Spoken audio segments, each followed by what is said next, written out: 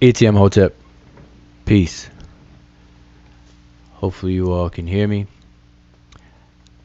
Shout out to any and every one of you who are tuned in to the Sesh channel. This is your brother Wujau Min Ib Maat. And just want to make sure I'll be heard. So if anyone who is watching in the chat, if you can just confirm for me that my audio is loud and clear, I appreciate that. But in the meantime, peace out to Vyasa and brother Donnie. Peace to you, peace. So yeah, once I get that confirmation, we could just keep up the conversation. So today is Friday evening. Everybody looks forward to Friday. You know, they say thank God it's Friday. You know, to go into the weekend. And yeah, so they got, you know, things to do on the weekend, take a break from work, etc., etc., etc. So let me actually pin this panel link early. So the link to come on the panel is pinned to the top of the chat. So feel free, come one, come all. Everyone's invited. So tonight is Freestyle Friday, is our traditional, we can say that now, traditional. It's our traditional Freestyle Friday. And we used to do that when we first started out in, 2016, I believe. We started Freestyle Fridays. And man, that's 6 years ago. Time is flying very, very quickly. We started Freestyle Friday 6 whole years ago. And you think about that for a minute. In 6 years' time, a person who has the time to go to school as a full-time student, in less than 6 years, and actually 4 years, generally, you can get a bachelor's degree in some field of study. So think about all this time that we're spending on social media, Facebook, Instagram, Twitter, and things like that. And you see that people are, you see people regularly showing up on different platforms, having discussions, which end up being the same discussions over and over and over again for years, in the same amount of time that it would take somebody to get a degree in a field of study and become a more specialist, a person who specializes more in a particular field of study, and even multiple fields of study. Because in 6 years, you can pretty much get a master's degree. You know, your 4 years of a undergrad, bachelor's program, then you get into a master's, and then you move towards your PhD. So just think about that for a minute. Just us as the Seshu, it's been 6 years since we started doing Freestyle Fridays. And that's plenty of time for people to get degrees. And I'm just using that as an example because you take it away from us and all these platforms. Facebook, period. People have been arguing, fussing, and fighting on Facebook and different social media platforms for years now, and have no degree in the things that they're talking about. And this is same old. So what you see on the screen right here is a meme that I did a long while back, because periodically I just repost the memes that I create because, you know, it becomes relevant again and again and again and again. But this meme is dedicated to these situations where the meme fits. If you read what's on the screen, you will definitely have an idea of where this fits. And it's pretty much all the time. It's pretty much perpetual. You have same old arguments, same old people, same old bad character, same old drama, people cursing each other out, people who don't know how to teach, who don't know how to even communicate, are doing all the above. They got so much to say and running their mouth. And it's really messing it up. It's really detrimental for any progress that we can make as a community of people who are seeking knowledge, seeking information. You know, people like to call this community the conscious community. And we all know that the word conscious and consciousness means to be aware, awake, and aware. And so what are we waking up to and what are we becoming aware of on these various platforms other than waking up to and being aware of people who don't know what the heck they're talking about, people who curse each other out, people who don't know how to communicate with one another, people who don't know how to even share information or inform people, people who with bad character, people who make stuff up, people who are scamming people, people who are misinforming people. That's what people are becoming conscious to and are waking up to. And so this is why I do not call the conscious community what people call the conscious community an actual conscious community. It's a social community because people just socialize online. And I also refer to it as a circus community because in a circus, you go to a circus to be entertained, and the structure and setup of a circus is to entertain the entire crowd at all times, no matter where you're sitting in and under the tent, the circus tent. That's why they have multiple acts in a circus going on simultaneously, because it doesn't matter where you're sitting, you can see some kind of entertainment going on. And then they may have a main event or main thing that goes on in the center of the tent periodically, but it's designed to have multiple acts and things going on simultaneously. And that's what this community does. You got multiple platforms, a lot of arguments, a lot of people doing this, and no matter where you turn around 360, like as if you were in a tent, you can be entertained by something crazy, some kind of drama, some kind of fussing, some kind of whatever. That's what goes on in these internet streets, YouTube streets, etc., etc. So this meme says, if you're tired of dealing with the YouTube channels and platforms with no decorum or etiquette, with folks who think everyone is against them or their progress, or emotional attention whores who play victim and want sympathy, or combative folks who think everything is a competition, or immature folks with no discipline and bad character, or folks that be cursing people out, pushing info with no rigor, no sound methodology, then guess what? Subscribe to the Sesh channel. We are the ones with folded arms and bended back.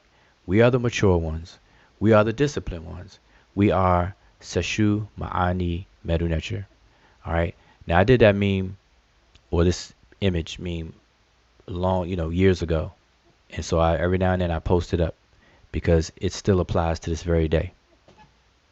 Okay, and this is my stance on what I see, and that's why I don't entertain and get down with all the drama and all of the foolishness and then the circus.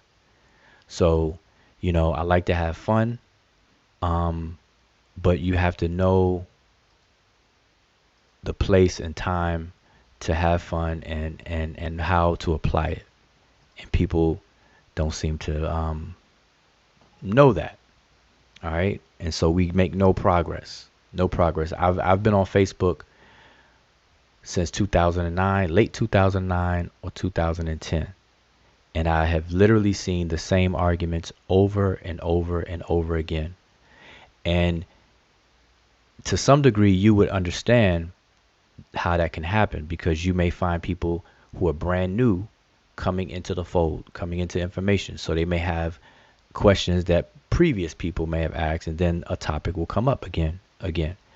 That's kind of understood, but that's not been my experience. I've seen that as well, but my experience has been the same old people arguing the same old arguments, doing no better than they did 2 years ago, trying to make the same argument 2 years prior to them making it 2 years later.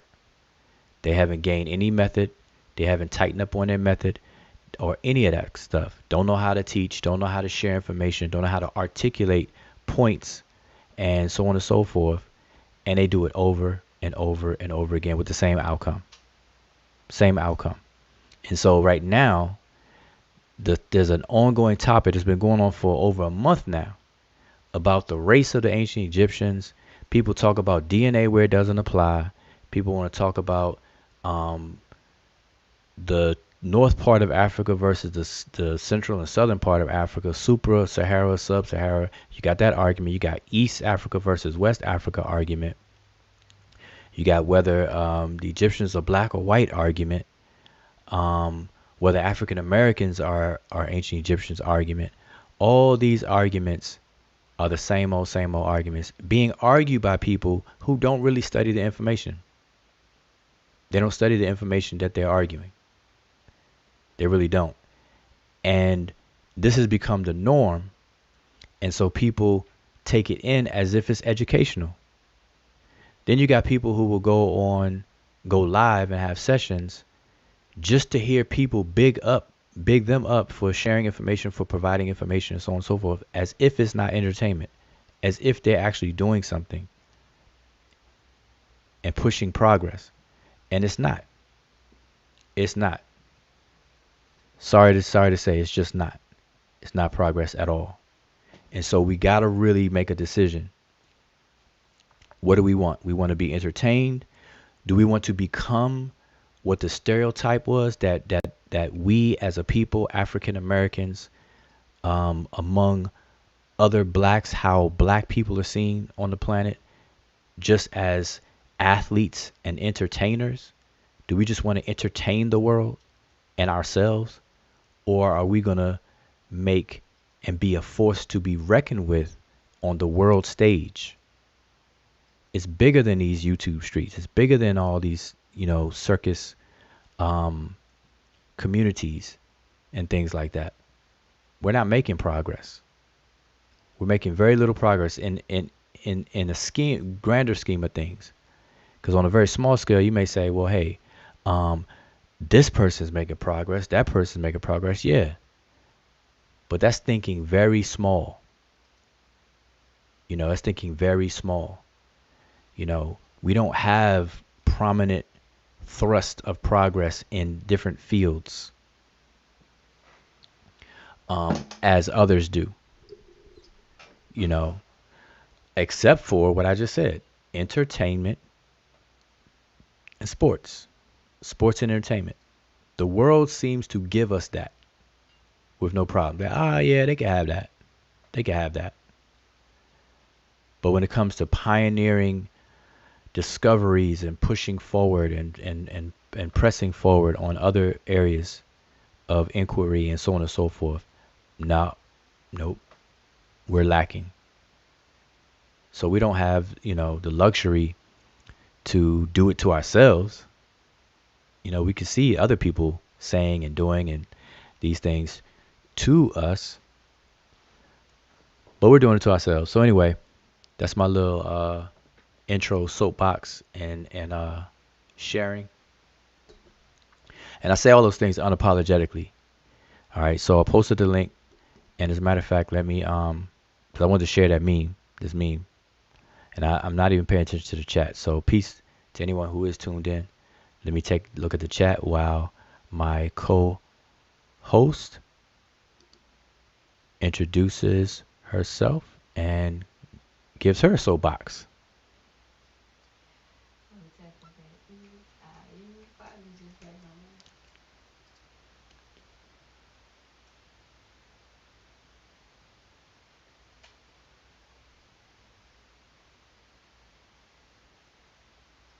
Hotepu.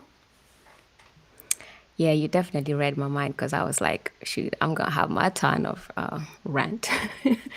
But no, I was listening to what you say, and I didn't realize it was actually 6 years. So while you were talking, I actually went back and I was looking at, when we first started our Freestyle Friday, show.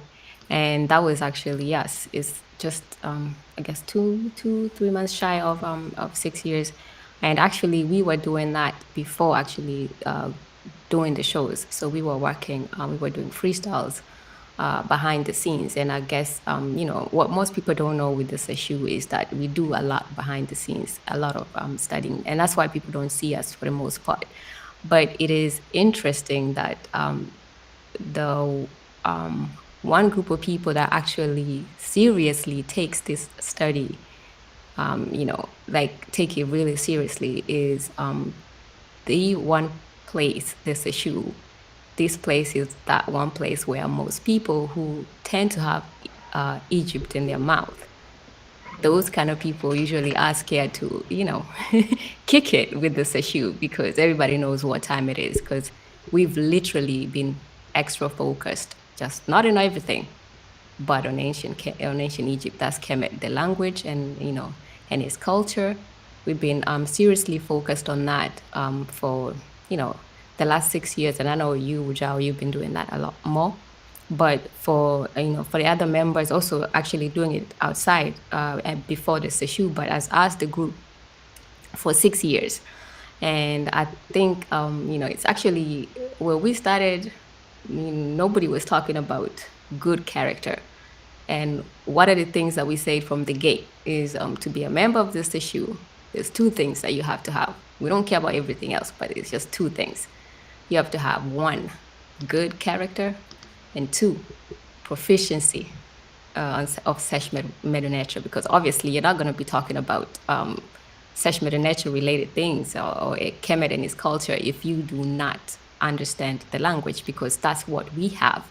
That's the language is what people use and have used. When I say people, I mean Egyptologists, to actually draw information that we actually talk about right now. All that comes from not tape recordings, but from the language itself. So obviously that was a key element. So nobody was talking about this issue back then. I mean, of good character back then. So, and I guess that's why we're not one of those groups where people will be like, they denied me access of this issue, because everybody knows from the gate it was set up like that. Good character and proficiency. And those are the most important things, to have when actually having any kind of discussion or any kind of pursuit, scholastic pursuit. You have to have good character, obviously, so you would know, to check yourself when you're wrong, to accept when you're being critiqued, or when you face evidence and things of that nature. That takes good character. And then obviously proficiency in what you discuss. But I'm not going to go on and on. For now, I see you have some things prepped, so I'll let you take over. Oh no. Listen. This is open discussion. So let me get into the topic of Friday. So today is Freestyle Friday, our tradition here at the Seshu channel. Like I said, we've been doing that. We started that 6 years ago, and we were pretty much the only ones in the smaller circles to do this on a regular basis, Freestyle Friday. And we chose Friday because nobody else was really going live on Fridays when we started. Now it's very, very crowded on Fridays. Everybody and their mother goes live on Friday. So the potential audience is split. And this is why, what I say when it comes to no progress being made, because I'm going to tell you, entertainment is very attractive. The way that the mind works is like water, which water seeks the path of least resistance. That's the saying, which is very, very true. If you know the behavior of water, as it runs and as it moves, it always seeks the path of least resistance. Well, that's how the mind works. It seeks the path of least resistance. So if you can have a faster way or microwavable way of doing things, your mind, you're going to do it. And so it's easily to be distracted, to pull off, because you don't want to do something and work your mind too hard in the first place. And so entertainment is like a drug. It acts like an escape from crunching and calculating things in your mind. And plus with the day-to-day life, people have to make a living, just live, take care of yourself, take care of your family, your extended family, and you work. People work all day. They come home, they got house chores, they got, family, whatever. You don't want to come home and then put in some more hours in crunching, calculating, and doing a lot of stuff, even if it's something for yourself. So you want to make that part easy. So you're gonna find the easy way to do stuff and cut corners and have shortcuts. But I'm telling you, it doesn't pay off. And so people are easily distracted, and entertainment is very attractive. It's very attractive, but with that comes consequences. So yeah, the majority can rule, and they can make a decision and go the entertainment route and make that normal. But at the end of the day, there's consequences to choices that are made and actions that are done. And so the consequence of favoring the entertainment, the drama, the bad character, people who don't know what they're talking about but act like they do, and this and that, we build that up. We encourage and we enable that. We applaud that. People even donate to cash apps and donate to super chats, um, to these people and these platforms that are about that push that, and that's fine. But just understand that there's consequences to that. That's just it. Bottom line, there's consequences to that, and the consequence, the main one that's painfully obvious, is the lack of progress. Got the same old argument. People are still arguing over the Bible. Like, who does that? People still arguing over whether the Egyptians are black or white. Like, who in their right mind still does that? It's being done, yes. But the people that are doing that, they're not in their right mind. That should not be the bar. That should not be the norm. Don't make it the norm. That is the abnormal. That's the short bus folks doing that. Period. I say that unapologetically, you know, and because no one in the conversations that I have about these topics, nobody is stepping this way. Period. Nobody. You know, nobody. I address things that I know are incorrect. I do it with respect. I don't call people out of their name or anything like that. I deal with the information like it's supposed to be done. And if people get in their feelings, then that's on them, because they do something that they should not do and should have been taught not to do, which you never personalize information. You never project your identity onto information. Never. Any student with half a brain should have been told that by teachers and should understand that, and therefore avoid doing that. So when you make claims so they could be scrutinized and examined and analyzed. And under examination and under scrutiny, your claim, if true, should stand. And if people can beat it up or whatever, don't get mad. Just do better. Learn from it. That's what real scholarship is about. That's what real students do. That's what real researchers do. That's what real scientists do. All these other people faking like they're scientists, faking like they're students, faking like they're teachers, it's all pseudo. Period. It's all pseudo. Don't make that the norm. All right? Don't make that the norm at all. So here's another image that I had made a couple of years back. And every now and then I post it up for laughs and giggles. But it's true. People laugh because they know it's true. You know, when we show up to people that got Egypt in their mouth and they want to talk about, Egyptian text and this, that, and the third, when we show up, all of a sudden, see that white cat in this picture? That's what happens. That's what happened to Sesh or those canines right there, looking, we just coming to hang out like, oh, hey, wait a minute. Y'all talking about ancient Egyptian stuff. Okay, hey, can we hang out? And then when we come to hang out, all of a sudden, people that got so much to say, they end up being that white cat right there. Y'all see that? That's been my experience.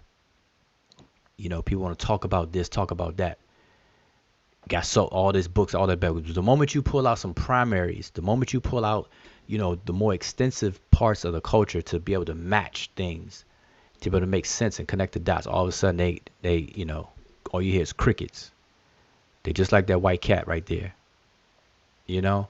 So, anyway, people got to say, people got to make a choice, and I'm not here to everybody's assume I can assume that everybody that kind of hangs or part of the circus community, aka conscious community, are adults, grown adults are old enough to make their own decisions and everything.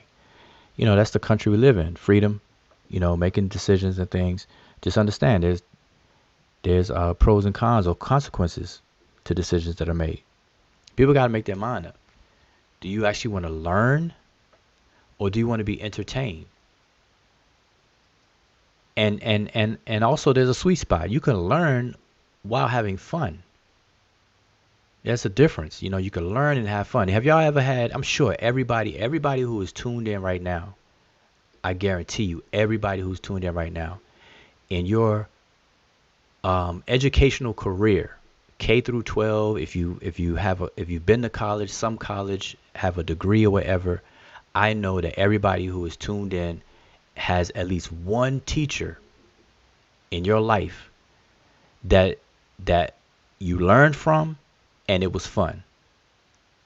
Everybody has that one, at least one teacher that taught whatever subject matter and they had fun, or it was fun doing it. So learning doesn't have to be robotic and stiff and boring, but there's a difference between entertainment and faking, impersonating teachers, people who don't know anything about pedagogy and andragogy, the teaching of adults and children. Know nothing about that.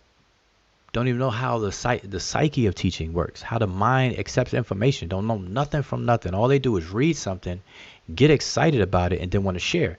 And that in of itself is nothing wrong with that. It's nothing wrong with sharing. But when people argue, fuss, and fight over what they just learned the night before, that's crazy. Then do no study. People grab one source and then they go run for it. You ever had that friend when you're little, and they discover or come across one thing, and then it's like all that come out their mouth. Rah, rah, rah, rah, rah, rah, rah. Everything that come out his mouth is that one thing because they're so excited. That's a childhood trait to do. To grab a piece of information and then run with it. I see people that will Google something and then all of a sudden get a search result. Now, when you Google something, the first page is usually the way the algorithms work. Obviously, you Google a keyword and the search results will come up. And on the first page, I believe it's 10 to 20 search results on that first page, and then it's a hierarchy. The first one, at the top is usually advertisements.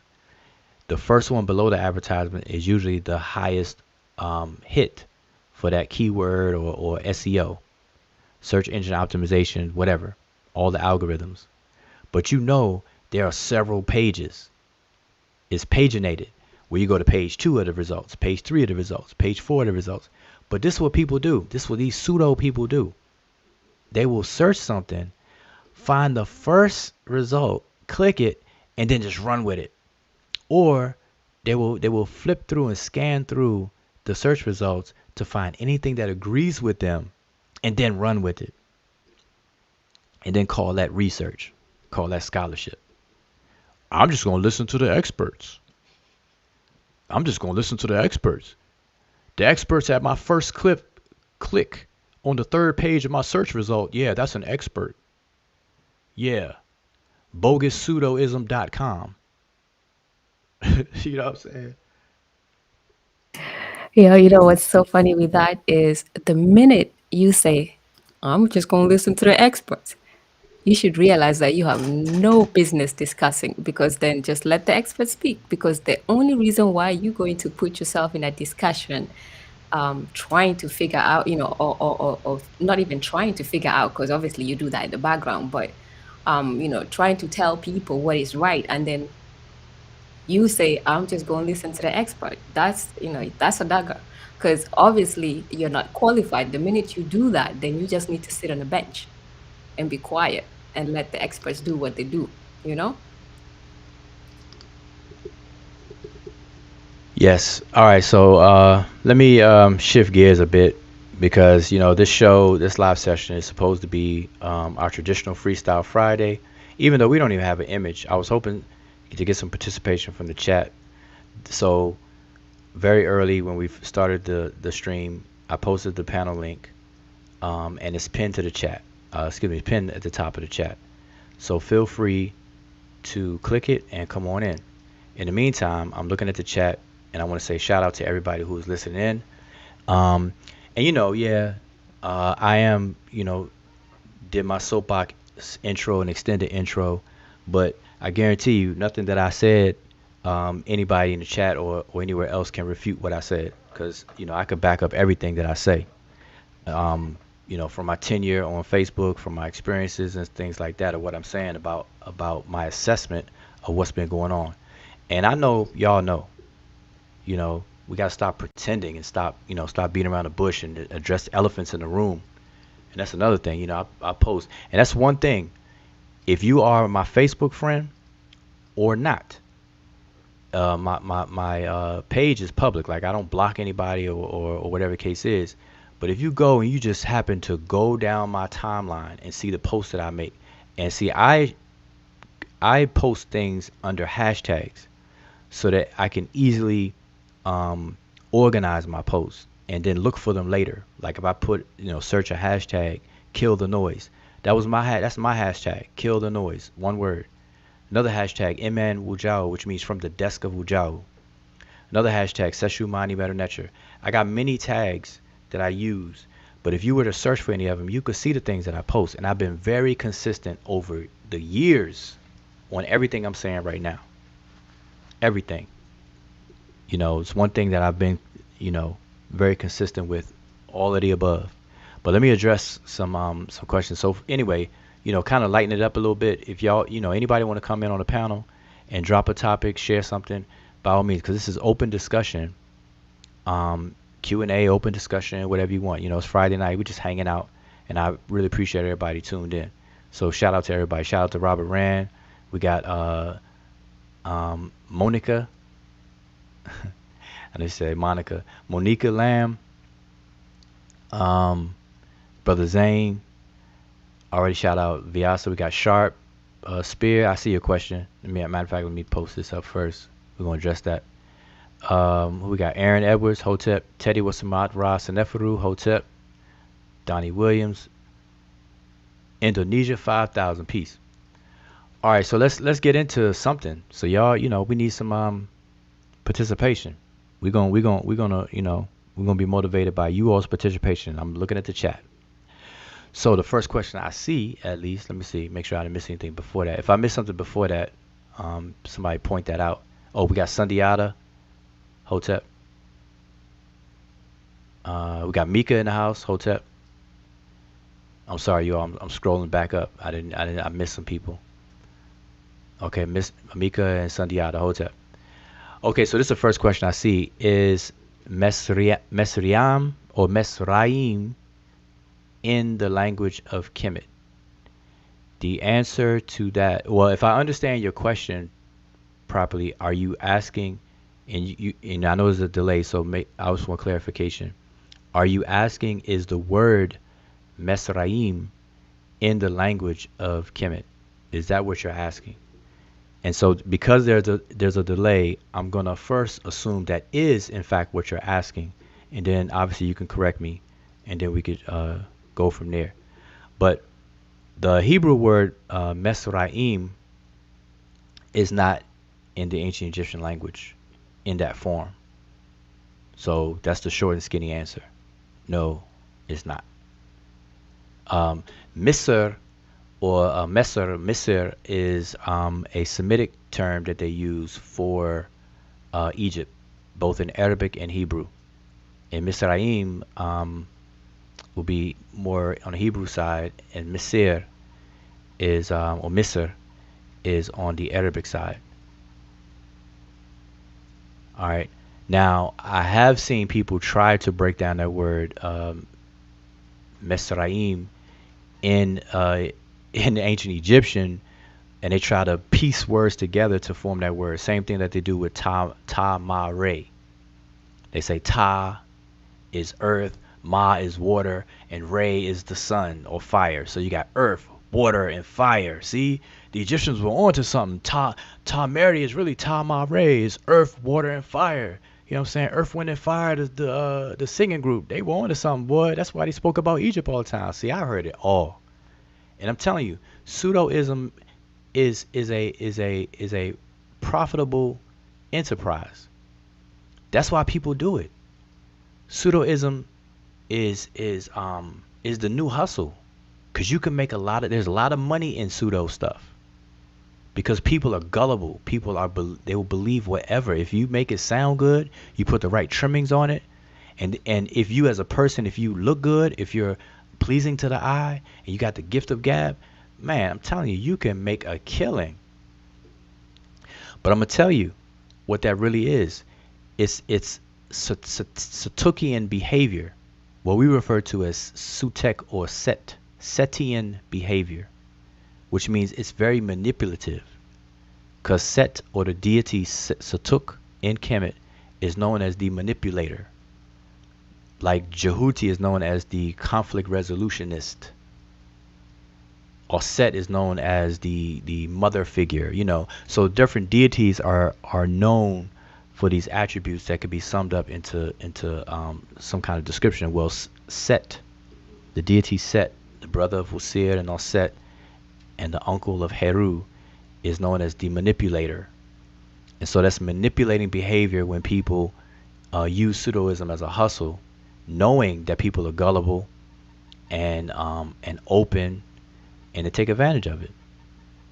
And the reason, I'll give you a quick reason why one aspect of Satuk is known as the manipulator is because the story of the death of Wasir, where Satuk held a banquet for Wasir upon his return from going around teaching people in other countries, coming back to the kingdom. He threw a party or banquet for him and had a coffin made for him to fit his body exactly, knowing, and then had a competition to see if other people could fit in the coffin, knowing good and well that the coffin was tailor-made for Usir's body. And when he got in it, he sealed him up, tricked him, manipulated the whole thing, and then end up killing him as the story goes on. So, and he took over the kingdom. So that's the manipulating aspect. But anyway, so I'm gonna see if you have corrected my my assumption.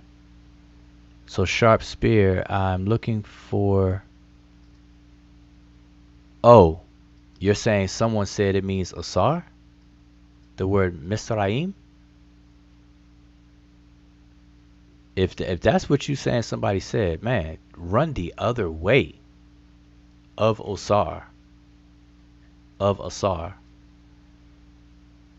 No. See, listen, I'm gonna do y'all. Listen, this is my recommendation. Every claim that people make that's a worthwhile claim. Obviously, in regular conversation, you're not gonna stop everything people say. Show me that, you know, support that, you know. So I'm not saying to do this in regular everyday conversations. But online and on these platforms, and when people make these specific claims, demand support for the claim. Don't let people just make claims. Tell them to support it, because nothing that people say out there, well, I'm not gonna say nothing, Most of the things that people say out of their mouths in the form of claims are not things that they came up themselves with from scratch. They were influenced by something or someone else. And I'm not saying that people can't come up with new knowledge and new information, but anything new knowledge or new information is always built on top of something that's more foundational. And so whether it's another person or direct observation or direct experience, whatever, but it is something that inspires these claims. So always demand from people, what made you come to that conclusion? What made you believe that that means of Asar? And the very fact you're sharing with me, what made you come to that? Let me show me what you saw. I want to believe it too, but show me what you saw. That's what you got to do. You have to ask people that. Tell them to show you what they saw. Now again, I'm assuming that's what you mean, because I'm trying to follow your questions. Let's see. Then the next question I see, I'm going down the list, you all. So again, those who have tuned in, I really appreciate it. We really appreciate you tuning in, hanging out, and don't be afraid to click the link. The link is pinned to the chat, the top of the chat. That's the panel link. So come on the panel if you wanna kick it. All right. Otherwise, you're gonna hear my voice all night. Okay. So Sharp Spear has another question. What does kemet mean? I'll answer this way. Kemet, as the name of the kingdom, the toponym Kemet, it means the riparian country. Okay, that's the gist of what it means, the riparian country. And if you've never heard the word riparian, look it up. Okay, look up the word riparian country. And the gist of that, as you will find out, is a riparian country or riparian zone or riparian region, etc., is a region that has access to water. Okay, that's what Kemet as the name of the country means. The toponym. And the word toponym is a nice way, or not a nice way, but a different way of saying place name. The word toponym comes from two words, topos and onym. Topos is the Greek word for place.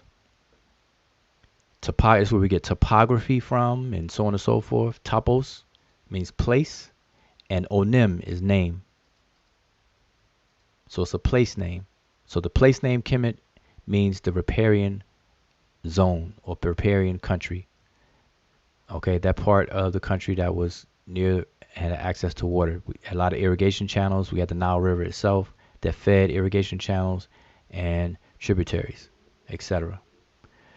And that was opposed to the dry area called Desheret.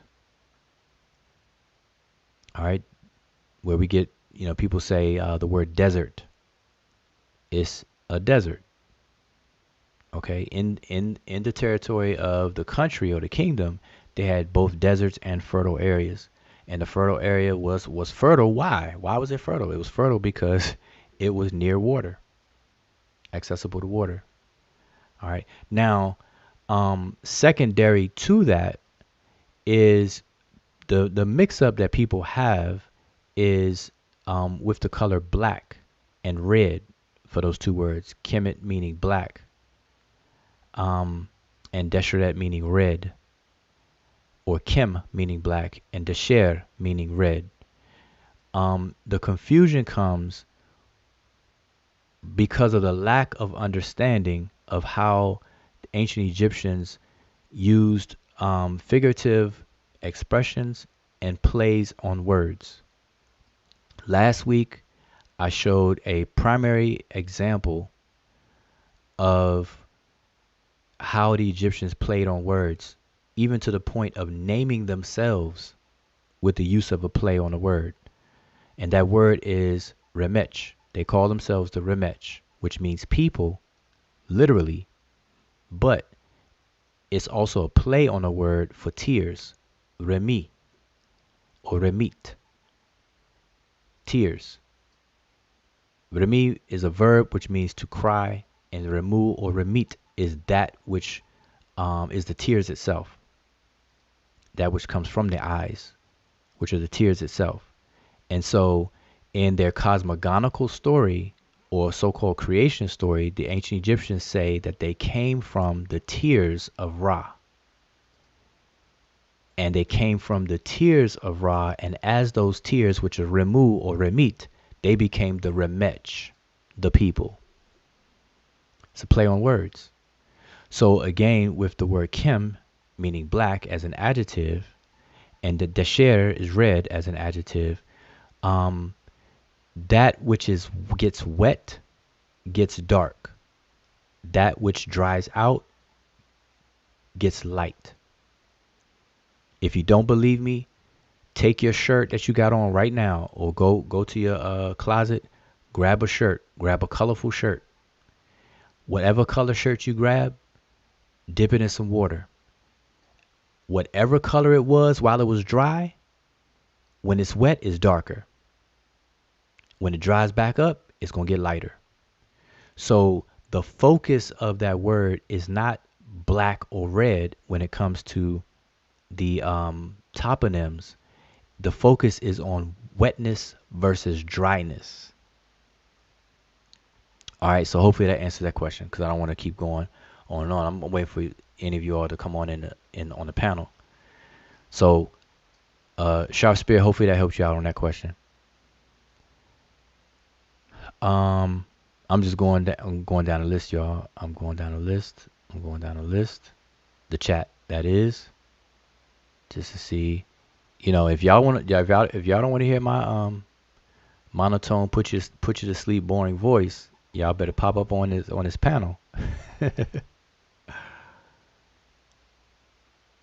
We selling Hicka, Magic. And Sean, peace. Brother Sean in the house. Hey, you know what?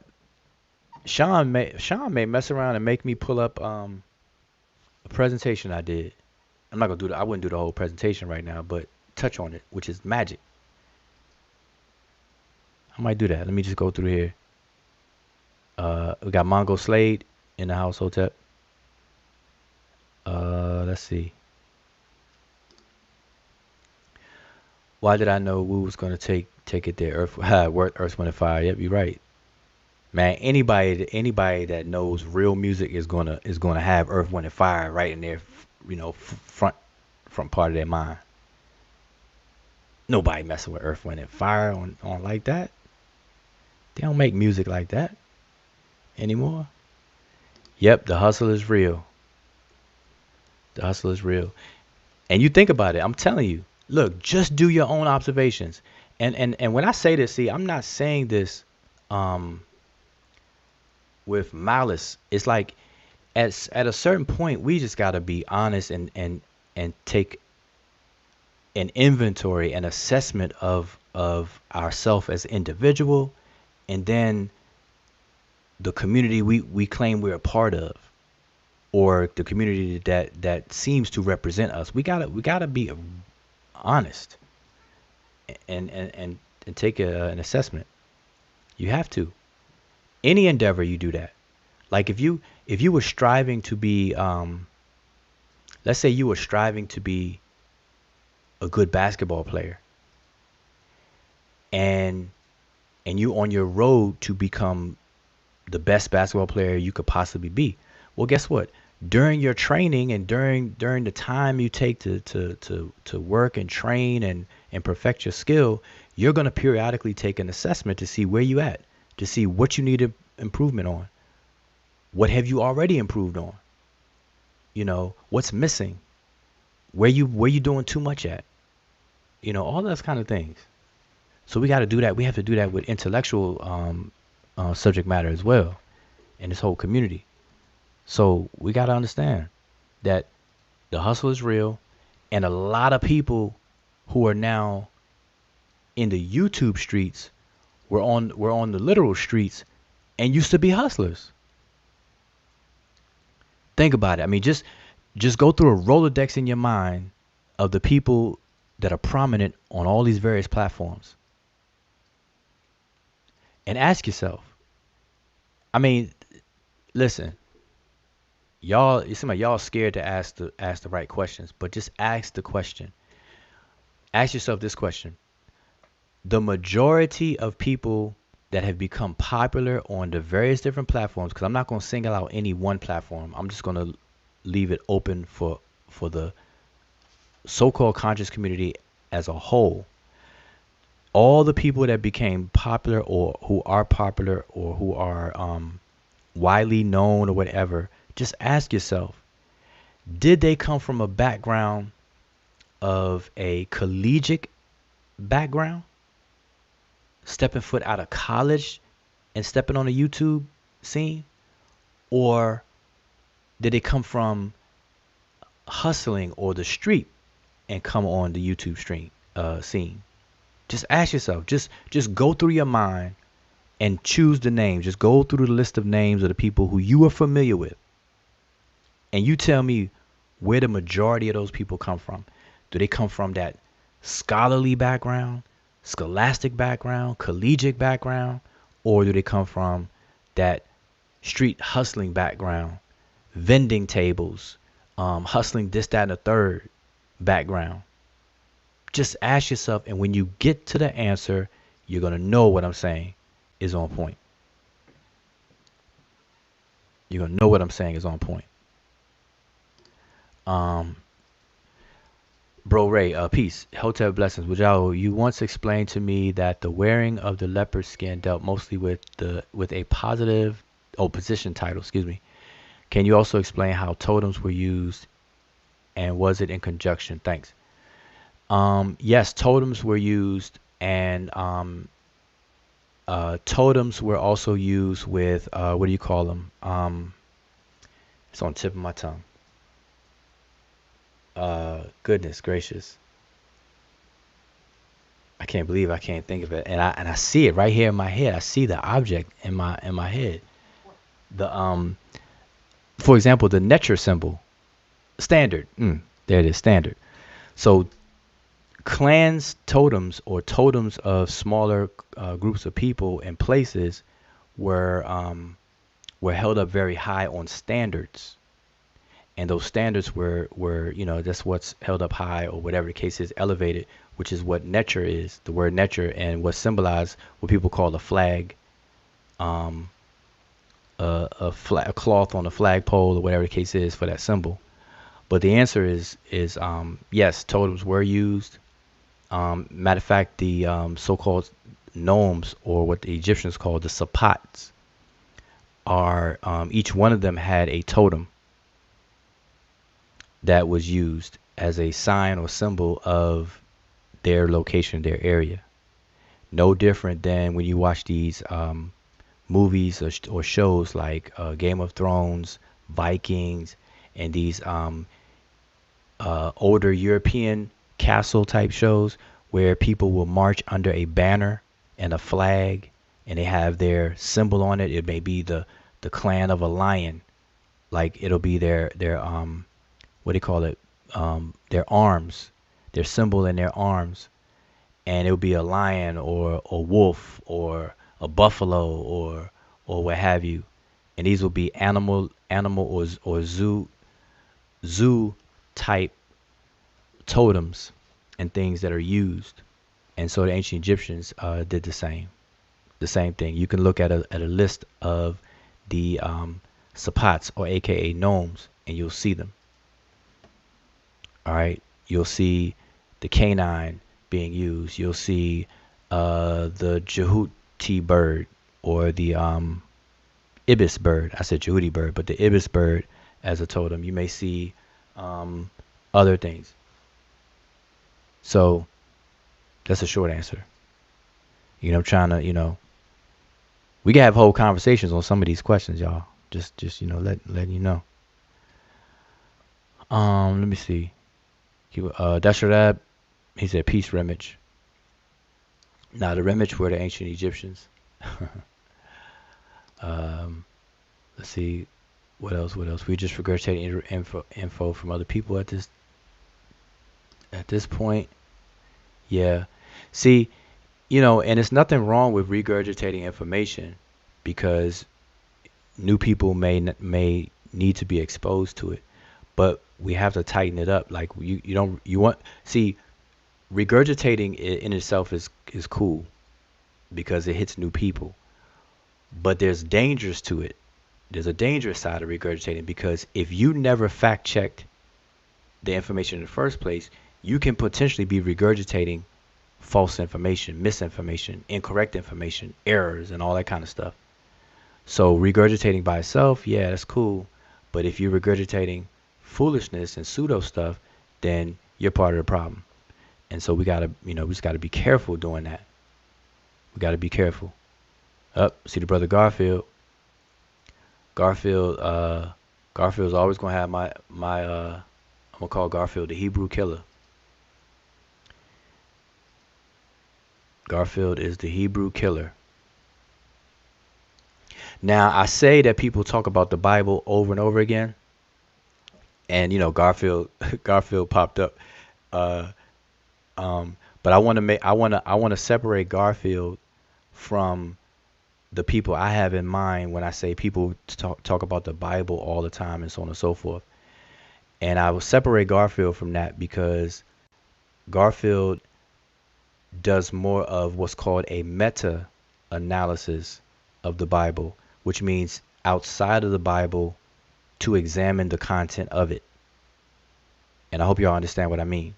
So instead of going into the Bible and letting the Bible be the confines of your conversation itself, Garfield and others will discuss the Bible, but using the environment surrounding the Bible to understand the Bible and come away with a better grasp on reality. Like we all know that the Bible that we are holding today was never written the way we got it. It's a collection of books that were written at different time periods by different authors, and a lot of the authors they don't even know who they are. You got some people that are that will segment the authorship of different portions of the Bible and so on and so forth and everything. And then it was written for intended purpose to a certain audience, but yet people make the Bible universal and it's supposed to be the world's, worldly holy book and all this and that. But anyway, to analyze something like that, you have to step outside of it. You have to know the circumstances of the stories, of the authorship, the possible authorship, and the characters in the Bible and things like that. So I will separate Garfield from who I have in mind, the people arguing about the Bible. I'm talking about people who are Bible believers and staying in the Bible and arguing over the Bible and so on and so forth. To me, that's crazy. To keep on doing that over and over and over and over again. Nobody's arguing about Santa Claus. Isn't that funny? Like when we're young and you believe in Santa Claus, or imagine all the children that believe in Santa Claus. You get them all in one room, right? They're not gonna argue. They swear up and down Santa Claus exists. They're gonna get the cookies and milk for them. They're gonna write their list. They're gonna make sure they be good. They're gonna send their list to the elves, Santa's helpers or whoever, and they're gonna hope to see Rudolph the red-nosed reindeer flying through their window or whatever, up in the sky somewhere. And no child is arguing that. But the moment that they learn the truth and learn that Santa Claus was really Uncle Jim, or their mother and father, or their uncles and brothers and stuff like that, and that's the real Santa. Once you get past that awakening, you don't argue that stuff no more anymore. When do you see teenagers? Show me any teenager, young teenager, who argues about the existence of Santa Claus. You see what I'm saying? I mean, so my point is that at one point in time, children believe in Santa Claus wholeheartedly. They believe in the Tooth Fairy, all of that. I know I did. I believe in Tooth Fairy at one point when I was little. Yep. Put my tooth under the pillow, wake up, boy, I had that $20 bill, that $10 bill up under there. I was like, woo, all right. Tinkerbell, thank you. Whatever the Tooth Fairy name is. Oh no, Tinkerbell is from Peter Pan. I'm getting all confused.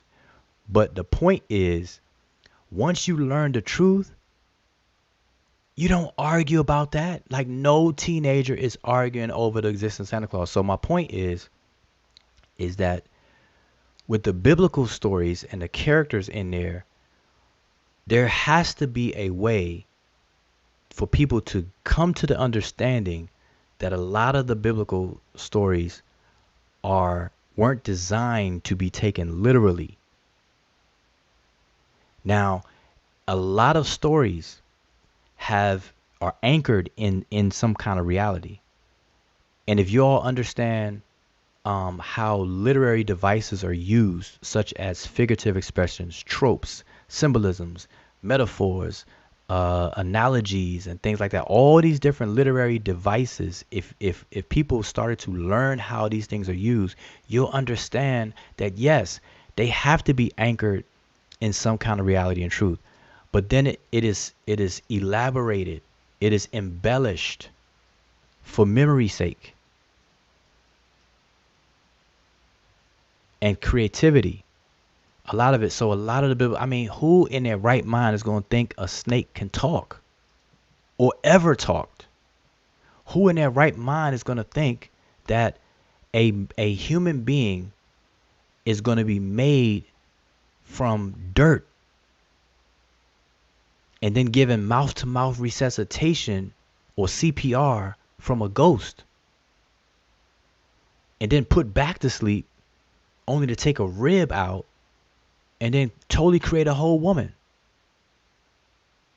Who in their right mind would believe that stuff? It's like believing in Santa. And I'm saying, again, no teenager argues about the existence of Santa. So why are grown adults still arguing about whether the Tower of Babel, whether God came down from heaven and destroyed the Tower of Babel and stuff, or that Noah put all the animals and insects ever in existence on this boat,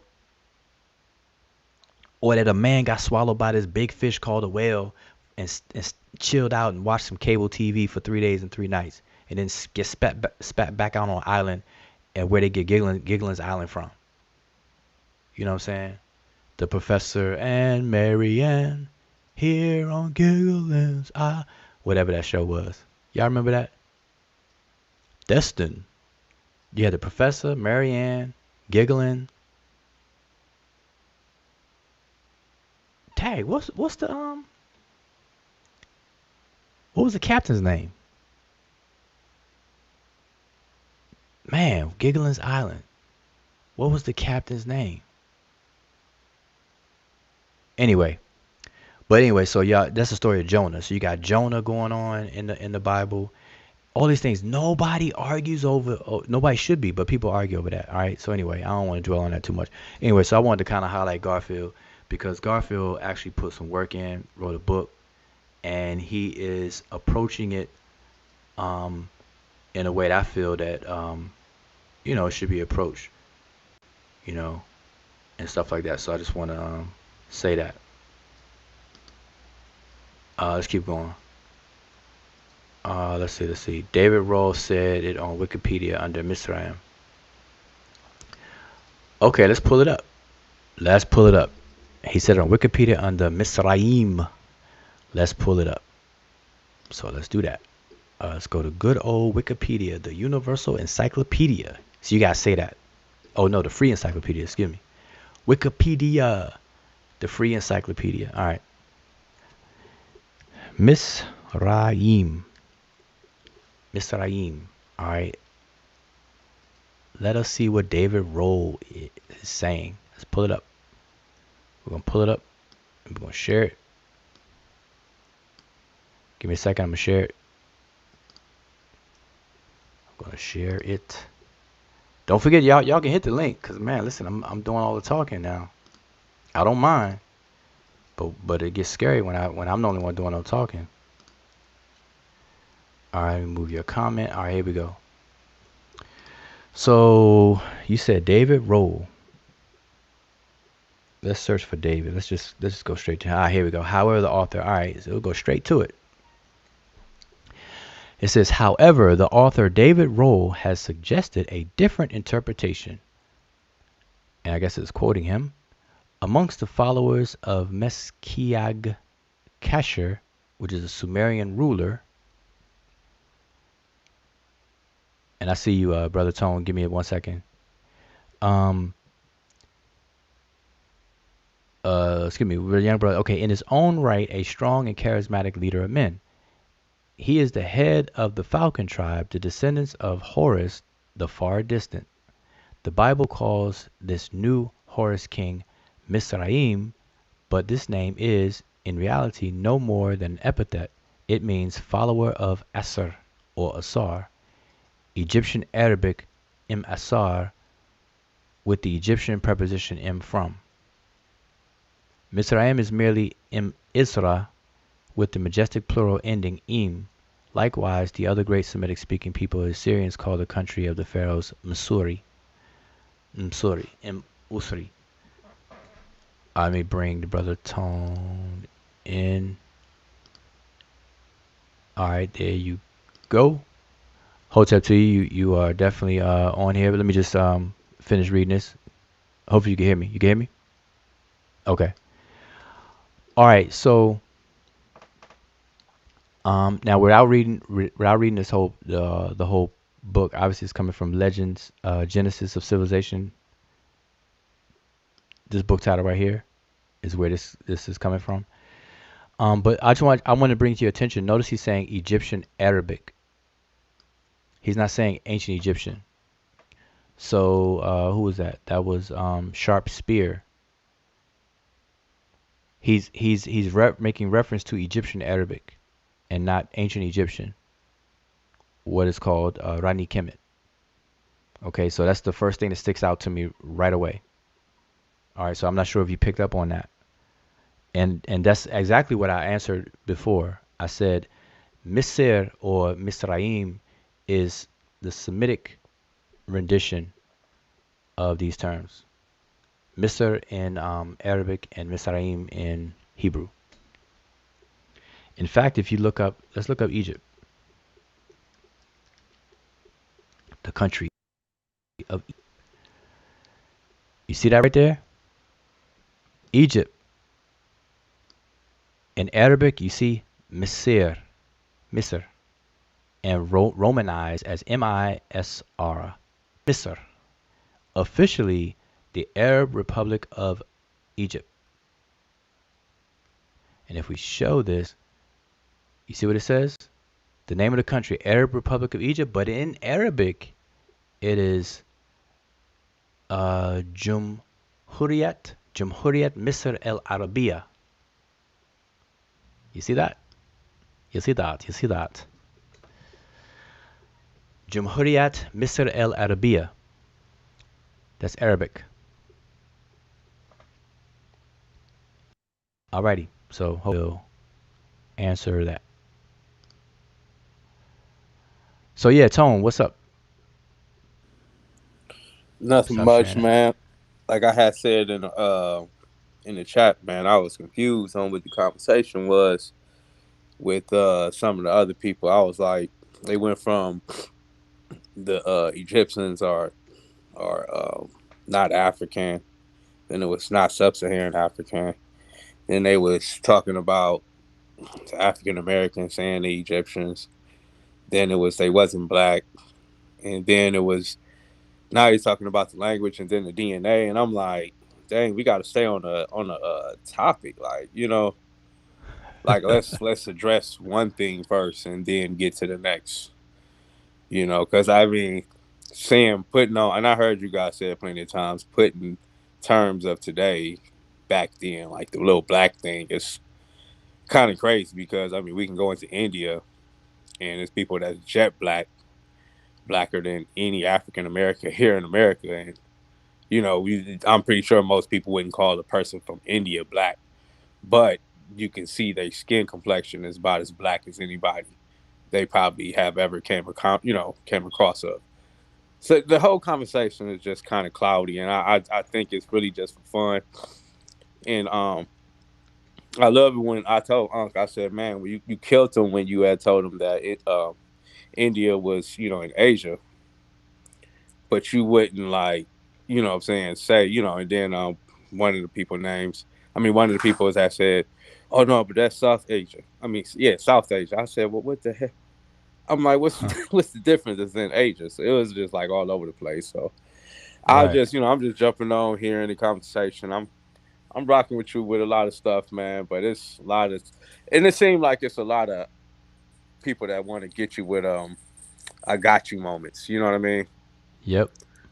Like it's kind of like, oh look, I got the quick information right now. You're not ready. You're not prepared. Look, I got you. See, you don't know what you're talking about. We won, and it becomes sloppy and kind of goofy. So Yeah. that's what No, I you wanted absolutely. to. Hmm. No, you're absolutely right. And yeah, I think you're right. That's how I see it. Is that but and there's the thing. All of that by itself, like if we were to isolate that by itself, I don't see anything wrong with it. But there's consequence to it, the way it's used and how it functions in our on these different platforms. It's wasting people's time. People are actually taking this stuff serious. They don't understand it to be entertainment. They think it's very educational. People have left the church because what happens is people will leave the Abrahamic beliefs, whether it's Judaism, Christianity, or Islam, and then Hmm. they feel like they've been lied to all their life. Mm. That's the Yeah. feeling you get when you leave Christianity. You're like, man, I believed in Jesus Christ as my personal savior for all my life, and now I know different. You feel betrayed. You feel Hmm. you feel like you've been lied to, and so that's a vulnerable person that feels that way. And so Hmm. you're gonna cling on to anything that sounds different and makes halfway sense. And so that's very detrimental because people are taking advantage of that, and then they Hmm. teaching them whatever, and that's what's going on. And so Yeah. Hmm. Yeah, because then, like, on my behalf, I maybe been to church maybe once, and that wasn't even with my family. Like, I was fortunate enough to not be forced into anything. So, like just hearing like rappers and coming up, people wearing the Jesus piece and the cross. I kind of like followed the trend of that, but I never really had a mindset of like being committed to something like that.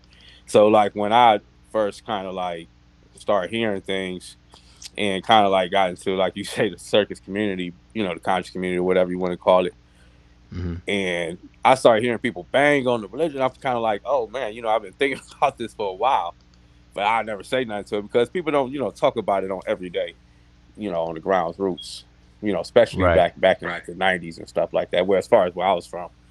And I was blessed to be like, fortunate to be like, yo, in one day in your life, you're gonna have an option to choose, and and it's not going to be that difficult. But I can only imagine a person that was baptized at like 3 months old, going to church, Sunday school, all these things, for like 35 years, and then becoming an adult and hearing somebody say something. Like I remember when I used to go back and forth and be like banging on religion and stuff, and it got to the point to where I started noticing people was like ready to fight me, looking side eyes. I'm like, dang, is that serious? Like I said, I never was into the doctrine like that. Like, you know what I'm saying? So it's kind of new to me. So I'm hearing people bang, I'm hearing, people hearing me kind of bang on the religion and having my input and kind of like giving what giving the little things that I know to be like, hey, did that make sense to you? Because it don't to me. And people started to give me the side eye, like they ready to fight for Jesus. And that's when it became kind of weird. Like, oh, and then I started thinking like, okay, these people, this is all they know. Some of these people they looking at it like, man, I might not, if I find out that I'm not going somewhere to see my ancestors or whatever, I might lose it. I'm like, all right, well, I just leave you type people alone because I don't want you to lose it on me. But yeah, I mean that religious stuff, man, it's serious, man. I don't Yeah, think they yeah, as yeah. hardcore as the Muslims, but like, yeah, Well, it's serious. I used to go toe to toe with everybody and their mother back in the day. Like I had my stint of battles. I used to battle on AOL, CompuServe when AOL was popular, CompuServe was popular, IRC chat was popular. I used to go in there looking Hmm. for trouble. I used to know Yeah. the Bible back and forth, the Quran back and forth, all the arguments, the points, where to go to show contradictions, to show discrepancies, everything. Even in the Quran that they say is infallible. You know, Mm. the Torah has been altered and altered from its places. I can show where the Quran is one out of order, and then two Mm. there's some errors in it. I used to do all that, and and that's how you are when you gung ho. Now me, I was fortunately my parents, my mother never forced me into the church or anything. It was Hmm. really I when I did go to the church, I went with my aunt, my grand aunt.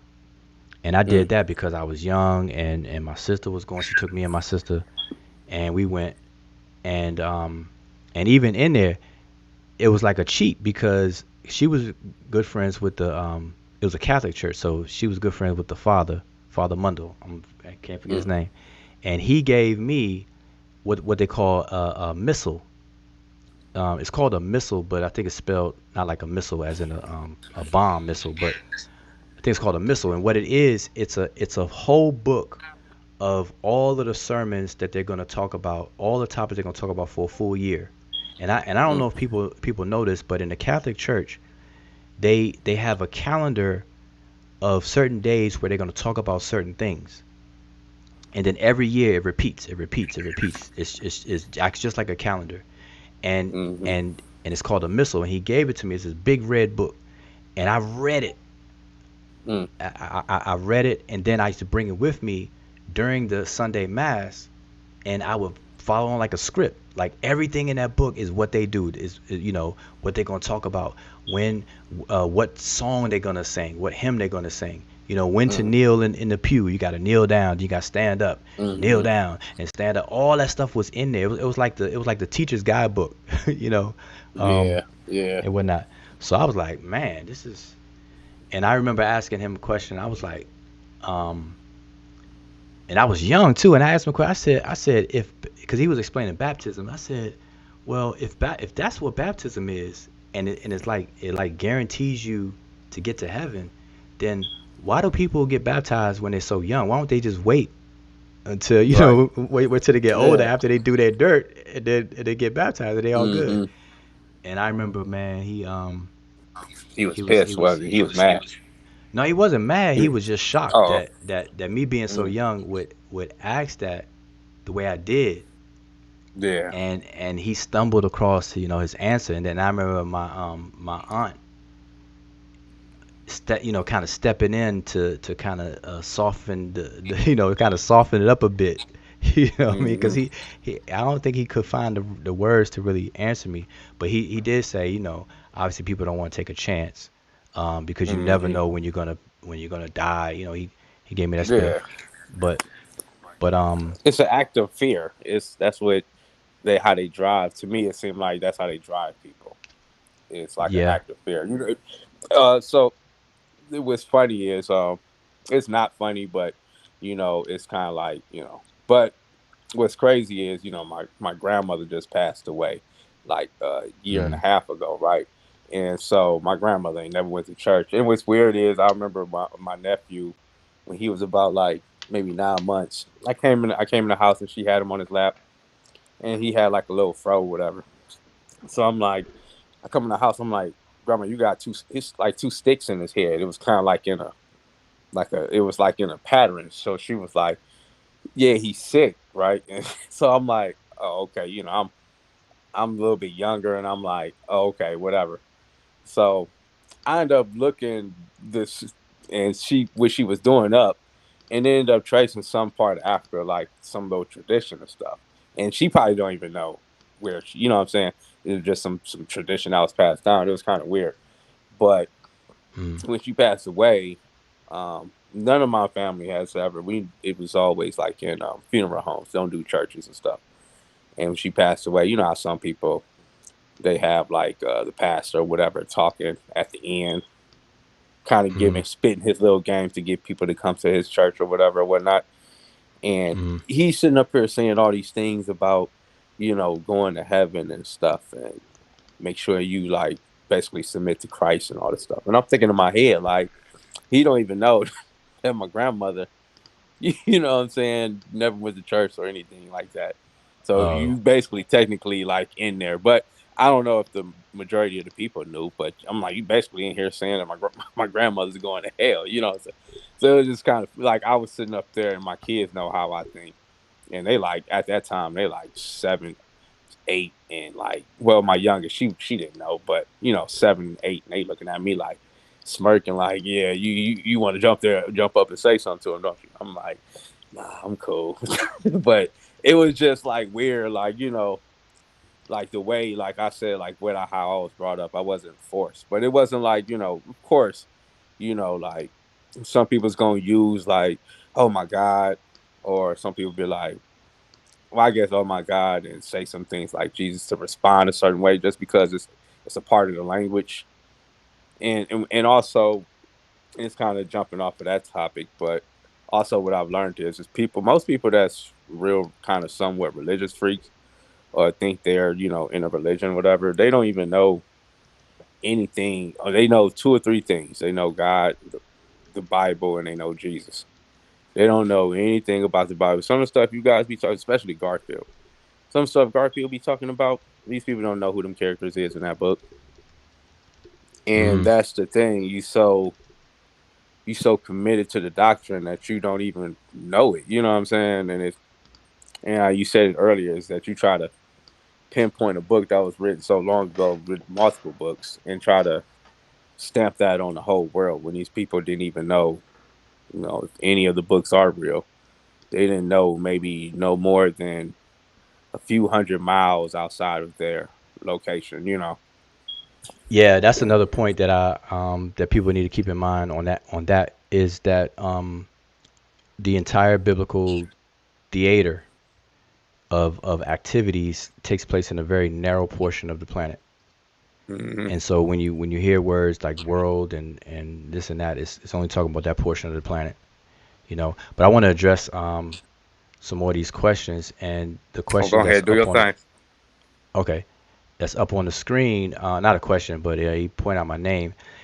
And when I first started using my name on Facebook, and not the name, but how I designed my name, people asked me, used to ask me, um, what does it mean, and then why I did it the way I did it, and everything. And anybody who knows me, um, for any long period of time, whatever, they know, in terms of art and graphics, and as an artist, graphic artist and stuff, everything I do, I try to have meaning and messaging in it, and teaching moments within it.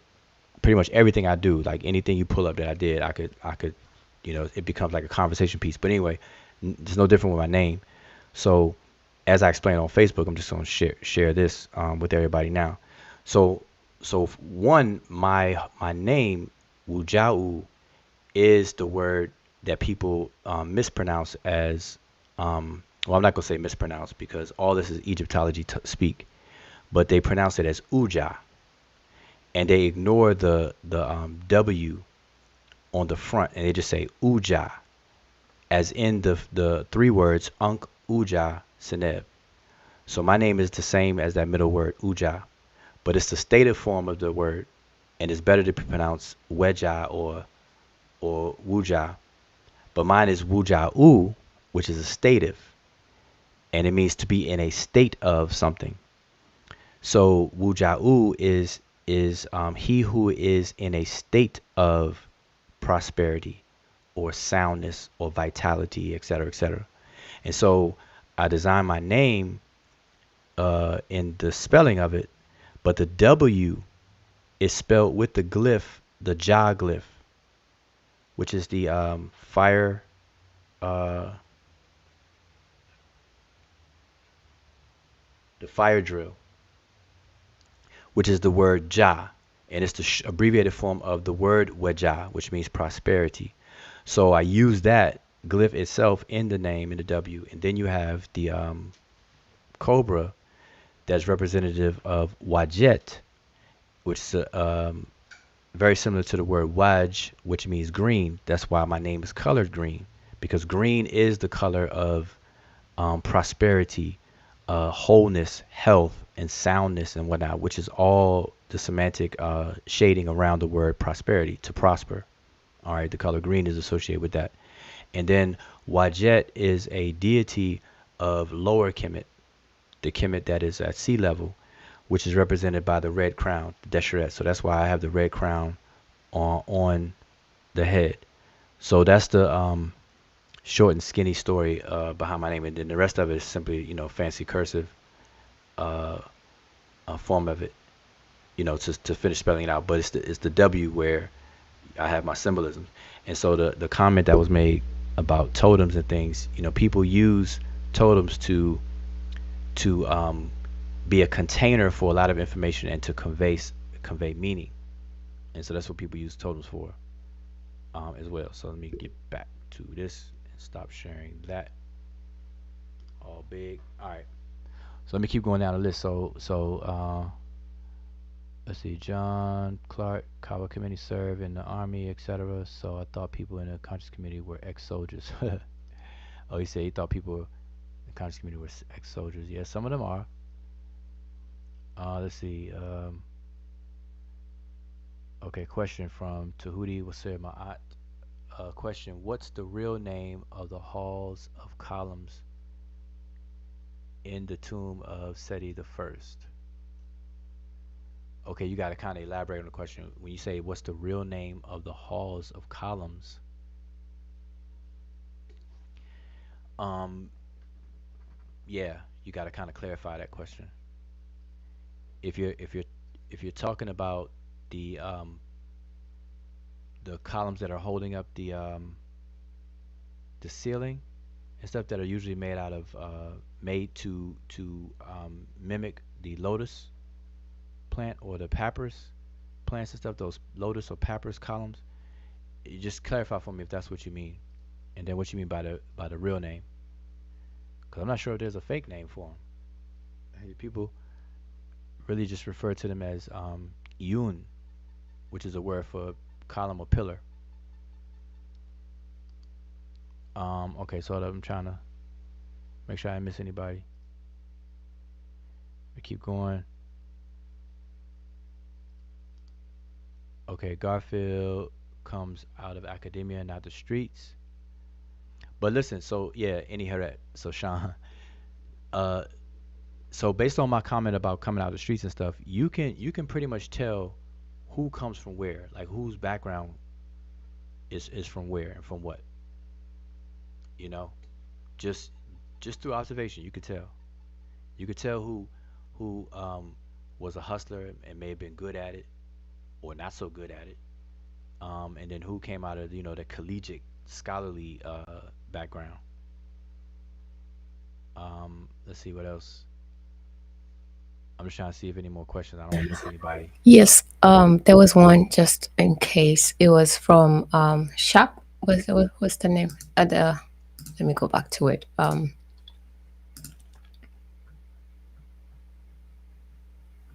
Was from Shakespeare. So he was asking. I have one more question. Was Africa used in Kemet? And when he says Africa, it means like the little term Africa. Okay, answer is no. Next. Now let me stop. No, but the answer is no though.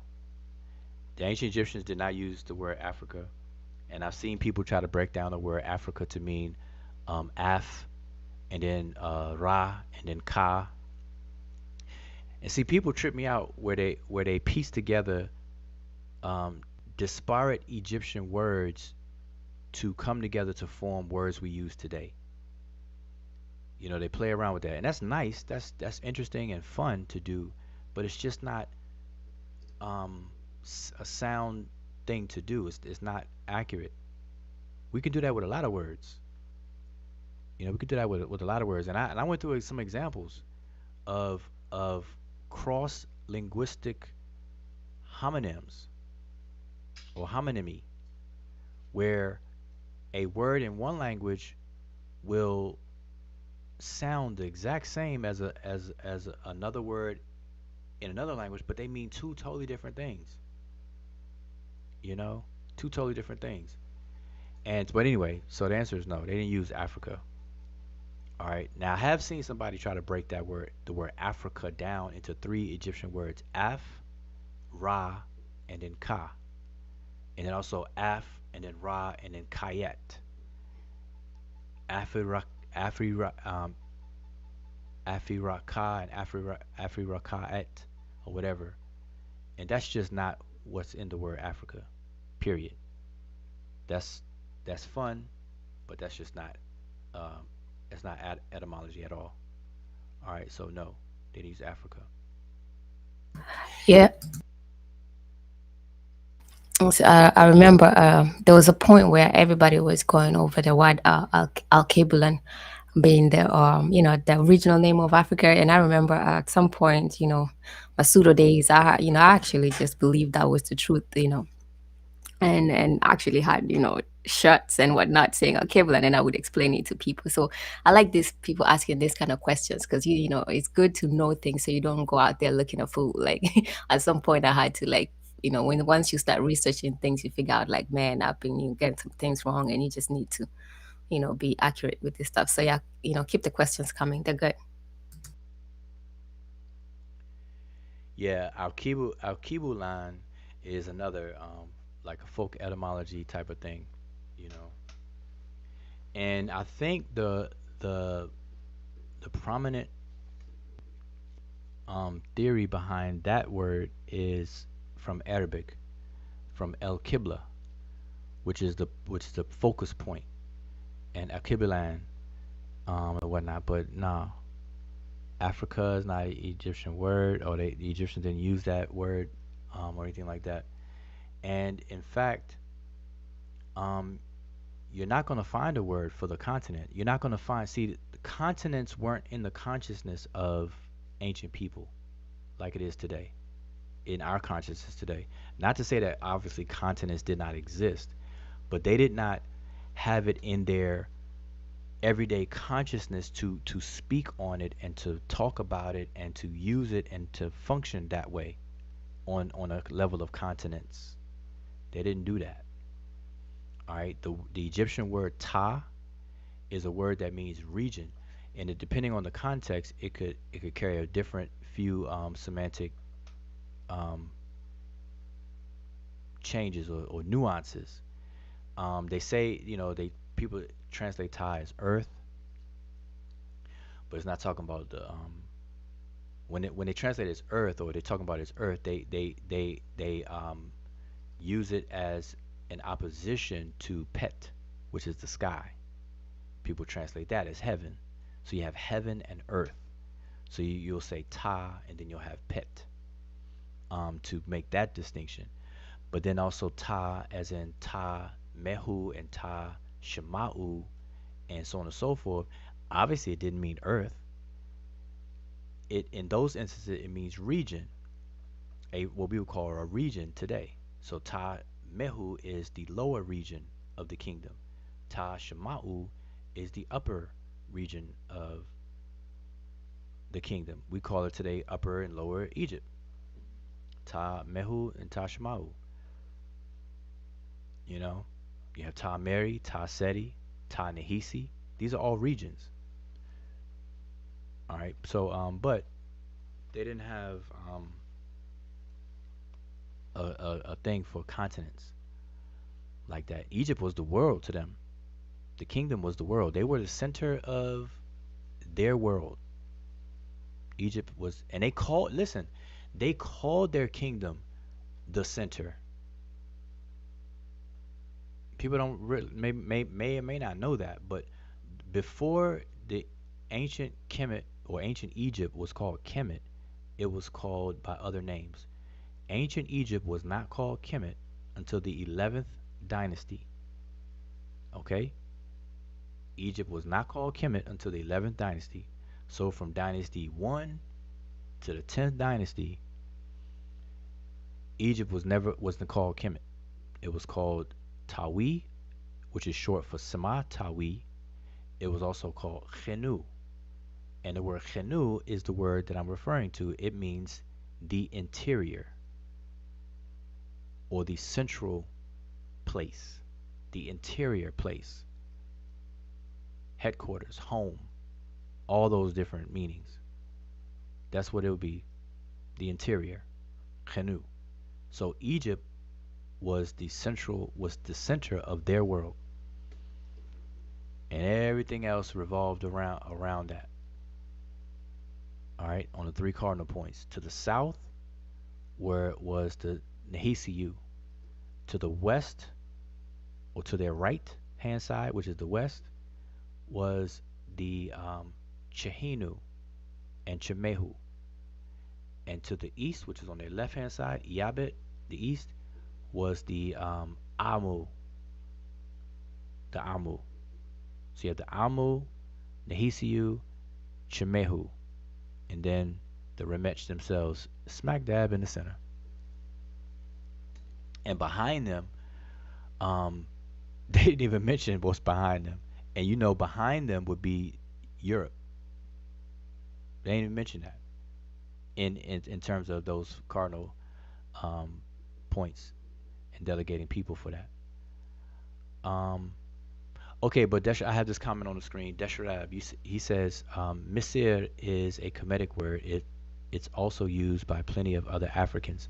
So Desharab, since you're saying Misir is a Kemetic word, please give a source, dictionary, page number, and which dictionary where we can find it, and I'll pull it up and show it so we can share that and show that. All right, so do that for me. I know there's a delay, but I'll look for your comment to provide the dictionary and the page number. And if you by chance may not have the page number handy, just give me the dictionary, because I pretty much have all the dictionaries. So whichever dictionary you name, I will have it. I will likely have it and be able to pull it up. Okay, Sharp Spear, no problem. 42 Tribes, Hotep. He said the fear of death has people believing the crazy stuff in the Bible because it syncs with an afterlife. Yeah, and that's another thing about an afterlife. The afterlife, and I say this all the time. You know, I said it more so recently. The afterlife is the afterlife that people are looking for and talking about is really in the minds of the living. That's it. Just think about what I said. The afterlife is in the minds of the living. If you're looking for where the afterlife is, where its location is, and etc., it is in the minds of the living. Ancestors are really memories. All right, if y'all have never heard that, y'all heard it here first. I'm not the first one to say that. I'm sure I'm not. I never heard anybody else say it, but I don't like to take credit for some. There's too many people in the world. Got 8 billion people in the world. I'm sure I'm not the first one to say that, but ancestors are really memories. And the afterlife in which ancestors dwell in is in the minds of the living. So think about what I just said. Ancestors themselves are memories. And ancestors living in or having an afterlife or living in an afterlife are those memories within the minds of the living.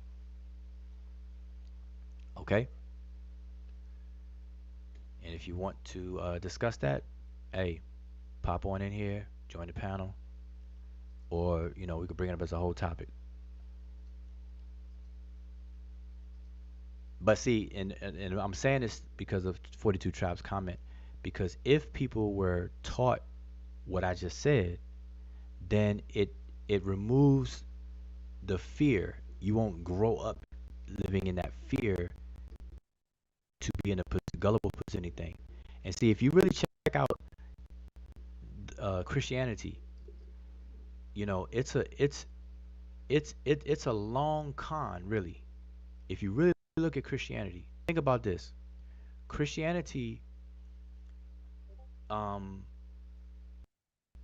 in order to construct Christianity as it is today, right?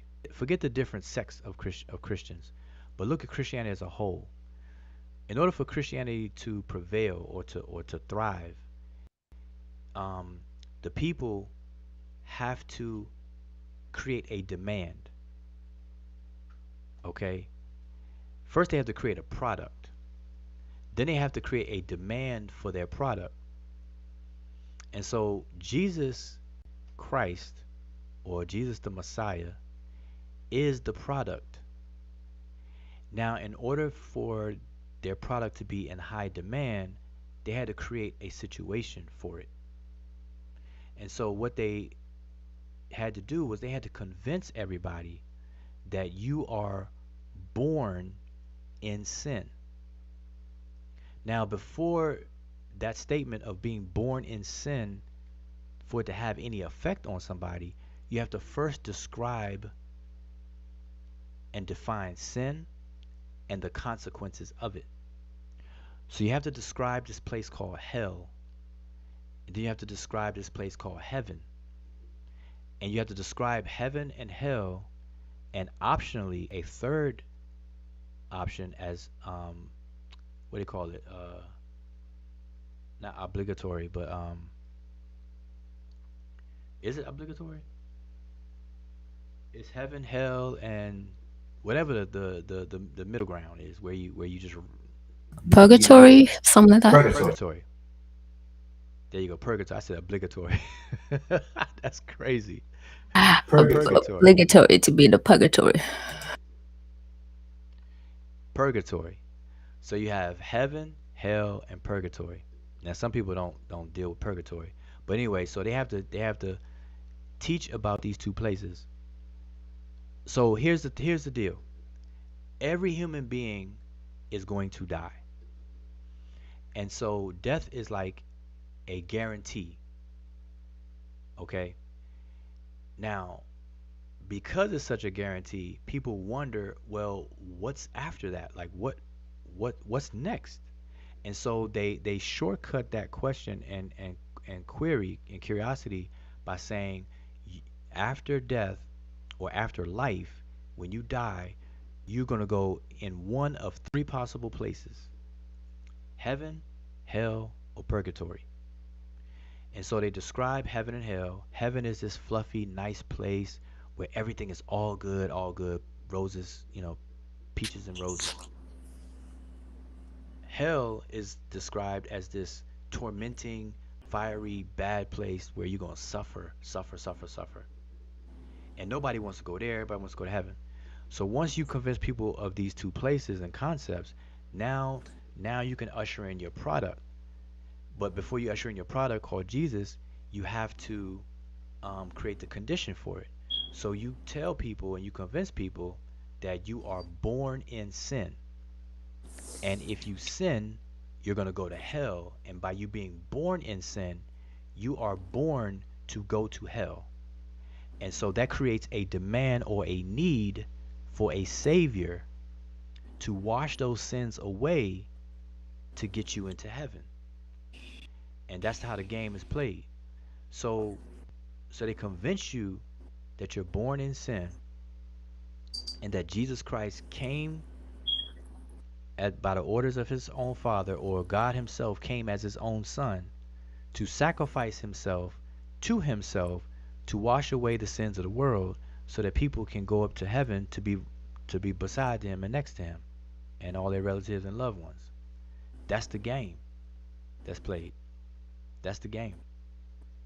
And it's worked because people are convinced that they need a savior, they need saving from what? From hell. Why? Because they were born in sin. And that's the scam. That's the long con of Christianity. And this is reinforced, all throughout the Bible. I mean, the New Testament at least. Um, where Jesus is the truth, the life, and the way. No man gets to the Father but by way of Him, and it's that and third. So you need Jesus. Jesus is that bridge to get you into heaven. So that's very convincing to a lot of people, and they stick with it. So yeah. So that's 42 tribes. Um, So that's your app. I'm still scrolling down. So hopefully you name that dictionary for us, and I will put it up. Okay, so this is Yeah, and to like oh, what's that? Okay, kind we of got ancestry. piggyback. Hmm. Now go ahead. It may be a delay, Tone. I think it's a big delay between us hearing, but you can go ahead.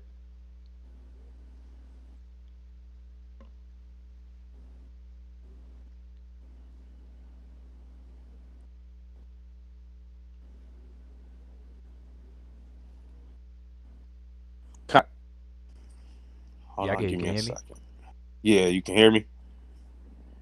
Yeah, I can hear you. It's just that it's probably a big delay. Can you It's hear me in real it's time right behind. now? Yeah, you heard me. Okay, you may have to pop out and pop back in. Yeah, I can All right. hear you. It's just that it's probably a big delay. Okay, hold up. Yeah, so he'll come back. All right, I'm gonna go down. I'm gonna go down the list. I'm gonna go down the list. Oh, no, he came back in quick. Yeah, you hear All me right, so now? yeah, can you hear me in real time? You can hear me now, right? Yeah, Okay, yeah, go ahead. Go ahead. What you were saying? yeah. To piggyback off of that, it's funny because now they're kind of switching it up to now they're not saying like, oh, it's a place where you're going to burn when you go to hell, you're going to burn or something like that. Now it's more so like, oh, it's going to be like all the negative things that you ever thought of is going to be happening constantly over and over and over again. And so instead of like a place where everybody is at the same time, it's kind of like, I didn't heard people say things like, because they try to say, oh, well, it's your conscious. So when you go to heaven, it's not a big room full of people of you and all your ancestors and other people's ancestors and everybody just getting along. It's like a safe haven space that everything you wish could be there. Like maybe your auntie that passed away when you was younger and she looked the same way when you know what I'm saying? And when you pass away and you did bad things, all of the karma is going to be coming at you all at once in different angles, repeating and repeating. And it's kind of like the goalposts just switching, like off and on. Like it's crazy, man. Like the way the mind trick with that. But I wanted to ask you what you thought about they coming out with things so where they can kind of like put your mind into like these robots and stuff. I guess your conscious or whatever, like your mind, and I can see where they're leading towards that to be able to, because I think that's the biggest question to answer is to how can we live longer? Because I mean, Homo sapiens sapiens have been living longer, but to beat death is the biggest scientific challenge I think on the platform, Well, I'm and gonna I tell think, you. Oh, hmm? Oh yeah, no, go because I want you to answer that question about them putting your mind into like a robot to where, yeah, or okay. if you even So know anything about it. yeah. So here's the thing with that. You any discussion about that has to first start off with a definition of self. Like Hmm. where is the self? What is the definition of self? And where does it end and uh where does it begin and where does it end and stop? So this sense of personhood or self uh thing or us being an entity of a self which makes me different from you and next person, that has to be properly understood first. Because Hmm. when we say live on, and yeah, somebody put a comment for your smoke alarm battery. I don't know if you could hear. You probably used to the sound, but you, you got a smoke detector that needs a battery in your background. We heard chirping, chirp. Oh no, that's my dishwasher machine. Yeah, no, Oh, it's funny. I actually do need batteries. They don't even do the chirping. But no, that's my dishwasher machine. If they heard anything, because I don't have no smoke detector alarm thing going off. Oh, they're you know right what? there. That is, yeah, that was that. Yeah, yeah, okay. Yeah, no, it's not a See, smoke detector. It's not a smoke detector. It's a and I do need a battery. It's a I can't even think what the hell it is, but we just moved to this house here, so but Oh, it's not a okay. smoke detector. It's a thing that detects like the air in your house or whatever. I Oh, can't like think of what it is. humidify, like Humidifier, humidity thing and yeah, stuff humidifier, yeah, and all that. Oh, okay. Yeah, yeah, yeah, yeah. yeah. I I saw can hear that. it I saw too. that. I wasn't sure if that was to me or not, but yeah, I saw that comment. Yeah, that was you, boy. That smoke Yeah. detectors people. But See. look, I'm gonna have a whole conversation about that, about why it seems strange, but I'm gonna have a whole conversation on why smoke detector um people ignore the smoke detector battery alerts, out of battery alerts, because there's a reason. Like it's not like Yeah. we joke about it and stuff, but a lot of people ignore it because they don't know. And I'm gonna have a whole conversation on how the subconscious work Right. I and know. stuff, using that. But Yeah, I but can get no, what you going with that too. yeah, but back to this conscious and self thing. See, the people are trying to prolong life, but Hmm. prolonging life in terms of putting your consciousness into some other entity so that you could live on, but they don't define the you. Like, how do you know that what is you, what makes you is consciousness, or that consciousness is going to transfer and whatnot. You want to keep the memories of who and Yeah, what you it's the are. memories, really. Yeah. It's like, well, what is that? And then see, that's very telling because it goes back to what I said. Ancestors are memories, and where they Hmm. live are in the minds of the living. And see, nobody can refute that. Now, people may not like that me saying that because it cuts out all of the so-called traditions and ancestral venerations with how people do it. Because there's nothing wrong. There's a lot of very interesting and true things with the traditions in the past. It's just how it's being done today, and interpreting things is really um, not what it is made out to be.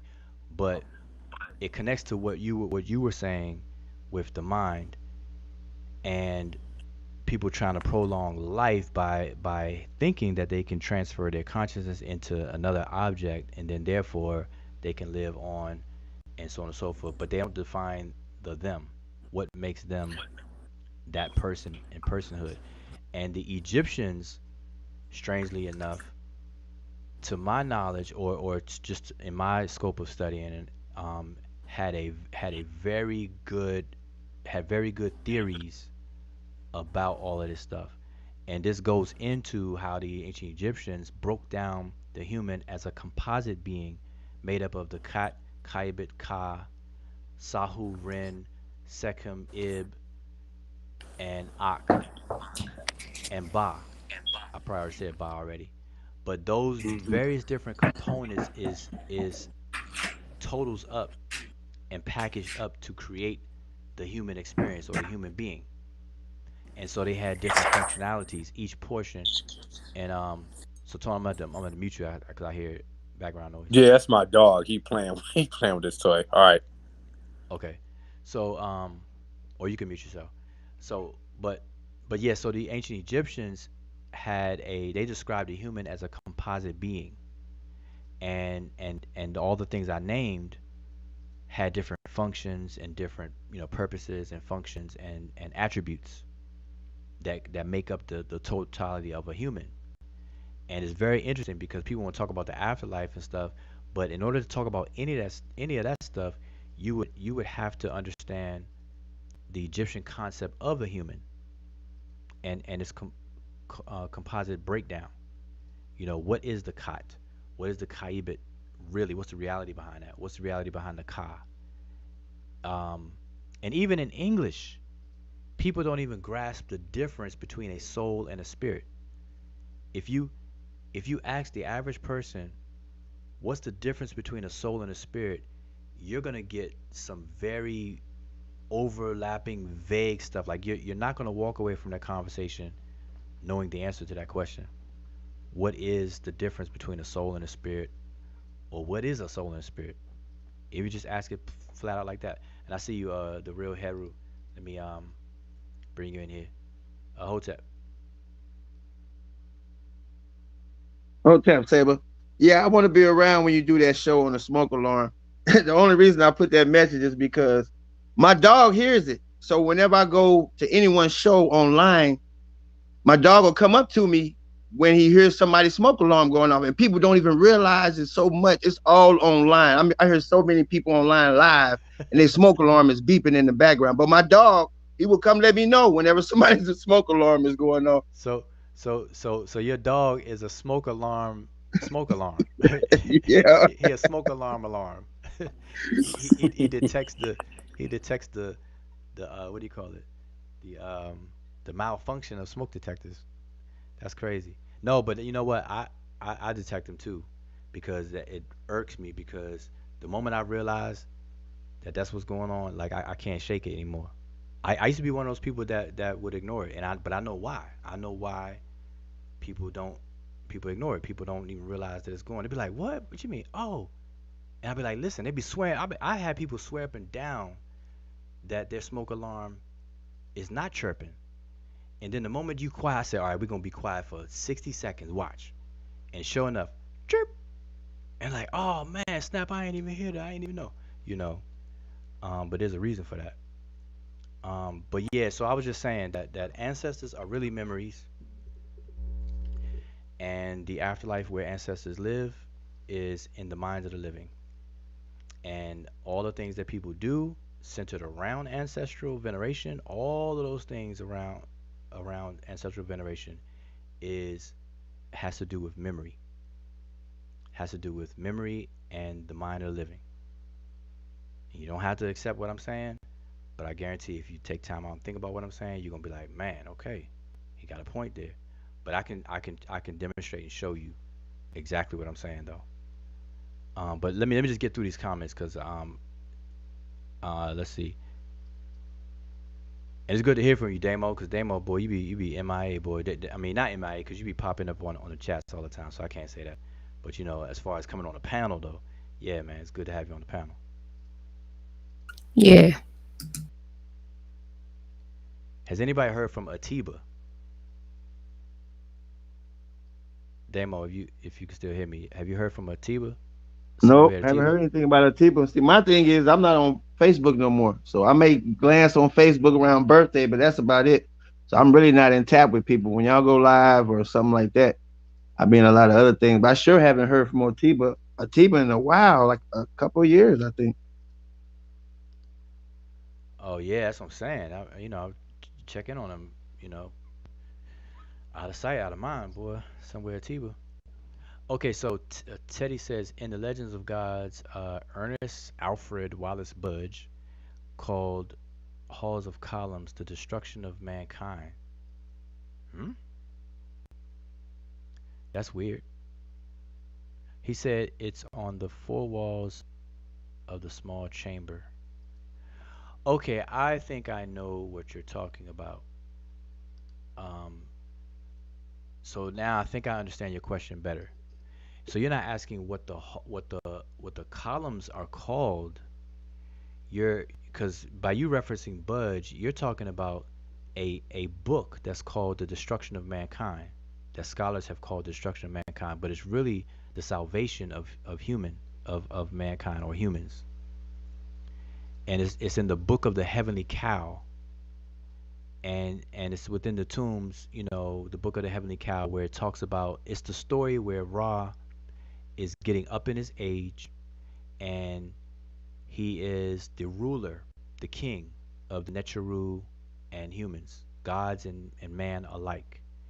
And while he's trying to sleep one night, the human beings are creating a bunch of ruckus and noise, and it's disturbing him, and he gets pissed off.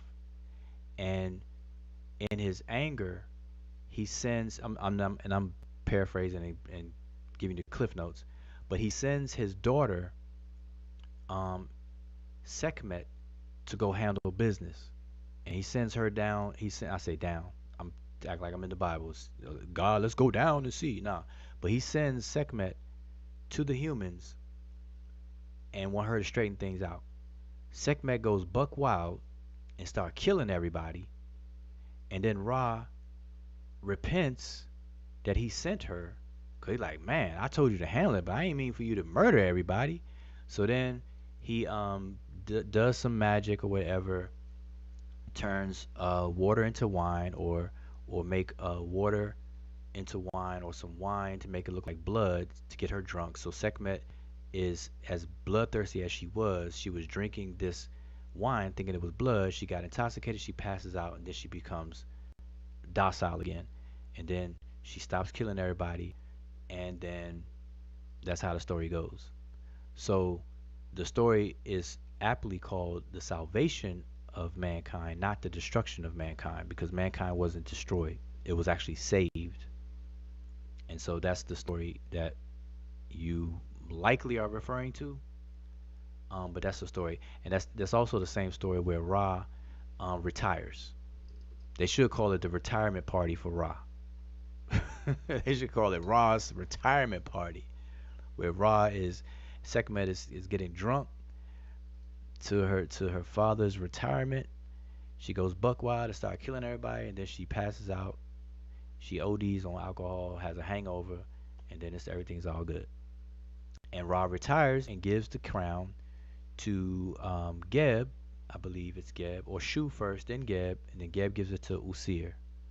And then Usir has the crown, and then Usir is killed, and then the crown passes on to Heru. And Heru becomes the institution of kingship itself on earth. Heru, from play on the word Her, which means to be on top of or upon something. So he's upon the earth, and Usir is the god of the underworld. So he's the deity under everything, and Heru is the deity on top of everything. So he's the god or the ruler of the living, king of the living, and Usir is Kinti Amentiu, he who is foremost of all of those who are dead in the underworld. He is the duat itself as well. All right, so hopefully you can connect those dots, and that may be what you're asking about. Now I could totally misunderstood your question, but that's my shot at it. Let's see, Deshreb, I'm still looking for that dictionary. Vyasa's funny. Vyasa said, yeah, if the word father can become fat her. For example, if you play on words and ideas but doesn't make it sound. Yep, fat her. Boy, look at that fat her. That fat her. Yeah, people be butchering words, all because they want to make up something instead of just studying. Just study, goodness. All right, Booksy, Hotep. Buxy. I said Booksy, Buxy. Hotep Wajawa, can you break down the actual meaning of Ankh as opposed to modern interpretations such as the acronym associated with the Ugdas in the womb, damn, now, etc.? Well, there's really nothing to break down except you kind of broke it down already. What it's not. It's not an acronym. The word Ankh. So let me just show you an example. Let me show you an example. Real quick. We'll do this in real time. Really quick here. All right. Now I've explained this before, but I definitely don't mind doing it again. Okay, the word Ankh. Turn this way. All right. So the word Ankh is conventionally spelled this way, right? This is how most people see the word Ankh. And because we see it spelled this way, we look at it as four characters, A-N and then K-H, and we think that it's four different sounds, but it's actually not. The word Ankh is actually only three sounds, and we transliterate it as A-N-X using the manual decodage system of transliteration, or you may see it in this system of transliteration right here, which is diacritic. So these are the two transliteration systems as you may see it. Okay, A and X, or the diacritic 3, N, and then the H with the curve under it. And these diacritic marks all have names. I just forgot them. But you can look these diacritic markings up. So there's really only three consonants within the word Ankh. So that completely shuts down the four character acronym that people try to use. All right, I remember the first time I came across a website breaking down the um the ankh is representing the Ogdods because, and this is why. So this is what someone did. They took the word ankh and they say it's the Ogdods because you have Amin and Aminet, and then you have Nun and Nunet, and I'm just going in the order of that. You have Kek and Keket, then you have Hey and Heyhet. That's what they do. ANKH. So they say these are. So they say the Ankh represents the Ogdad, but it can't because there's not four consonants within that word. Now, Sorry to interrupt, but could you put your screen as the only one so that people can see clearly? all right, there we go. All right, Dua. So hopefully y'all can see that better. So just to repeat real quick, so we conventionally spell the word Ankh ANKH, and because we spell it that way, people think it's actually four characters or four different consonantal sounds. Consonants representing four sounds, okay? But it's not. It's three. We properly transliterate it as ANX for the Mandicodish system of transliteration, or in the diacritic system, we use the diacritic 3, N, and then the H with the curve under it, okay? They represent three consonants, not four. But if you assume four, then you can play around and say it represents the Ogdods, which is Amin, Aminet, Nun, Nunet, Kek, Keket, and He, Hehet, ANKH. But the fact that it's not four, it completely shuts this down. So anyone attempting to do a whole dissertation on the Ogdad representing the Ankh and stuff like that, it's a waste of time because that is not the case whatsoever. All right. So, but Buxy, you already pointed that out. Um, the word Ankh, and let me back up. There really is no such thing as the word Ankh. All right, and I'm gonna repeat that. There is no such thing as the word Ankh, and what I mean by that is that there are several words that we pronounce today as Ankh that have different meanings. All right, and so I'm gonna share that so you can see what I'm talking about. So on the screen you have different words, but we all transliterate them the same and we pronounce them the same conventionally today. So the first word is Ankh, and it means person or inhabitant. That is the short idiomatic way of saying living one. A living one is a person, so we say a person or inhabitant. Then you have the word Ankh, the second one, Ankh, as an oath. This is connected to the notion that the Ankh itself represents a rope, something that binds something. And that's exactly what an oath is.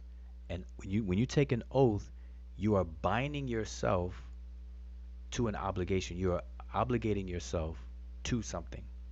When you take an oath, I swear to tell the truth, the whole truth, nothing but the truth, so help me, and this, that, and the third. Or you pledge an oath. Okay, so that's a verbal contract. That word Ankh. Then you have the word Ankh that means captive. And captive is somebody that's bounded, a bounded person. Okay, that's why you see the determinative with a man with his arms in his back tied together. He's tied up. Then you have Ankh as a beetle. Then you have Ankh as a goat. Then you have Ankh as a sandal or sandal strap to be more specific. Then you have Ankh meaning mirror, Ankh meaning life, etc. So there is no the word Ankh. It's several words that we pronounce as Ankh and we transliterate as Ankh, and it uses the symbol to spell it out. Same symbol to spell it out. So hopefully that helps you out.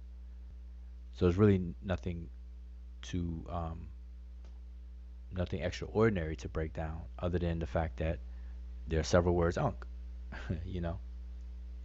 Actually, what people tend to do, and I noticed that was actually done a lot in the past, is actually just take mnemonics, because using ankh to actually describe the ogdods or whatnot is clever, but those are mnemonics. You've seen people, if they help you remember something, then that's good, but you can't turn them into facts or factual things, because they just help us to help you memorize. You've seen some people do with the water ripple, and then they say, what is it, what's the water ripple? It's Energy. electricity, energy.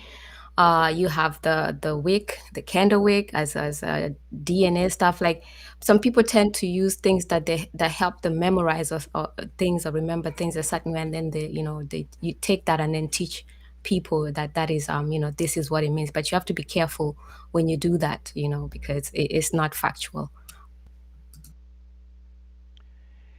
Yes, absolutely, and indeed. Yep. So let me take that off. So hopefully, Bucksy, that squared away your answer.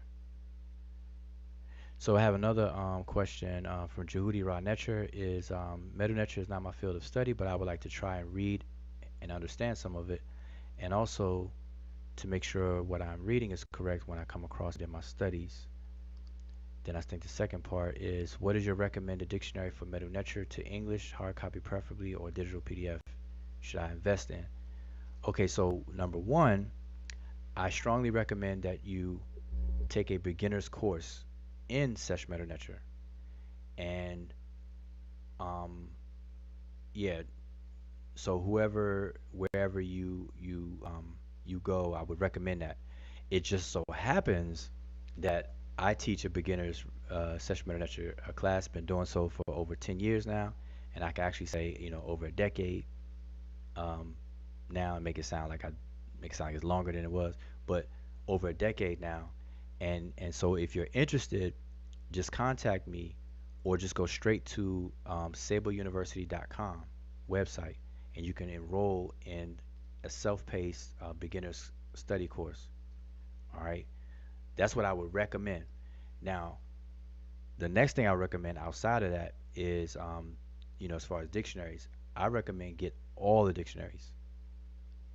That's what I do. That's what I recommend my students and or students, period. But to get you started and get you going, there is a good PDF free version of a dictionary, which is the Mark Vigus dictionary. I think his latest edition of that would be 2018 edition of that dictionary. And if you want to, just contact me and I can get that to you, no problem. It's a PDF, it's digital, and you can also search words within it. As a matter of fact, let me just share my screen and I'll show you, because we come from a town of demonstration beats conversation around here. So we're gonna demonstrate it beats conversate. Why conversate when you can demonstrate? Y'all don't know that I'm a rapper in another life. I just spit some bars. Why conversate when you could demonstrate? Say ho. Oh. All right. So here's Vigus dictionary. So Jehudi Rod Netcher, this is Vigus dictionary that I'm showing you. It's in PDF format. It's digital, and you can search this dictionary, but you do have to be familiar with the manual decodage transliteration system, though. That's the caveat. That's the catch. You got to be familiar with that, which is not hard at all. So, um, if you don't know about it, it's very easy to understand the transliteration system, because so let's pick a word. Let's pick the word unk. I'm gonna look up the word unk, and so you got to understand the manual decodage transliteration system to search, but it's digital. And so I looked up the word unk. It has 76 search results came back, and so I want it singled out. So let me put some quotes around it so I can shorten it. So now it's at 56. So I cut down 20. But you see the word unk in this word here, Medew unk, which is goat herd, and we already showed where unk means the word goat. So Medew is a goat herd. Medew ankh is a goat herd. That's one. Let's go to the next one. C. Saker ankh, which is prisoner of war, captive, living prisoner. Saker ankh. And we did a whole breakdown of that word because people were trying to say that it meant something else other than what it means. People who don't even study kemet or Egyptian languages and whatnot. So we see that word there. Let's go to the next one. Tep ankh, which is also prisoner of war, slave. Keep going. See, this is in phrases, but if you want to find it by itself, you just keep going through the search results. And I can skip all the way down to here. See, ankh, life. We have henket ankh, which is bed of life. What else? Wehem ankh, repeating life. The word wehem means to repeat, to redo, and ankh, repeating life. Wajayan ankh, to die or to be unharmed. Isn't that crazy? To die and then to be unharmed. Like, wait, what do you mean? To be unharmed and to die? That seems like two opposite things, doesn't it? That's crazy. Let's see. Let me go to another one. We have Fenejef ankh, which is his nose live, or the living nose, which is an epithet of Usir. Let's see. Ketni ankh, which is a plant, the embodiment of food. What else? Ankh Nisu, king's victuals, and so on. I'm just giving you an example of how you can search through the dictionary. Ankh Netcher, which is a title of a certain particular snake within some certain text. Netcher ankh is a snake, and so on and so forth. But anyway, you get it. But this dictionary here's ankh by itself. See, we have ankh. So we have ankh. We have ankh, to live, to be alive, to swear, an oath. See how they connect swear and then oath here? So again, it reinforces what I said earlier. People think ankh only means life. You have ankh, anku, which is living, ankh, captive prisoner, ankhet, which is the eye of a deity, ankh is a goat, ankh is an ear. You see that? And so on. Ankh is a beetle, ankh is a verb to live, ankh tawi, living two lands. Ankh is the sun. Check that out. Garland, Anki, mirror, etc. All right, so you get the gist of it. Just wanted to kind of share that and show that. Okay, since we're talking about the dictionary, I know we don't really get to, share some of the, some of our websites I hear that much, but I'm sharing my screen so that for anybody that would like to, learn how to use the dictionary. See, we have some courses on Sabre University. So if you just type sabreuniversity.com, like you see up here, you should be able to go there. And I'll just scroll down so you can see some of the courses. It's not just Sesh Netcher, but it's different courses. So I'll go and see if I can find the one for looking at words in the dictionary. Do we see it? Am I missing it? Let's see. Yeah, here. So here we have how to look up hieroglyphic words in dictionaries. And by the way, it's free. So if you have one of those sittings where you hear people yelling on YouTube and this, you're getting tired, you're trying to get some kind of small information from them and all you're hearing is yelling and interruption, please take that time to go to Sabre University, where you can actually get to learn something and have a useful time spending of your time. So here's the one with the how to look up hieroglyphic words in the dictionary. And since I'm here anyway, I will take this time to show some of the other free courses that we have. There's free courses, there's paid courses, and there's more courses coming, from other people that, on anything and everything. So here is Egyptian hieroglyphic words, a quick lesson in transliteration and translation. So you could get that too. That's free. You can enroll and then learn something and then be able to teach others or be able to understand these kind of conversations when they happen. You have grammatical gender in Rani Kemet. That's free as well.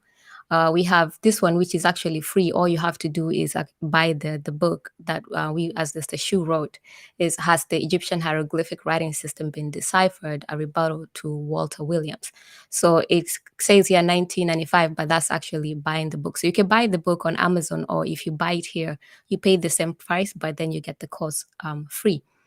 And then we have one on portmanteau moths, and this is actually really good because most people don't understand how these things work. We had people having issues and trying to debate on things like what kemet, the toponym kemet means, and they don't even understand how certain things in grammar, work. So this is actually good to get you up on speed on that. That's the one for the hieroglyphics. There's one here too on reading. You could get to start learning a little bit of hieratic by going through jar labels, wine jar labels. And then this is the one that is taught by Seba Ujao. So that's for the beginners level for hieroglyphics. We have another one that is not Sesh related, but this is definitely much needed in the community. This one I put up is logical reasoning, and when you enroll for this, you will get other courses that I'm also putting up together that's within this same line of thinking. This is just for personal development type of stuff. So you have logical reasoning, you have other courses that will include this when you enroll for this, for problem solving and things of that nature.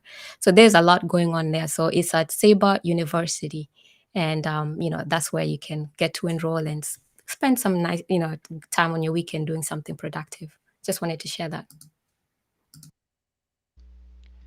Okay, yes, that's on point. Because yep. So now no excuse. No excuse. And see, here's the thing. And see, we're gonna start pushing this, stepping up and pushing like we used to push this because it's too much goofy stuff going on these YouTube streets.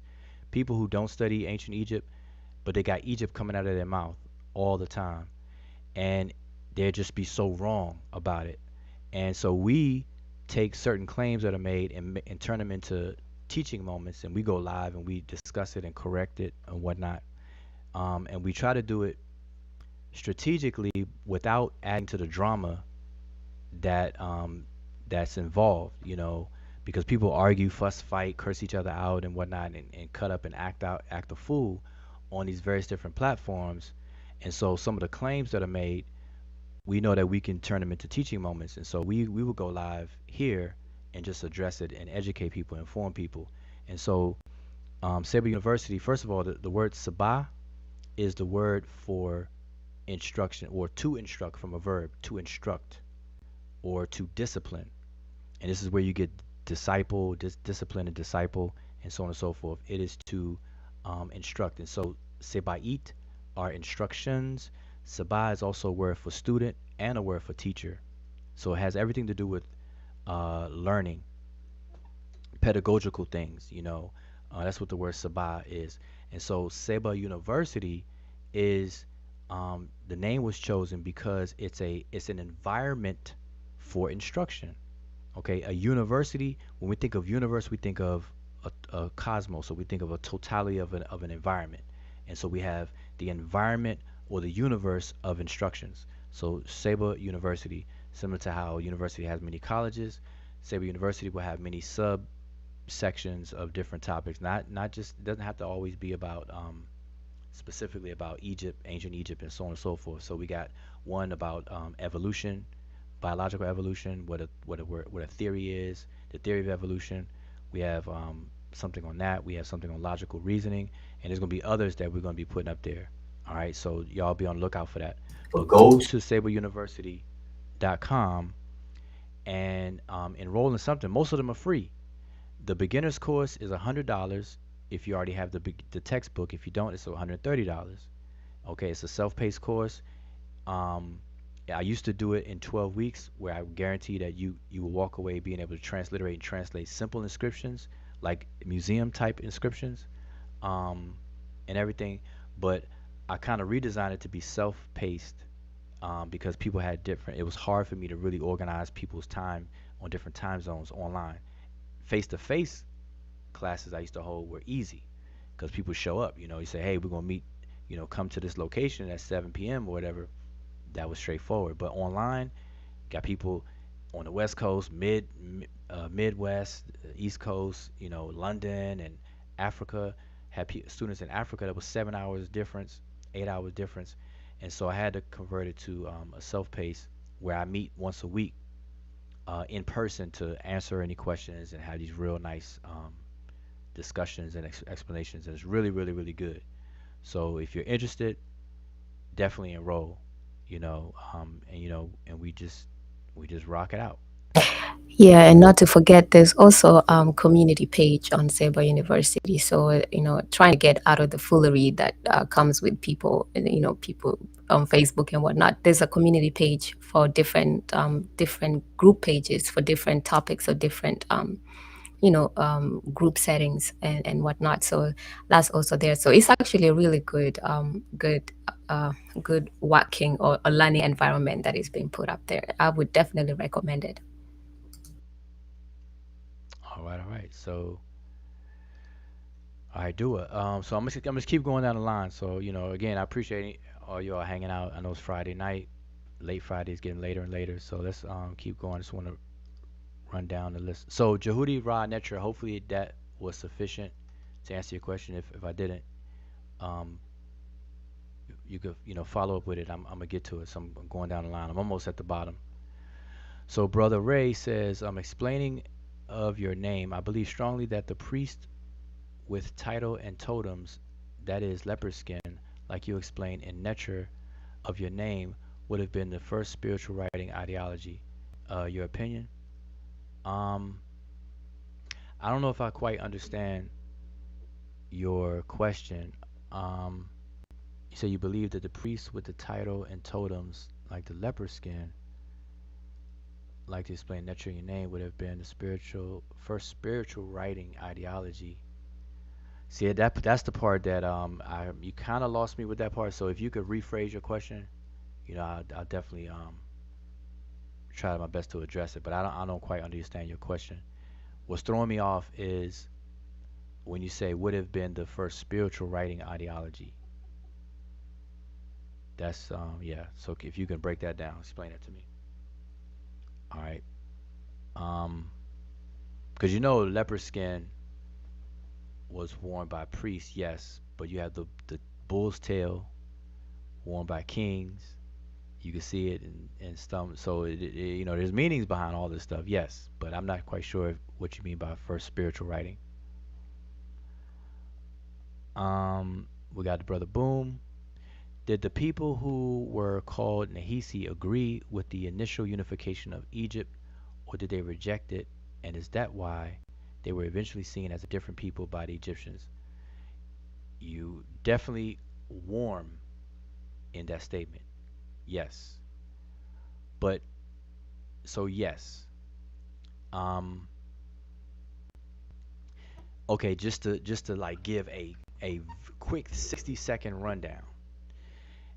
Ancient Egypt as we come to know and love today, that we call Kemet and ancient Egypt and all that good stuff.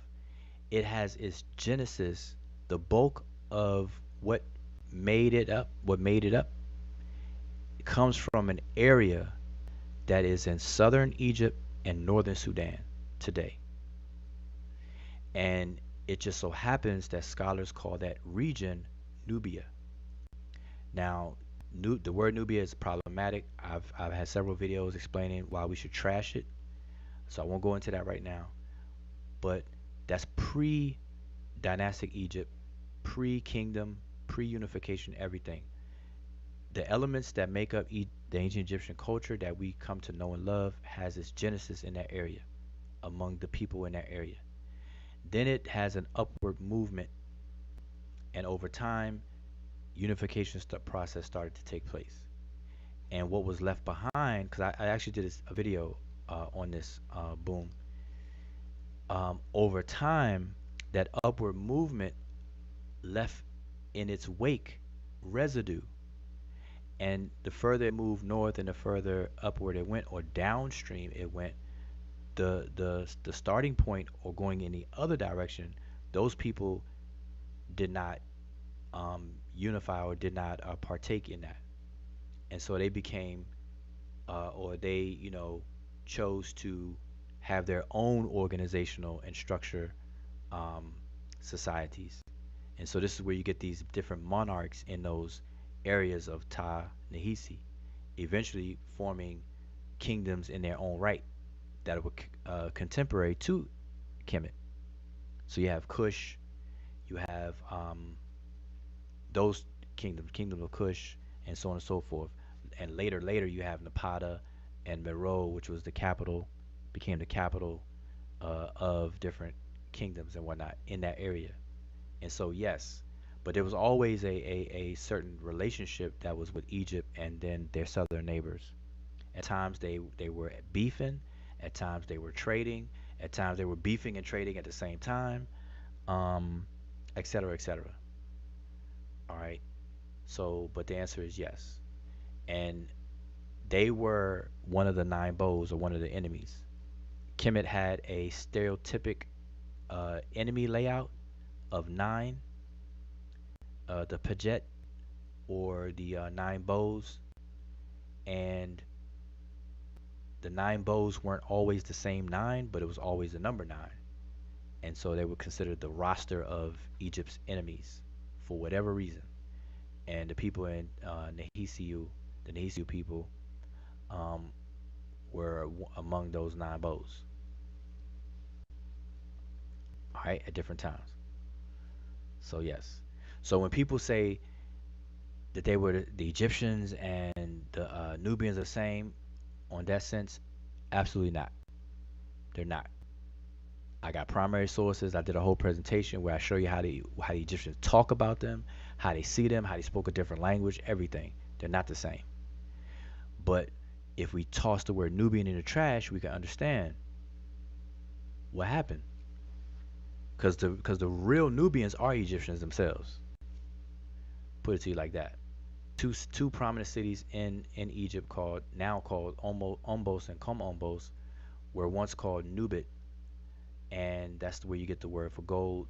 And what we would, if we were Romanize that term today, we would say, instead of Nubit, we would say Nubia, and its inhabitants would be Nubians, not the Nubia and Nubians that you think of today. That's totally different. All right, so hopefully that answers that question. And I'm going down the list. He said, feel free, Iron Lung. Are you familiar with any of the scholarship on Dakhla Oasis by Abu Balas Trail? If you're asking me, is that directed to me or whatever? No. So maybe you can come on the panel and give us a synopsis. That doesn't sound familiar. Maybe you can show me something that about. Oh, okay, but no. Off the top of my head, nope. I have not.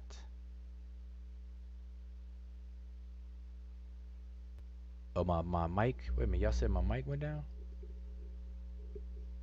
Testing. Can y'all hear me? Hopefully y'all can hear me. You. Oh, I said my mic went down. Yeah, I can hear you. Okay. Jehudi Netcher said, I would like to thank you for the book recommendation that you gave me the other day, which I'm studying right now. Oh, Kibaruk Hu Kemet. Yeah, that's good. Odin Gole. Yep, that's a good book. So you should get to page, what was it, page 23 to page 47, somewhere around there, is where you will see it. So yeah, I'm glad you had a chance to get it. Hopefully you have it answer your questions by reading that. All right. But when you're done with it, come back and tell me what you think. Like I want to hear your commentary on it. Don't just read it and go hiding somewhere. You know what I mean? Don't do that to us. All right, so Desharab, let's see. Did Desharab finally give us the dictionary entry for Misir for his statement? He says, I got it out of my Remich mind, not a dictionary. I'm the source. Okay, it figures. That is translated as ignore.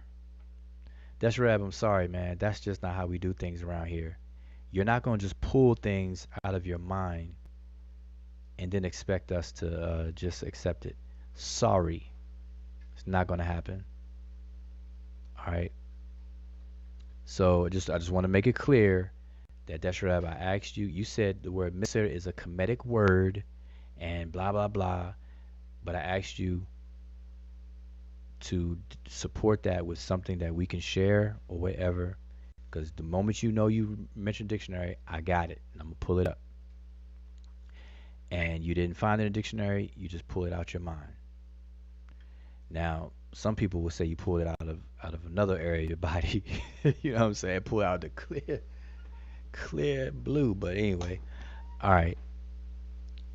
What we do know is Masir is used by Arabic speakers and Hebrew, Misraim and Misr. But anyway, um, let's keep it moving. Um, okay, so JB. Okay, wait a minute. Somebody said that's heavy. I think when you type that, you might be talking about when I said ancestors are memories. Listen, I'm gonna say this again because I'm not sure if this is the first time y'all are hearing this, but I'm gonna say it. I'm gonna keep saying it until the wheels fall off, until people start to get this understanding, and then we can have a build session and a conversation about it. Because when I first said this a long while back, people got in their feelings and felt that I was attacking ancestral veneration and stuff like that. I'm like, no. Same way they felt like I was attacking Kemetic yoga when I'm just telling people that those positions and postures that people are using and calling Kemetic yoga, no ancient Egyptian did that. It's really a artistic style called aspective artwork, and I did a whole video on that, breaking it down to its last compound. Nobody's refuting that. People can get mad, but they can't refute it. So the same thing with ancestors.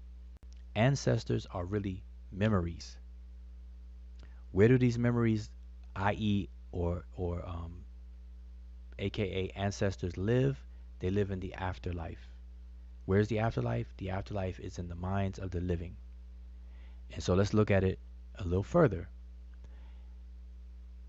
If no one who is alive remembers someone who is dead, if someone who is dead, who has died in the past, is no longer remembered by anybody on the planet who's alive, guess what? That deceased person no longer exists. Period. The only way a deceased person can continue to live is in the minds of the living. And they call that after their life, hence afterlife. And what lives on is the ID of the person, the identity of the person. And we say in Rani Kemet, which is the language, ancient Egyptian language, the Ren. People translate that as name. The name lives on. And this is the purpose of shrines of many cultures, from West Africa, Central, South, East, you name it. The core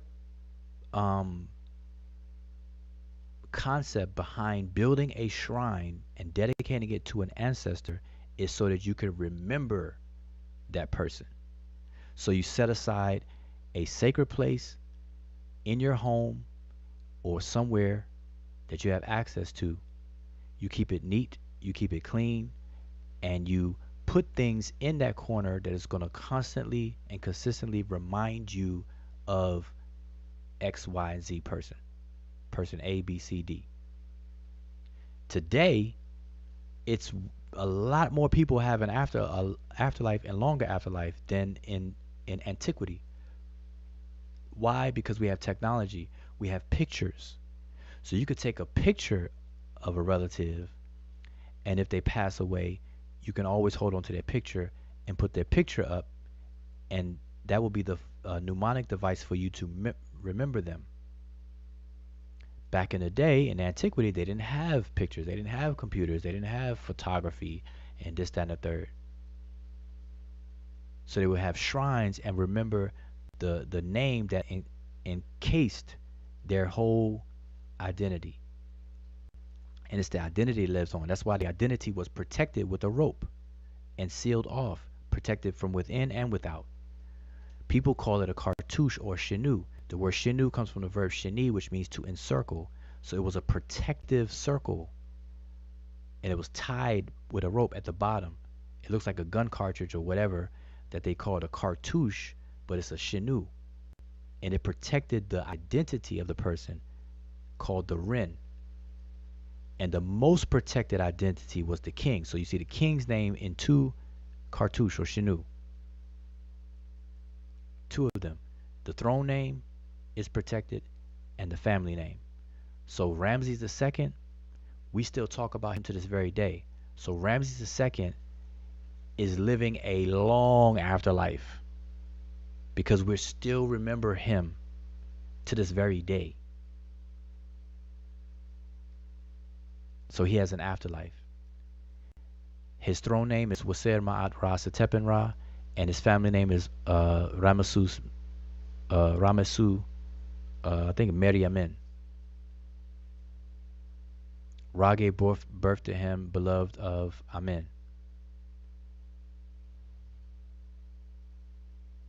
All right. So that's the short and skinny about ancestral veneration, why it's done, even the food, the offerings that are left.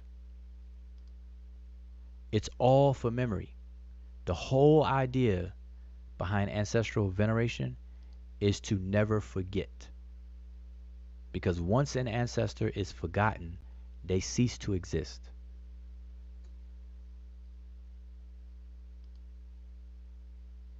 That is the deal. And Damo, I think you definitely having connection problems. I keep letting you in, you keep bouncing out. Okay, so let me keep going. Okay, so then the brother JB says cells have memories as well, and even DNA has memory.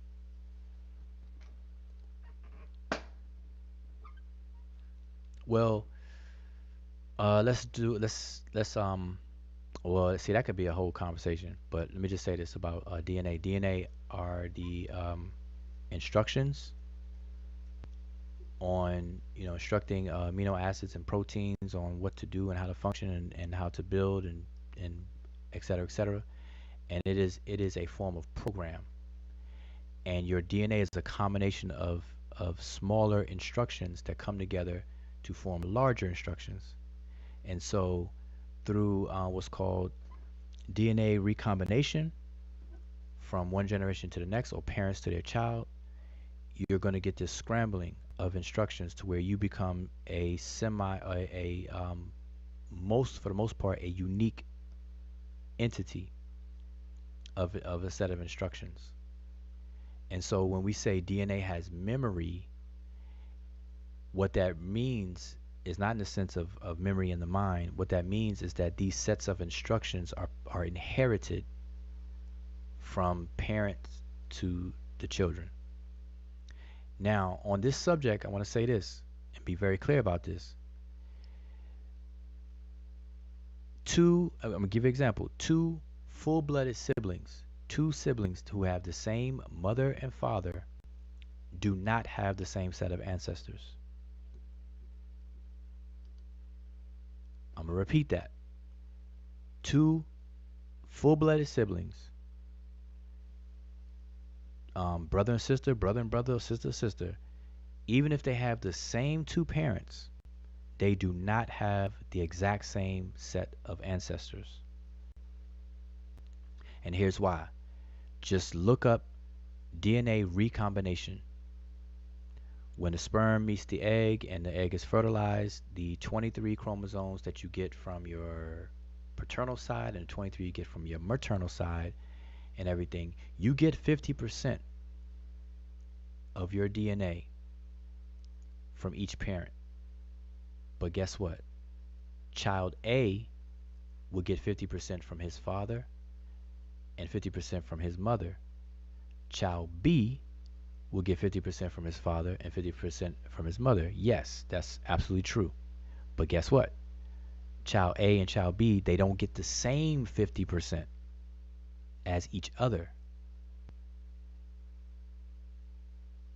And so on and so on.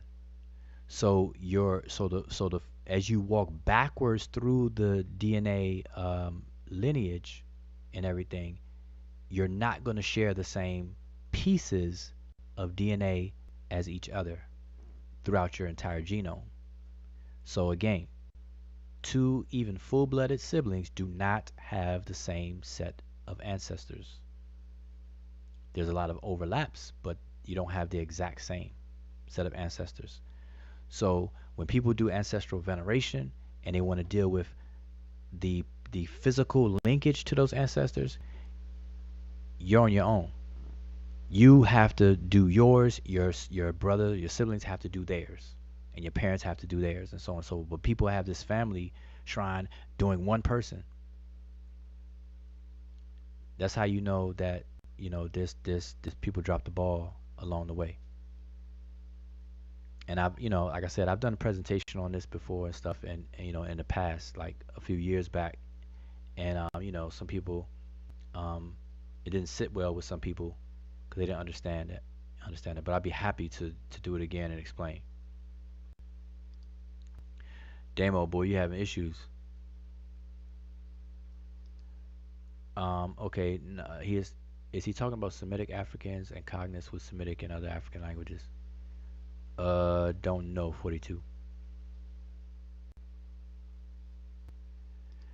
Yep, Damo, you said final death when you are no longer spoken of or remembered by the living. Yep, that is it. That's true. You no longer exist. That's true. That's it. Um, I'm going down the line, man. I'm trying to catch up to the bottom of this. Keep going. Let's see. Keep going. Keep going. You're born in inequity and rise in sin. Okay, they talking about when I was talking about Christianity. Okay, man, I'm way behind. So let me try to. I'm looking for questions. Okay, Zane took a stab at the soul and breath. I think he said soul is conscious and spirit is breath. You kind of close. You kind of close. Everything's everything. Ra wept. Yep. Ra cried. Sure did. Sekhmet had a daiquiri. Yep. She had some Mad Dog 2020. She had some Cisco. She had some Red Bull, some Blue Bull, some Schlitz malt liquor, some Cristal, some tequila. Sekhmet was getting in. Um,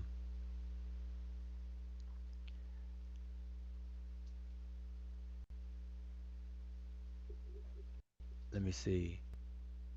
I'm seeing y'all say something wrong with my mic. Is my mic low? It shouldn't be. Oh, no, you're fine. I think it was that time when we are saying to share the screen a bit bigger. Well, my mic shouldn't change on that, but I'm okay. Well, hopefully y'all can hear me. Destrab says Ankh is not a mystery at all. It's the Egyptology BS that makes it all alien intentionally. Okay. Nope. None of this is a mystery for real. Uh, all right, no problem. Jehudi Netcher. Um, let's see. Rodney. Oh, we got Rodney Kemet, boy. Rodney Kemet is in the house. Rodney Kemet. Listen, y'all. The name Rodney Kemet is funny, man. I remember when I first saw that recently. I was laughing, but it's I took it as a play on the word Ra Ni Kemet, which is the language of Egypt. All right, Ra Ni Kemet, not Rodney Kemet, but that's funny though. Did circumcision replace the burial practice of human sacrifice in ancient Egypt? How true is that? The human sacrifice was a very, very, very early dynastic practice, and then it faded very, very, very quickly, and it disappears from the records. They replaced that human sacrifice stuff with what's called the Shapti statues. Shaptis, you can look that up for more information on that. But there was this sense of human sacrifice early on, at the very, very early stages, usually within the first dynasty, I believe. It didn't carry on after that. But when you say human circumcision replaced the burial practice of human sacrifice, no. What replaced that brief ancient Egyptian historical behavior of human sacrifice, and I stress very brief, because like a snap. What replaced that is what I said, the Shapti statues or dolls. All right, maybe I'll pull it up and share the screen, or somebody share the screen. Shapti dolls. All right, Oh, so they said I was extra high. Am I still extra high? You're fine, but when I speak of extra high, that's what you sound. So I hope I'm not too high right now. okay, I'm not sure how I sound. Um, okay, so Rodney Kimmett, yeah, Shapti. We're gonna find Shapti dolls and Shapti statues. We're gonna find that and we're gonna pull that up and share that.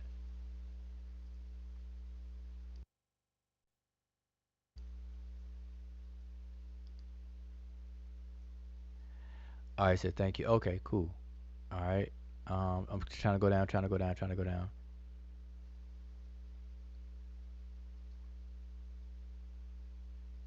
Donnie Williams said Rodney Kimmett. Yeah, see that name was funny, Rodney Kimmett. Rodney, brother Rodney. Um,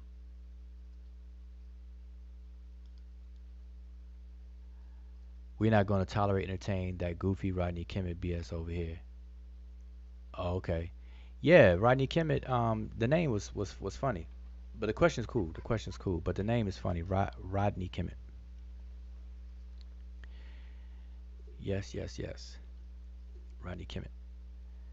Who is Rodney Kimmett? Rodney Kimmett. Who are you? Because I know that's not your real name. If it's who I think it is, man, you don't want me to start getting creative with names. Y'all understand that I'm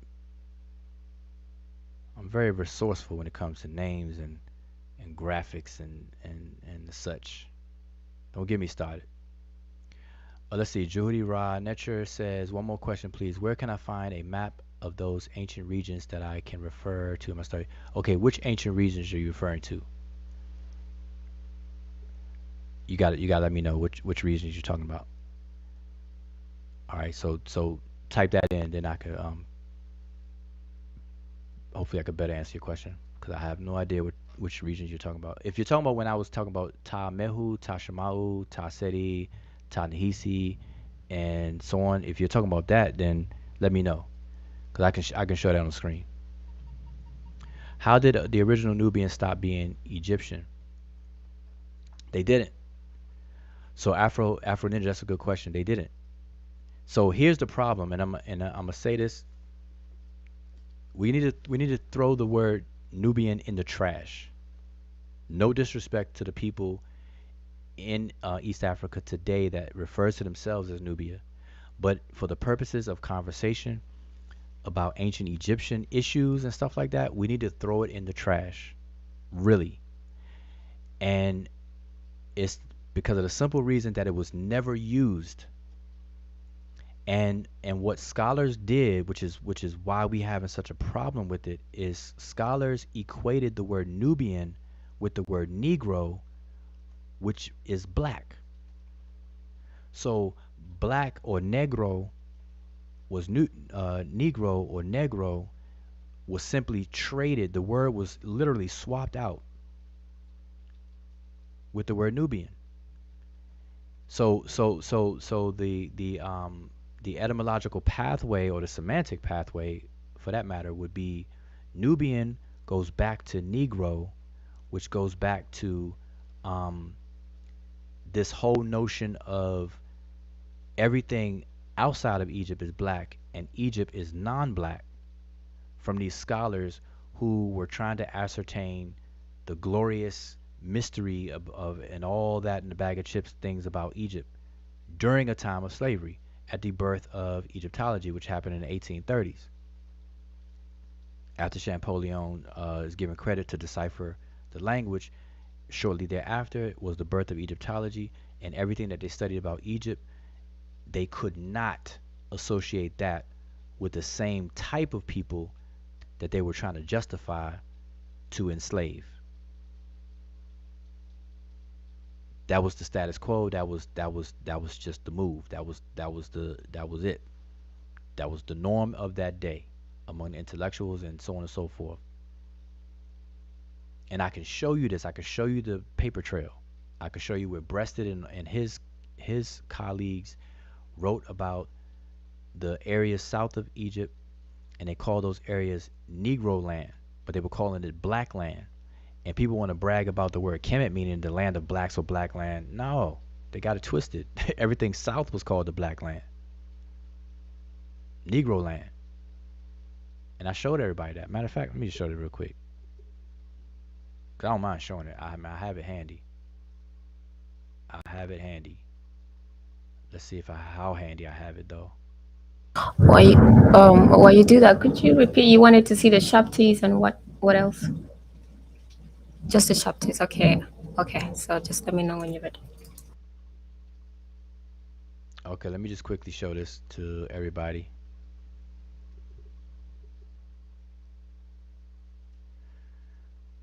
Yeah, I just want to share this with everybody. So make this quick and painless as possible.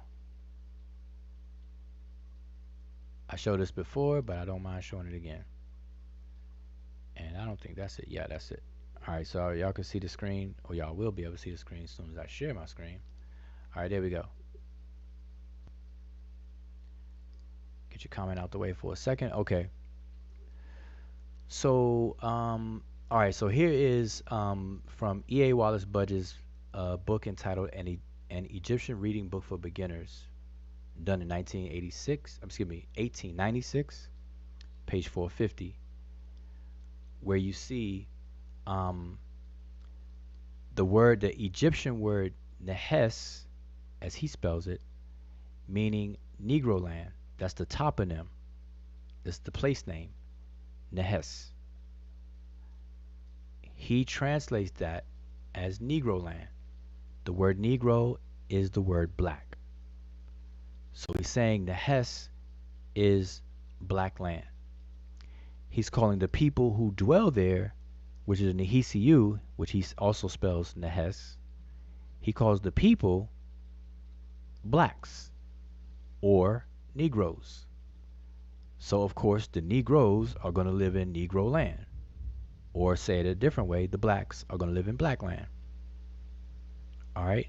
But people are focusing on the word Kemet and everything. But the Egyptians never called them Nubians or whatever the case is. It's Nehisi and Nehisiu. So here I want to show you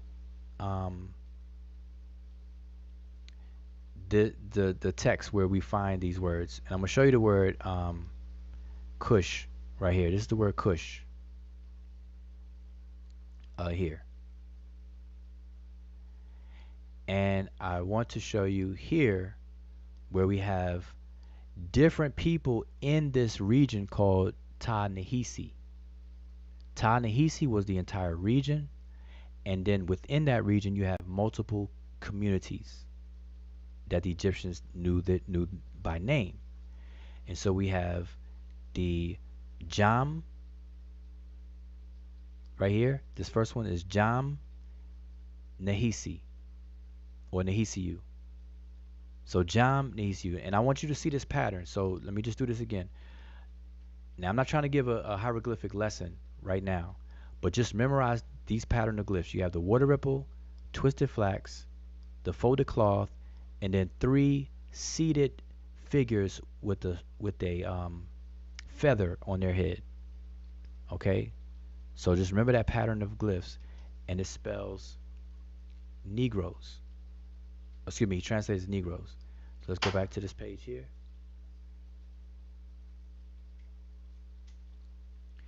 And I want to show you.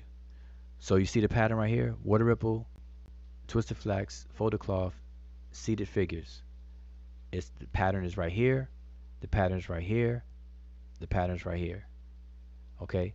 The word that's in front is the smaller community of people within this region. So we have the Jam blacks. We have the Imam blacks. And I'm only saying blacks because he translates Nehis as Negroes. So we have the black Jam people. Or, Jam. You have the black Imam people. The word Imam people. Then we have the Wawet blacks. Then we have the Kau blacks.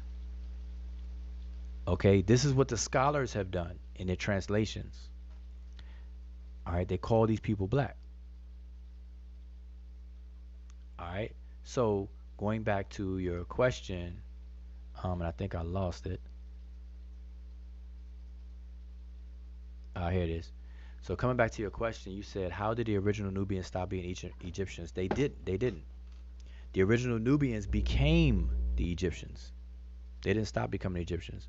So remember, the original Nubians, or the genesis of ancient Egypt, had its genesis in an area that just so happens to be called today Nubia. All right. On the map, it's southern Egypt and northern Sudan. Southern Egypt combined with northern Sudan, that area is superficially called Nubia. That's where the genesis of Egypt that we come to know and love took place. The iconography, the writing system, all that stuff came from that area. Not 100% of the culture came from that area, but the majority of the culture, the bulk of what became identifiable as ancient Egypt came from that area. Then it worked its way upward or downstream, unifying people all along the way to form Ta Shema'u, which is the narrow strip of Egypt called the valley. And then you have the broader sea level portion called the delta.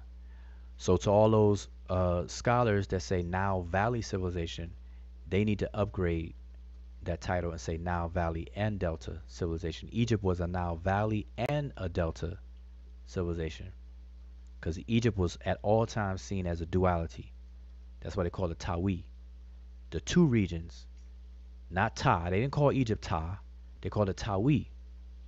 Two regions that were unified. The word Sama. So together is Sama Tawi. The unified two regions.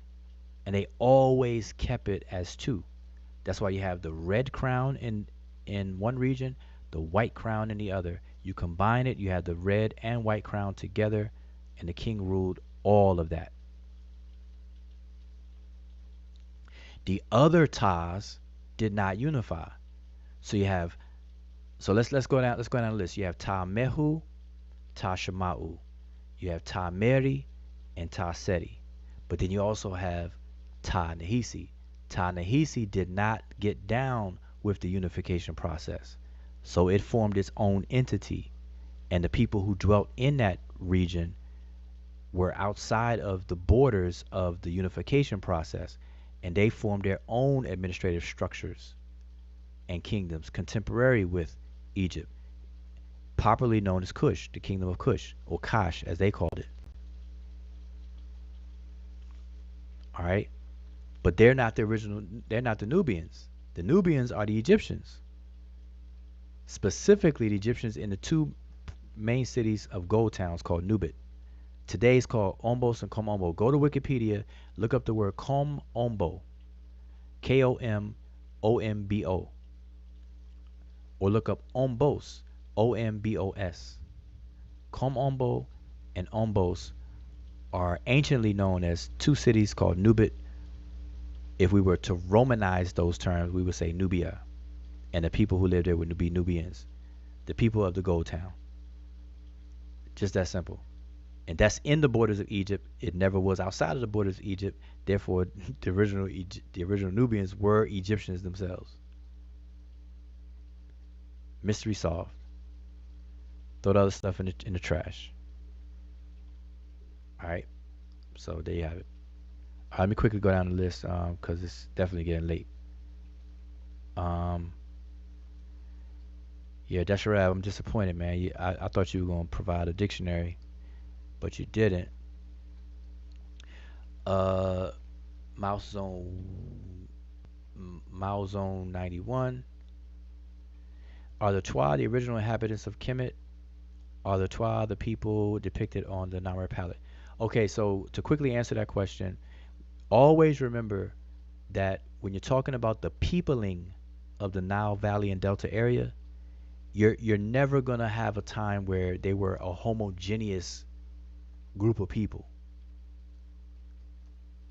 That area of Africa a was always a mixture because people came and settled in the area from multiple directions in terms of the peopling of the area. But the culture that became Egyptian culture and the administrative structure of that culture, from the king to the vizier to the overseers and this, that, and the third, the iconography and this, that, and the third, that came from the south. But the human bodies and people, to populate their area, it came from multiple directions. It came from the west, it came from the south, it came from the east. People from the Levant definitely came up in there. People from what we now know call Libya in that direction came from there. People from Central Africa or from that central area going in a eastward direction dumped out into that area, and people came from the south coming up into that area. So when you say the Twa, the original inhabitants, we can't say that, and we shouldn't even attempt that, and whatnot. But to your second part of your question, are the Twa people depicted on Namer's palette? We would not know because the name of a ethnic group or a group of people are not inscribed on the Namer's palette. And so it'd be pure speculation if anybody were to attempt to do that. And we just got to be honest and understand the limitations of what we're dealing with. The Namer people want to talk about the Namer's palette, but the Namer's palette doesn't give up a lot of information. There's hardly any text on the palette. So people who deal with the Namer palette, the front and both sides of it, it's really a lot of lookership conversation. It really is. Because it's very limited on what you can know about the Namer's palette. All right, so, that's my best answer. I don't think we would know if the Twa people are depicted on the Namer's palette. Because it doesn't say, it doesn't give enough information for us to make that conclusion. All right, so now if you find out something different, hey, come back and share. Let's see. I'm going down this. There's no white guy that told me that your skepticism reeks of inferiority and extreme ignorance. Okay, he must be talking to somebody else on that. Because I don't get into the white guy stuff, black guy stuff. I don't use white people as a boogeyman. Okay, here's a good question. How can this knowledge be used to liberate Africa? That's a very good question. I think that's a very big question though, because before you can liberate a continent, you have to start at the lower layers and levels of that. You got to start liberating smaller populations of people, and then add on until you get to the level of a continent. You can't liberate all of the continent when a continent doesn't even have a structured body in and of itself. And that's the problem with us. I know people in the West, no matter what background you are from, we tend to talk about Africa as if Africa is a structured polity, as if it's a country, and as if it's a unified body of anything. And it's not. It's the most diverse place on the planet. It has the most languages in terms of a single continent. There's 54, I believe, countries on the continent. And there's thousands of smaller tribal people, and not to mention the thousands upon thousands of clans within the tribal level.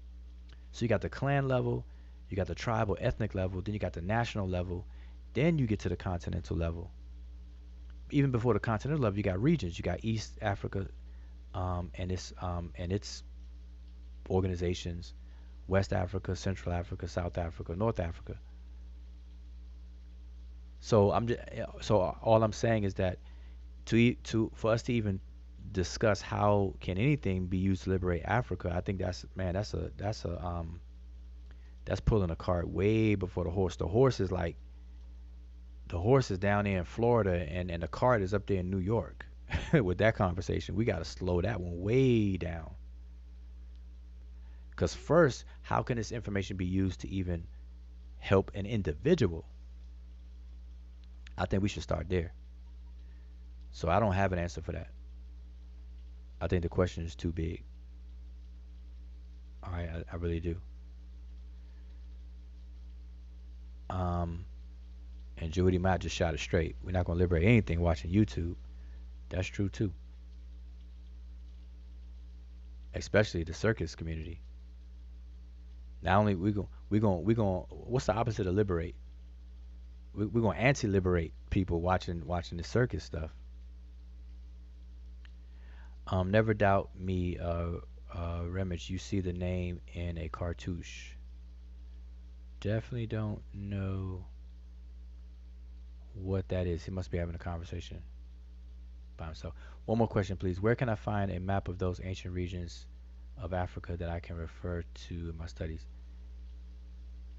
Yeah, see, I'm not sure what ancient regions of Africa. I'm not sure where you're talking about. I mean, what I can only suggest to you now is look up the older maps of Africa, where you have the Greek names of Africa, where they split Africa into Ethiops, Egyptos, and Libos or Libya, and all that kind of good stuff. I have some around here, but I'm just it'll take me too long to find them right now. Let's see. Keep going. I'm trying to get to the bottom of the chat.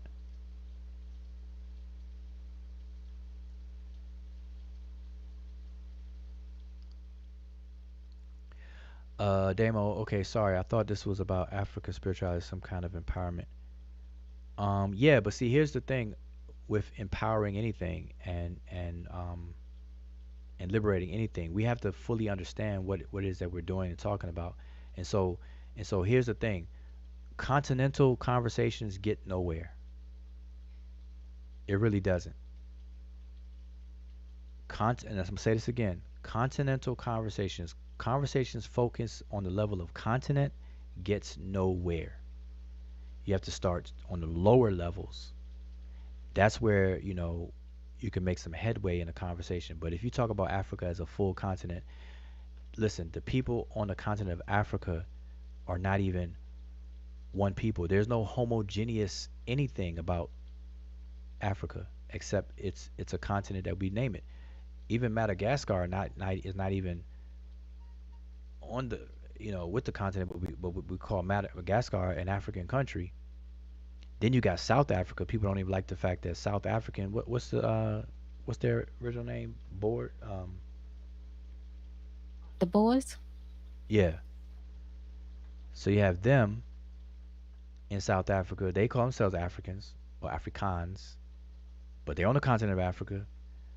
I mean, listen, the continental conversations go nowhere. They really don't. You're not going to liberate the old continent without first. See, if you want to know about liberation and if you want to know about unification, study Egypt. So to answer your question in a very direct way, if we want a real working example of unification, study Egypt. So by studying Egypt, specifically the process of its unification to create the dynastic Egypt, study that, study it hard, study it strong, and then use what you learned from that study on how they did it and see what's applicable today on unifying your people, our people, or whatever, in whichever way. Then go from there. See, the ancient Egyptians did not unify by thinking continental. They started unifying from where they were in a small little area. Then they worked their way north or downstream and start unifying people over time and gradually. And you can learn how they did it. Learn that. That'll be valuable. Okay. Yeah, skeptical mantis, you don't have to explain yourself. Um,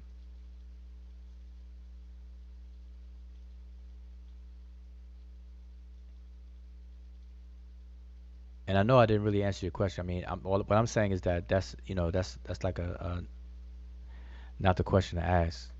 Liberate a continent. I mean, if you're interested in liberating a continent, good luck with that.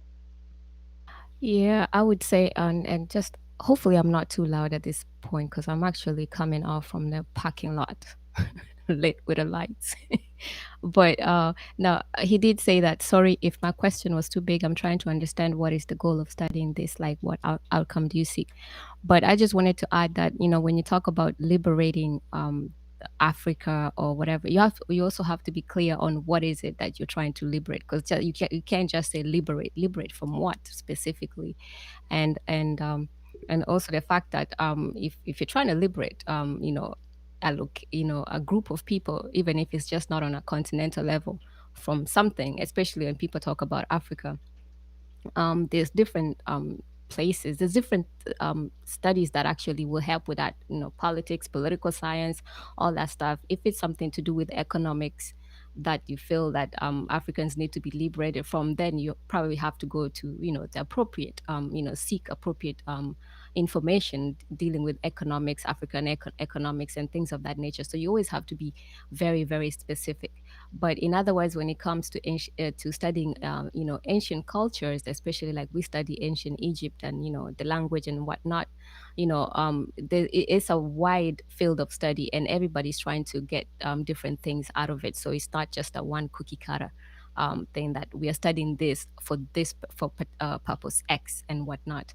So there's different things. Some people are trying to connect the culture, the ancient Egyptian culture to other African cultures, piecing pieces together and things of that nature. Some people are probably interested in ancient artifacts specifically. Some people might be trying to figure out about different aspects of kemet in that sense. So it's not a it's a very, very broad question to ask. And so it's you have to be very, very specific. But I would say on the on the continental level, and on liberation, other than what Wujao said about studying the kemet, because that kemet showed had tenure when it comes to um, the administration, and getting people together, a large group of people together, and unified over a long period of time, which is very difficult.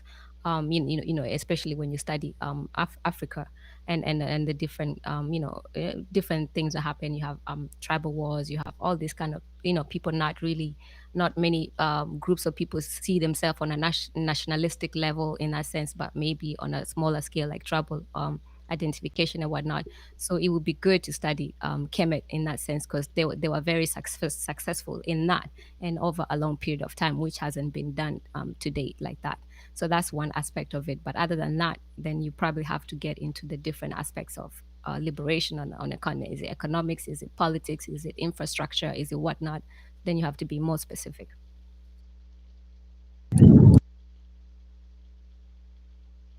All right, all right. Before I know Sadiq been waiting a long time, and he popped in, and so Sadiq, you have the floor. Hotep, everyone. Hotep. So basically, I wanted to talk to you about that Dakala Oasis and that Abu Balas Trail. Mhm. Basically, how I got to this was I was reading that climate control Holocene paper, and they brought up they started talking about the Dakala Oasis, which is in the western delta of Egypt, and I was also listening to Brother Reggie, and he was talking about there was an inscription that they found in Chad of Mentu Hotep. So I basically started following up on that, and I ran across some scholarship, and they were basically talking about how in the I think in the early 1800s they found uh Dakala. They didn't know any the British, they didn't know anything about this area, and they found it strange that there were people actually living in this area. They thought it was just desert. They thought the Remets never went to the west as far as that in the western desert. Then they started doing some more uh, archaeological surveys in the area, and they happened to come across this area which they call later called Abu Balas, which translates from Arabic to Pottery Hill, and they couldn't figure out why they found just like a whole big pile of ancient pottery there, and they found documents to take it all the way back to like the third dynastic rulership. And they later on there was a desert, a guy who likes to travel the desert and basically does, he just studies like all kinds of desert areas, and his name is Carlo Bergman, something like that. Hmm. And basically he came to the conclusion because they were trying to figure out what is this, why is it that they just in the middle of the desert is just nothing but piles of pottery. And they said, well, for them to come this far, where would they go? Why are they going this way? And they said for this route you would either need to have camels, but they were finding third dynastic uh, pottery, so they know that camels weren't introduced into Egypt at that time. So Hmm. basically, Carlo Bergman, he came up with this conclusion. He said, "Well, maybe it's maybe it was used as a donkey trail." So after that, he started doing some more investigation, and he found that every certain kilometers he'd find another group of pottery, and it kept going further and further and further south till it got to a portion of Libya, and then it looked like the route ultimately winds up in Chad. So the scholarship is now saying that this is uh, basically a trading route from Kemet down to Chad, Hmm. and I could bring up the scholarship on it. It's you'll find a lot of scholarship on it. I know conversation demonstration beats conversation, so if I can share my screen, I don't want to be. I Yeah, did put yeah. it in that little source part. I don't know if that's how you do it, or do I need to Um, just share my screen? if you could share your screen, that would be better, because then Okay. everybody could see it. I could, we could put it on a big screen. And while you do that, um, with what you were saying and Mika, I'm gonna get to your question in a second. But what you were saying reminds me, or should remind all of us, that there were people coming in and out of that area to the west, or the on the right hand side of the Remish people, um, to our west, called the Chehinu and the Chemehu. Today we would call them Libyans, and that's the route in which they came through the top part, the northern part, towards the delta, but they also came in through that oasis and through that route that you're explaining as well, from what we now call Libya today. And so there was a Chehinu and a Chemehu, and they were the upper and lower Libyans. And so we have primary sources where they show them being talked about and even drawn and seen as Yeah, well. yeah. I was looking into Libya. I said, well, who's in that area that they were actually the first place that they were landing? Because it's this area called the Kufra district or something like that. Hmm. And I was wondering about who what group of people was in that area. And it's a group that's called the Tubu, or sometimes you'll see them as Tibu. Hmm. I don't know if I'm sharing this. Am I sharing it? Let Yeah, me well, know. you're sharing your screen, but I'm saying, yeah, there you go. Okay, so It says routes basic and trades. Yeah, I'm gonna go up to the top so you see the exact source. I apologize if I'm going Okay, let me just really move you out the way fast. so everybody can see. Let me It's see really far yours, full down. screen. Yeah, you must have a wide monitor because your. Yeah, I do. It's 34 inch monitor. Yeah, you must have a gaming system, gaming chair, joystick. I bet you got everything, headphones, everything right around you. Yeah, it's funny. I don't even game anymore either.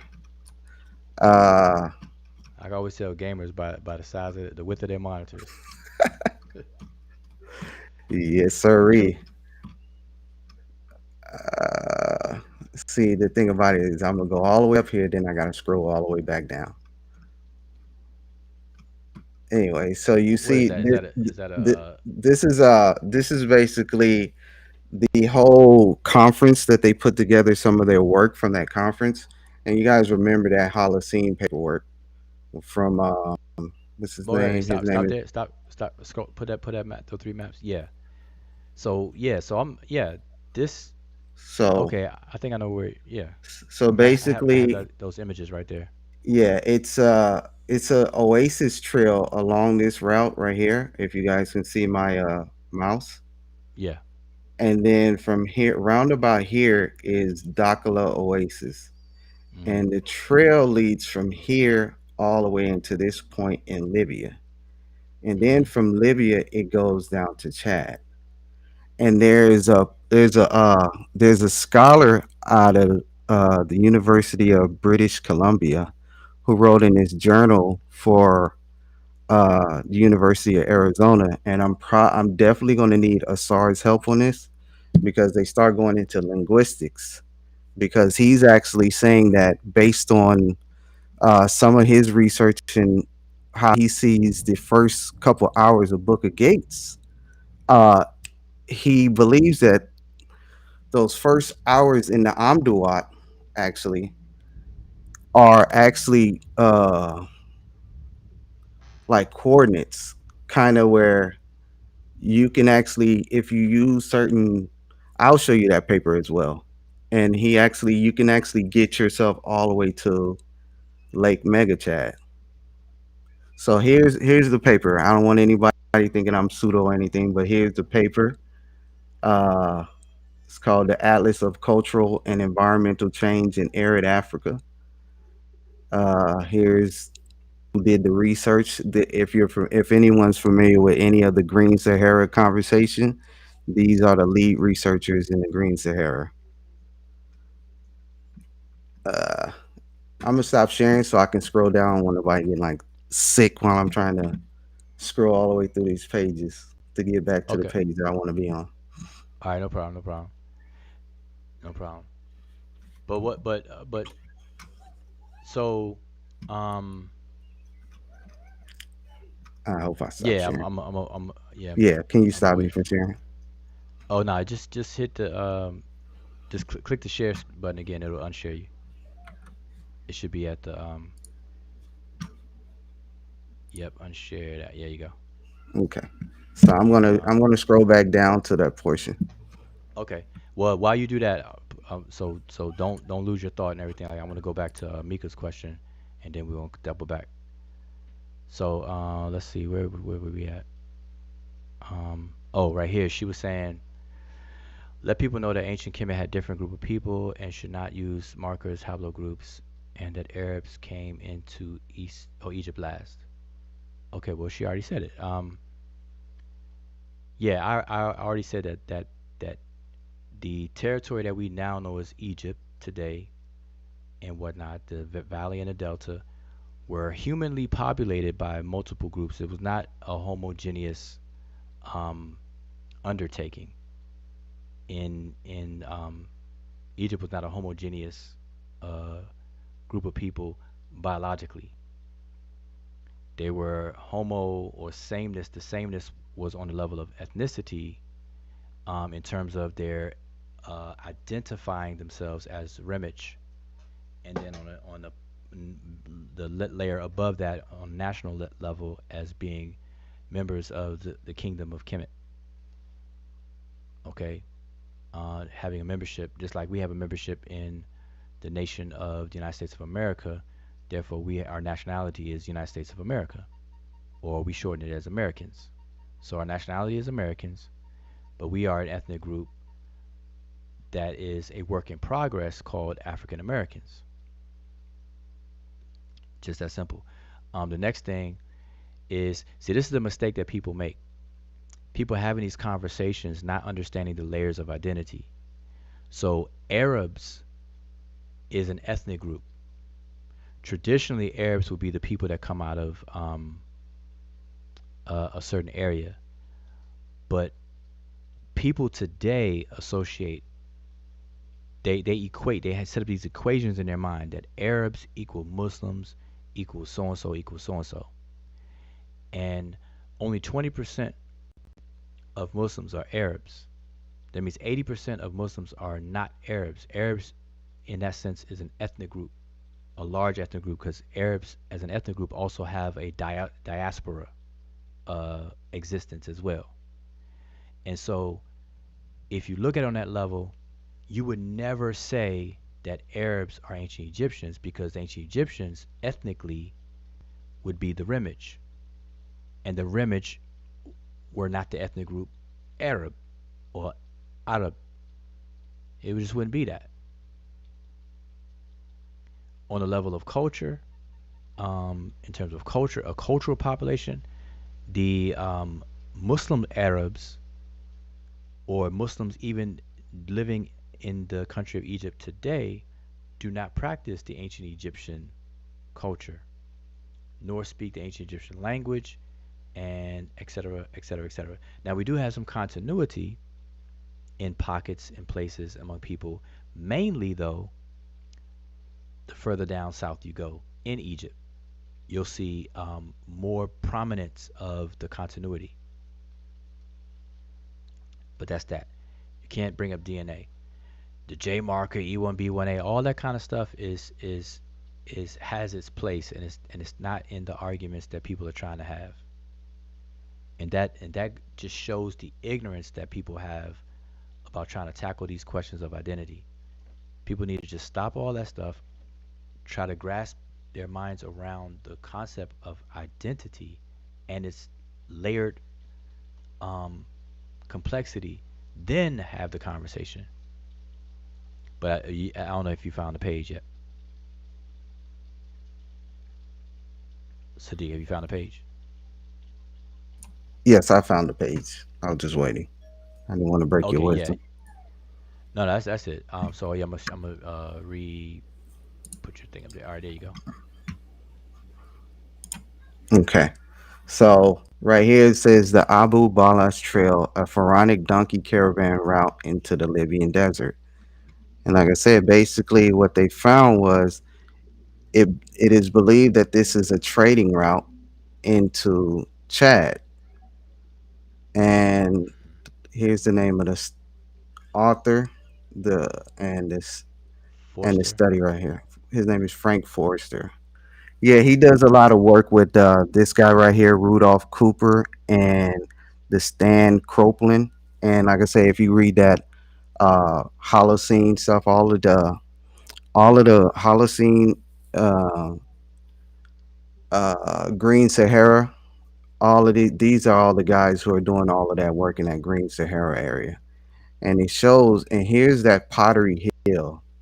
And basically, what they found was all of this pottery, and they just could not figure out what it was. And till they came up with the conclusion that every certain mile, every few miles, they would load their donkeys up. They grab water there, and they feed the donkeys, and then they move on to the next one. And it's basically in a row.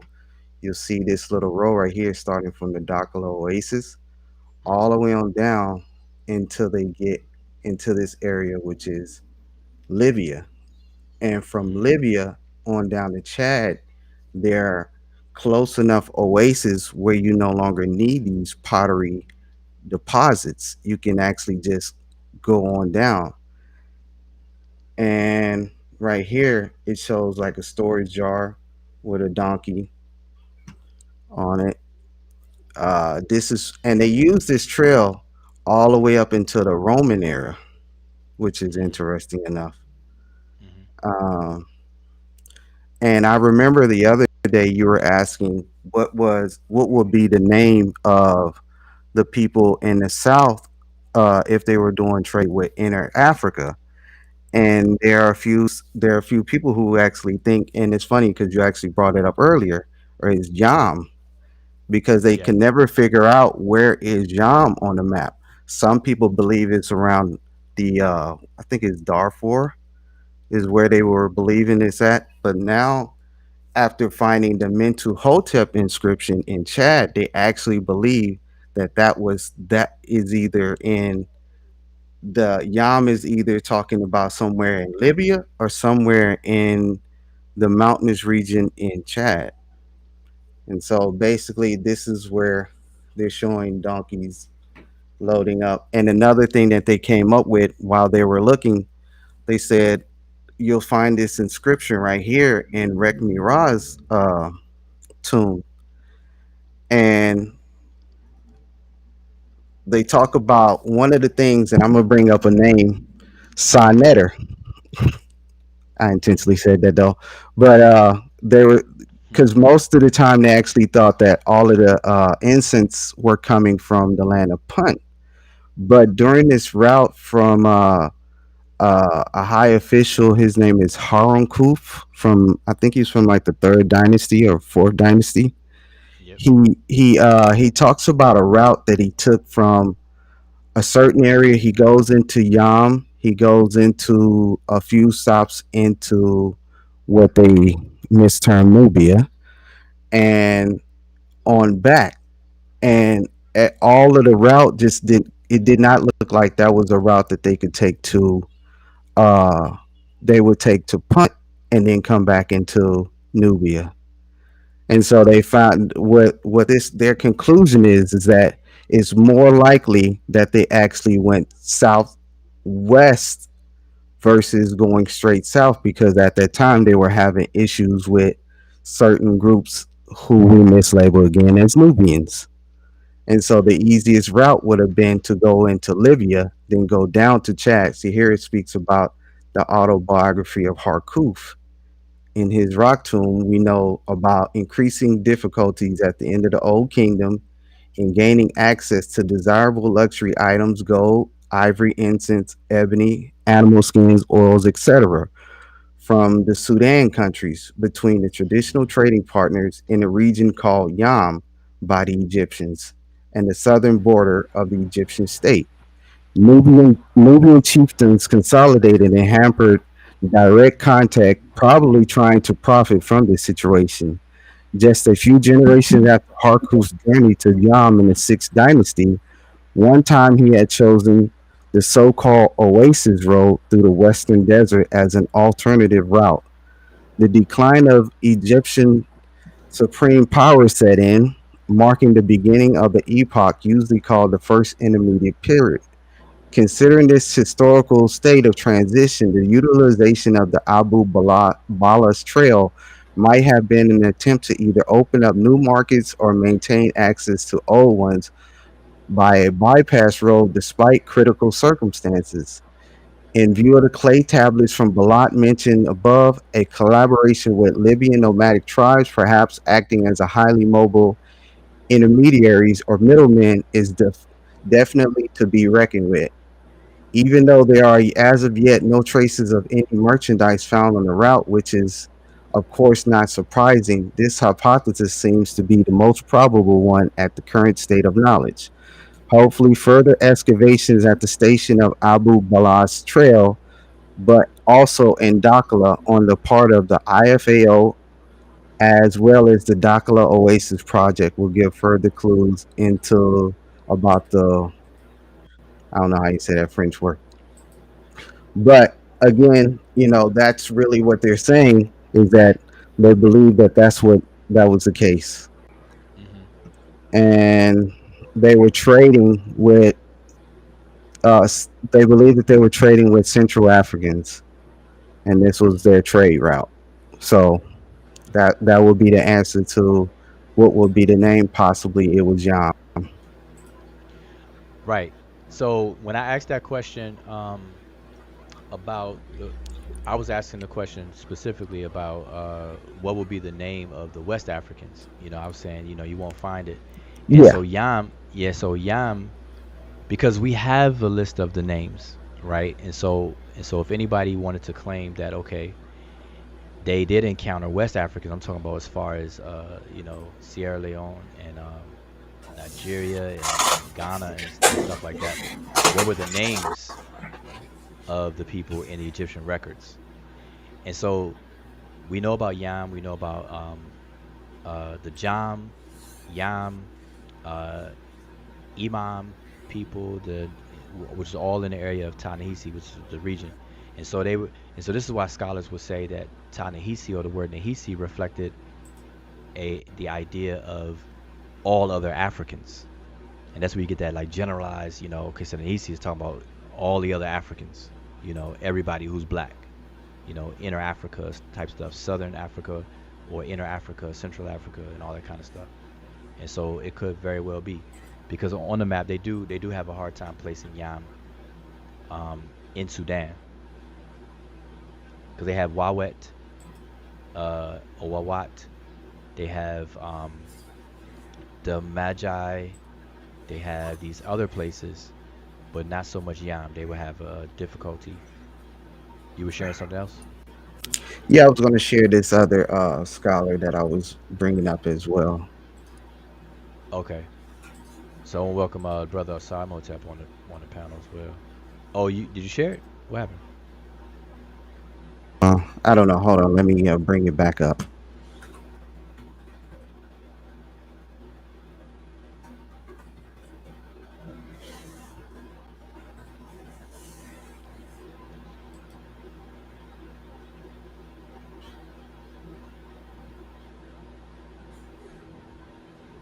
Well, John, did you get that new Mac? Oh, I see your comment now. You said it's the 10 to which one? The one that I used to brag about and talk Yeah, the about? big one like 10K, right? Nah, that's a house note right there. That's a down payment on a house. It's more than 10 grand. But have you seen the new Mac that they got? They just now released March 8th or March 7th. No, Apple. I It's gotta go called look it's that up. called the Mac Studio M1 chip, M1 Ultra chip. It's off the chain, boy. That's my new focus. And my birthday's coming up, everybody. My birthday is April 14th, and I got my eyes on the new Mac. Mm. Okay, just letting everybody know. We're all on notice. But Asar, what's up, Asar? Oh, but I have it though. Whenever he's ready. Okay, share your screen though, cause I don't see you sharing. Mhm. I don't know why uh, it keeps going back out. It won't allow me to share it. All right, there you go. Okay, there it is. All Does right, it it's show up. it now? Okay, Yep. so and yeah, I know you're familiar with this guy, Richard Yes, indeed. Wilkinson. All right, Hmm. so this is from a journal that he is actually the editor of, or chief editor. And remember, I was telling you about this scholar right here. His name is Thomas Snyder. He's the one who goes into it, and this is where I would like to share with Asar. So I'm glad he's on the panel because there's a couple texts that I have, and this is one of them where he believes that he's so here I think this is Mental Hotep inscription right here In chat. in chat. Yes, this is Mental Hotep's inscription. See the new inscription of Mental Hotep in Jebel Yawanaat, which is in a mountainous region in Chad. I have a better picture of it. They actually did a rendition of it. But yeah, he does some linguistic work in this with a group, the Tibu. And I would like Asar, if he had a chance one day, to actually go into it and he can actually uh, do some work on that if you ever had a chance. All right, yeah. I'm familiar with that text, and I've read that text. And, I think he does a fairly good job in assessing the matter. And, you can also read, for example, what is his name? Robert Brophy. Um, uh, what is his name? He wrote Black Genesis. Thomas Brophy and Robert Bauval. Robert Yeah, Bauval, Thomas yeah. Brophy and Robert Bauval. That's it. They have a whole chapter dedicated to that in the inscriptions and the whole thing as well. And one of the things that I always like to remind folks, if I can, I'm sharing my screen now, and just let me know. Yeah, it's on the big screen. Alrighty. And so, when I did my initial West Africa and ancient Egypt, lectures, I always want to remind folks of, the different ways in which, contact can happen. And when we're doing our studies, the things that we have to consider in this, right? So there's a text by C. Renfro and P. Bond, Archaeology, Theories, Methods, and Practice. And then there's another text, an article by C. Renfrew called Trade as Action at a Distance, Questions of Integration and Communication.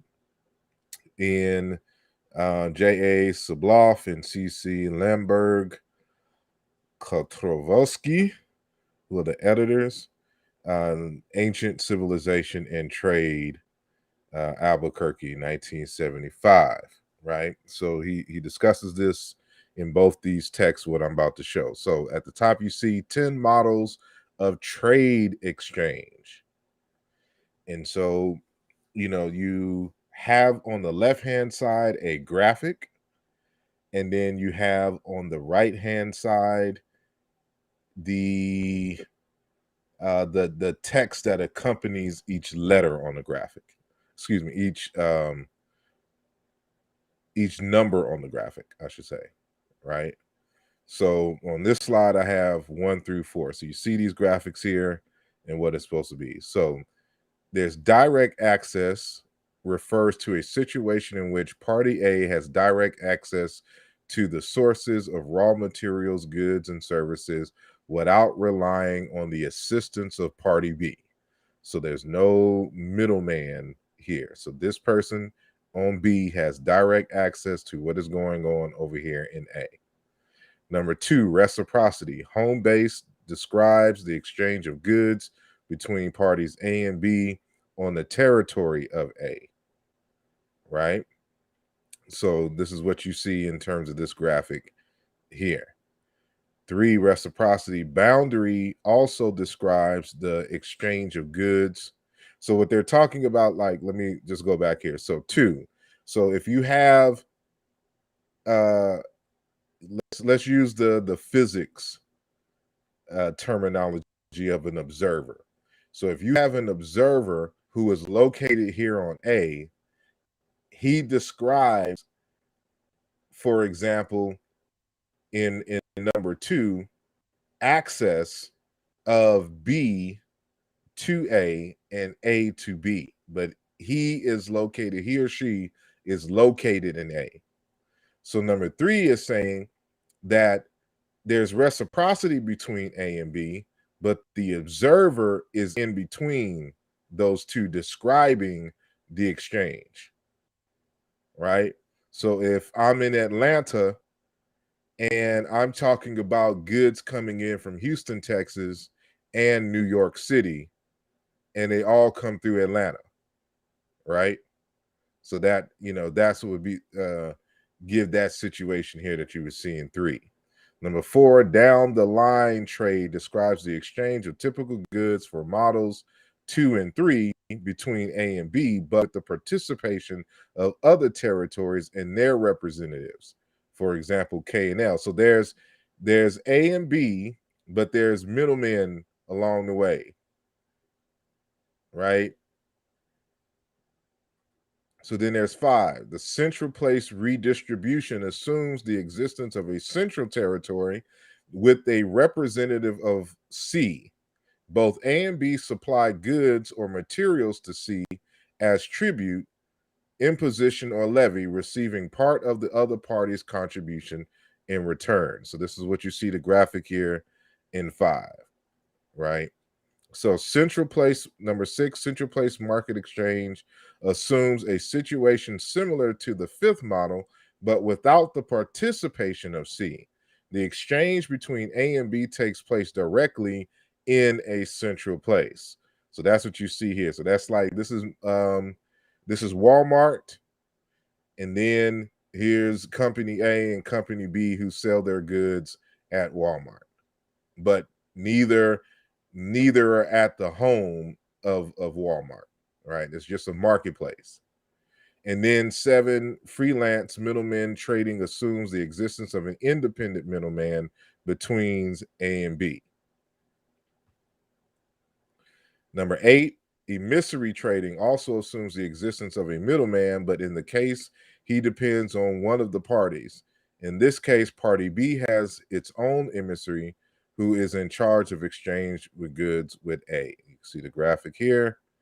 Number 9, colonial enclave. The exchange is organized by a legitimate enclave of B in the territory of A. And you'll find this a lot with ancient Egypt, like Queen Hatshepsut's enclave, right? So she organizes a party, she goes into punt, gets some goods and whatnot, and brings it back to Egypt.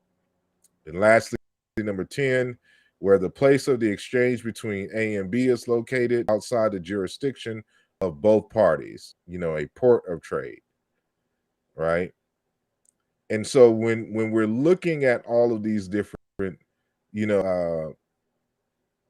kinds of evidence, I always bring this up because people are, not understanding the nature of trade, of migrations and movement, and how artifacts and culture facts can be exchanged.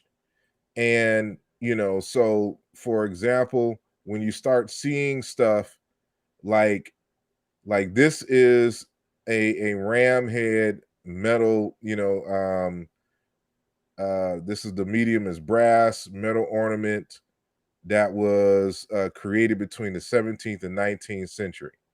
Well, if we go back up some, we see these dominating in ancient Egypt and in Kush, right? And so the argument is, well, did the Yoruba people and the people in Benin, like this is all Benin Yoruba in Southwest Nigeria, these artifacts here, right? Did they independently come up with these designs of a ram's head with this type of collar, independent of ancient Egypt? My argument is highly unlikely. That this is the result of the migrations, of these particular nomadic metalsmiths, right? Like the Shemshu Hor, for example. And, people got to understand that, yes, now go here as well. So like this is found between 1000 and 1500 AD, or this was created between 1000 and 1500 AD, this so-called child of Yoruba god Obatala, right? And you see the same type of features in the face, and as far as the skull pendant around the neck. The artifact, the bottom, unfortunately, has been damaged or removed. But, we can see even with this surviving part of the artifact that it matches perfectly with what you find in ancient Egypt regarding the god Bes, who also has the chubby cheeks, open mouth, tongue sticking out, and skull pendant. Could the ancient, Yoruba and people of Benin have created this independently? My argument is highly unlikely, right? And so you find the same thing in Cameroon. Well, no, this is a Benin court. The mouth is closed, big lips, but what do you see? And towards the dwarf, the necklace and skull pendant. And you see the belly waist rope that you see here in ancient Egypt. The idea that they would create this independently, just off of their minds, is hard, but not necessarily, because they're kind of mirrored after real people, the Batois of the area. But the Egyptians had to come in contact with those folks in order to know what they look like.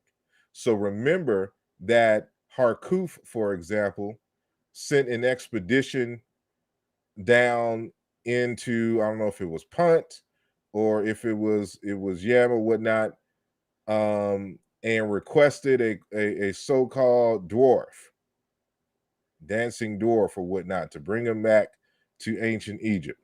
So they was kidnapping and doing some silly stuff. But this says something. So now going back to your where did I want to go? It was a page. So okay, so I don't know if you can see this image here. This is of the Azande people, right? I don't know if you can kind of look at the hair. You see that the hair kind of almost represents one of those quote unquote Nubian wigs, of the braids on the side with the kind of bushy on the top. You see that amongst the Beha people as well in that area and Afar. But they are currently located in the Sudan, the southern Sudan, but they're also found in the Democratic Republic of Congo and in the Central Congo. So if you go back to your maps and things, that's right under Chad. Right? Yeah. These areas in which we're talking about, they're right under Chad. They're right, next to Chad. And so even from that time, from the third dynasty, at least we know that they have knowledge of at least Chad, which would mean that they would also have to have knowledge of what we call the Democratic Republic of Congo, Central Republic of Congo, of course, Uganda and Rwanda. That's all that area in which that stuff connects. And so when later, when you look at those other artifacts like the ram and stuff, and that comes later, my argument is that these are folks who, of course, they were pushed out of Egypt, decided to migrate either due to invasions, drought, or other reasons, moved into the Sudan, and some of them went west going a route that they were already familiar with. Yeah, we already, the Sahel. Exactly. So when people are making these arguments about, there's no connection to West Africa, it's silly in my mind. One, because we know that they haven't read the literature. Two, it's these types of evidences that you see in the artifacts and in other aspects in terms of that you see in the Congo, that you see in the culture that help to demonstrate these particular facts in terms of connections. Now, I bring up those other forms of, trade and things, because when you're doing these types of analysis on a scholarly level, you have to be able to, account for all of those different possibilities. And so the the evidences that you provide, you know, would have to address those things. Was it a situation where, for example, that, you know, the ancient Egyptians, you know, met up in Chad and did trade and things, even established, you know, some community, um some community foundations in terms of marrying, having children, setting up a priesthood, a craft, you know, center, whereas only a few of the ancient Egyptians came, did their thing. They could have stayed and just integrated into the community, or they could have left. But the, you know, Chad could be just the end of the road. But you have people who are coming in from the side of Nigeria who come over into Chad and meet up with these folks who now have these culture facts from the you know, Egyptians and or Cushites who came out of Sudan and the Nile Valley and Well, we set it know. there. Oh, I'm sorry. well, well, we know that the Hausa speak a Chadic Afro-Asiatic language. I know, I know your stance on that, Mhm. but we know that they are considered a Chadic Afro-Asiatic language. So we do know that at least there is another uh, group of people who have some sort of familiarity with being in Chad. Exactly. But the question then becomes, that's why you look at all of those possibilities. Why then are where we find the artifacts that look just like what we find in ancient Egypt and in Kush? Why do we find that more so in Benin and southwest Nigeria among the Yoruba folks, but you don't find it with the Hausa folks in northern Nigeria? Hmm, that's interesting. You get what I'm saying? So, like, people will make that argument. Well, it's possible that they got it from the Hausa. Well, where do you see it in Hausa culture? Like, what is it? Why you find it in that one? It's concentrated in that area of Cameroon, Southwest Nigeria, Benin, Togo, that area, versus somewhere else. And if it was a situation of a middleman, well, we would expect to see those things somewhere on the other side of the Chad Lake, right? And then, you know, so like if we saw like different spots, so you know how you mentioned like every so miles you would find this pottery, right? Mm-hmm. Or other, you know, culture facts and things. So why Mm-hmm. don't we see that, you know, thus far for these types of things, you know, in between?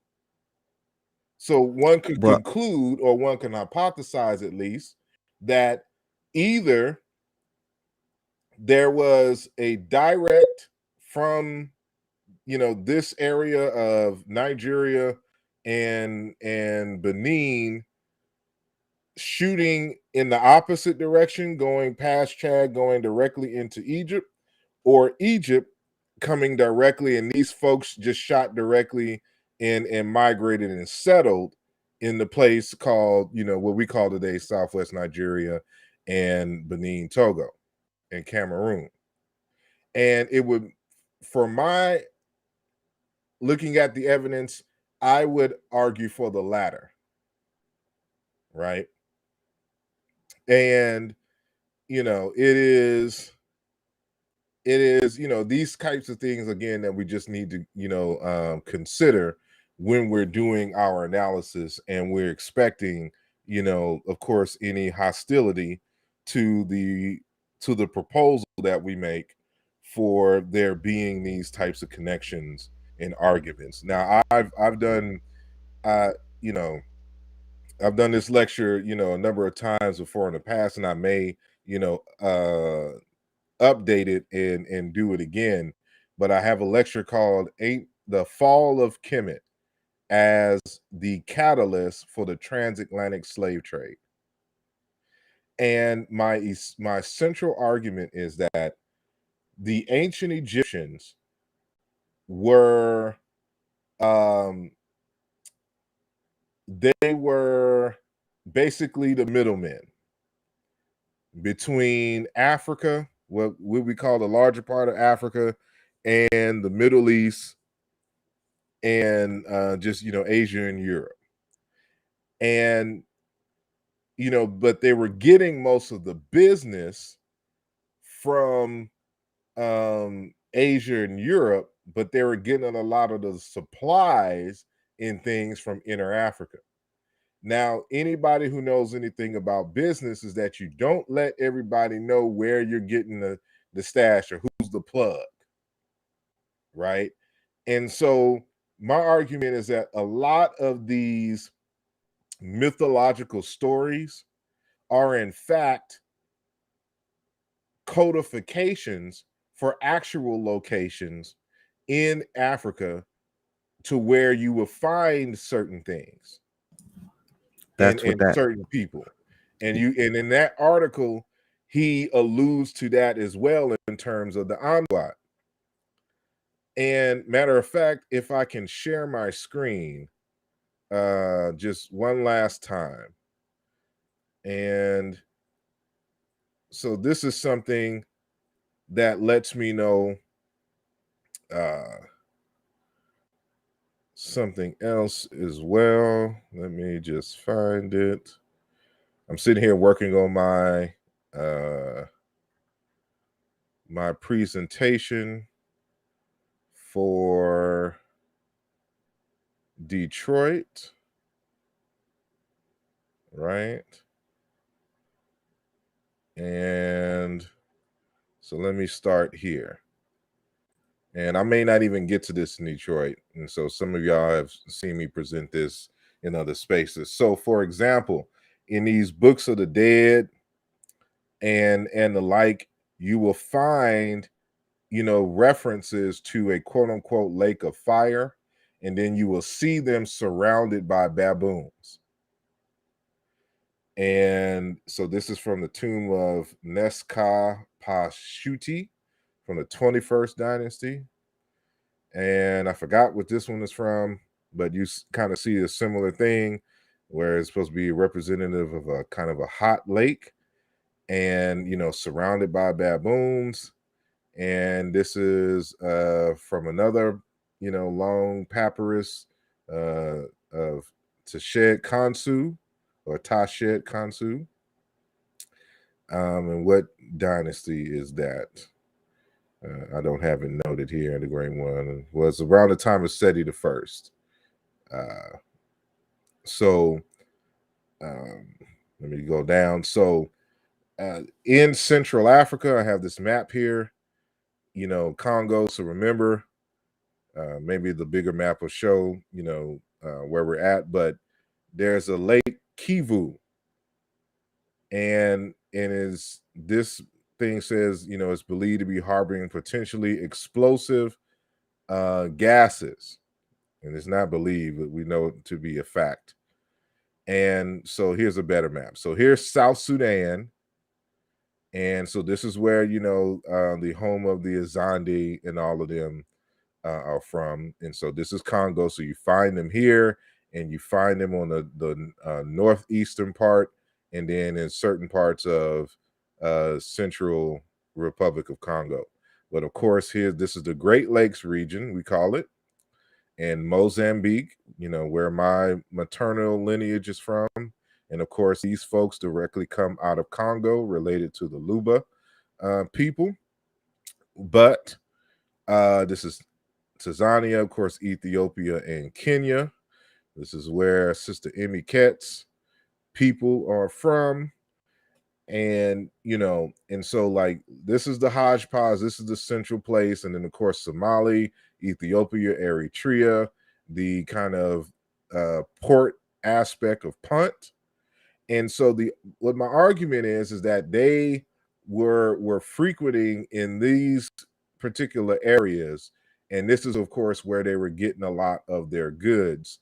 And there's evidence that they were going as far as Dar es Salaam in Tanzania and the northern parts of Mozambique, based on some islands that are mentioned in a number of texts. But that's a conversation for another day. However, in the Amtuat or the Amduat, there's these references to Mer Kebu. Mer is the word for canal, lake, rivers, all just large banks of water. Mer, right? And then Hebu. And these lakes are this particular lake in this mythological Amduat is known for its putrid smell, right? And it's a so-called boiling lake, boiling water. And so this Hebu would, I argue, is Lake Kivu, which you find right here, right next to Rwanda, and in between Rwanda and the Democratic Republic of Congo, right?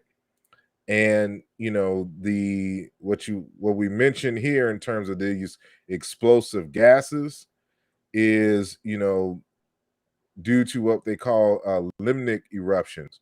And a limnic eruption is a rare type of natural disaster in which dissolved carbon dioxide, which suddenly erupts from deep lake waters, forming a gas cloud capable of suffocating wildlife, livestock, and humans.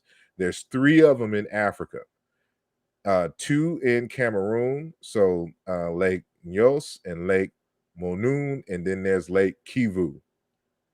And so, of course, when we go, if we was to see a map, Cameroon is right here, and this is Chad. And so, this is Sudan, North Sudan, South Sudan, Congo, Democratic Republic of Congo, and Nigeria, Cameroon, all of that in here. So the Egyptians going down here, going into Chad. Some of them went this route and went directly just further down in here. Some went this route and went directly into these areas, which is your Ugandas and your Kenyas, and Ethiopia, when those families fled. And so this is why knowing and going by the original names may help you in your studies to discover the routes in things that people went through. So that's why you have to study plants, why you have to study rivers, local names for rivers, and the like, and why the language piece, like in that article, is very important. And so I'll end there. Yeah, you said a mouthful. Oh, can I And share this last one too before? yeah, you want to share? Yeah. I just want to say while you Yeah, getting to share, I just want to say that oh, sorry, everything you said underscores and bolds and italicizes and highlights in pink and yellow the point that these conversations that people are attempting to have on these various platforms is a just a broken conversation because people are oversimplifying the topic and they don't understand the multidisciplinary approach that's necessary to go into linguistics, to go into the material culture, to go into even botany, and hydrology and studying the river systems, the original names and stuff like you were saying. And so this is a real like more of a complex, slow conversation that needs to be had. But I'm seeing people trying to do 90 miles an hour to a red light with these conversations. They're trying to microwave it, and it just does it a disservice to do that because and then it's all motivated by a silly pushback on the small group of so-called blackologists that just talk out of the side of their neck and want to make everything blackety black or whatever the case is, but they're overdoing everything, and so it's like an equal ignorance battling each other, and nobody's really putting in the work and demonstrating in a slow fashion to like as you said earlier, you have to account and reconcile things that pop up in the study. You can't just be dismissive and just chalk it off or ignore it. You gotta like, wait a minute. What is pottery doing here? Why is the scripture of Mentu Hotep located in Chad? Why is like you should point out, why is the God best over here, but then way over here, 1,000 years later, with the same iconography and appearance? Why, they got to account for all that, and people can't even go that deep into the conversation to do that, and so they want to stay on the surface and microwave it, and I see that as being harmful. And that's what I was speaking of earlier when I first started this session. I just went on my little soapbox on the poor quality of these conversations, but it's become the norm. Like people are actually paying Cash App donations, paying super chats for this sloppy method of conversing about this stuff. Like they're cheering it on. And so I went on my soapbox and just said, it's got to stop because it's very detrimental. It's very like this should be the norm. Like the little bit that you just showed should be the norm. Like cause that that wasn't all heavy and long winded. Like just stuff like that, like pockets of conversation like that need to be had. And so anyway, I just want to kind of connect what you said. Anything, any excuse for me to get back on my soapbox. But go ahead. Sadiq, you wanted to share something? Yes. Okay, it's all right. I'm talking Let peace. me Go know. ahead. Can you see? Yeah. Yep. All right. See it now?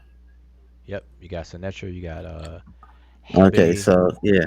canoe oil. So it says, So unlike the trade goods obtained from Punt, those obtained from Yam do not readily help in identifying its location. Among its exports were cyanide, ebony, hegnu oil, shishat, mhm. panthers or leopards, chinia, ivory, and dwarf pygmies. Such African surrounding products convinced Saul that yam lay in equatorial Africa. This list of products was also studied in detail by Edo, who showed that most of them could also be obtained from Punt. While all these goods may be obtained in East Africa, some passing comments should be made on their broad distribution.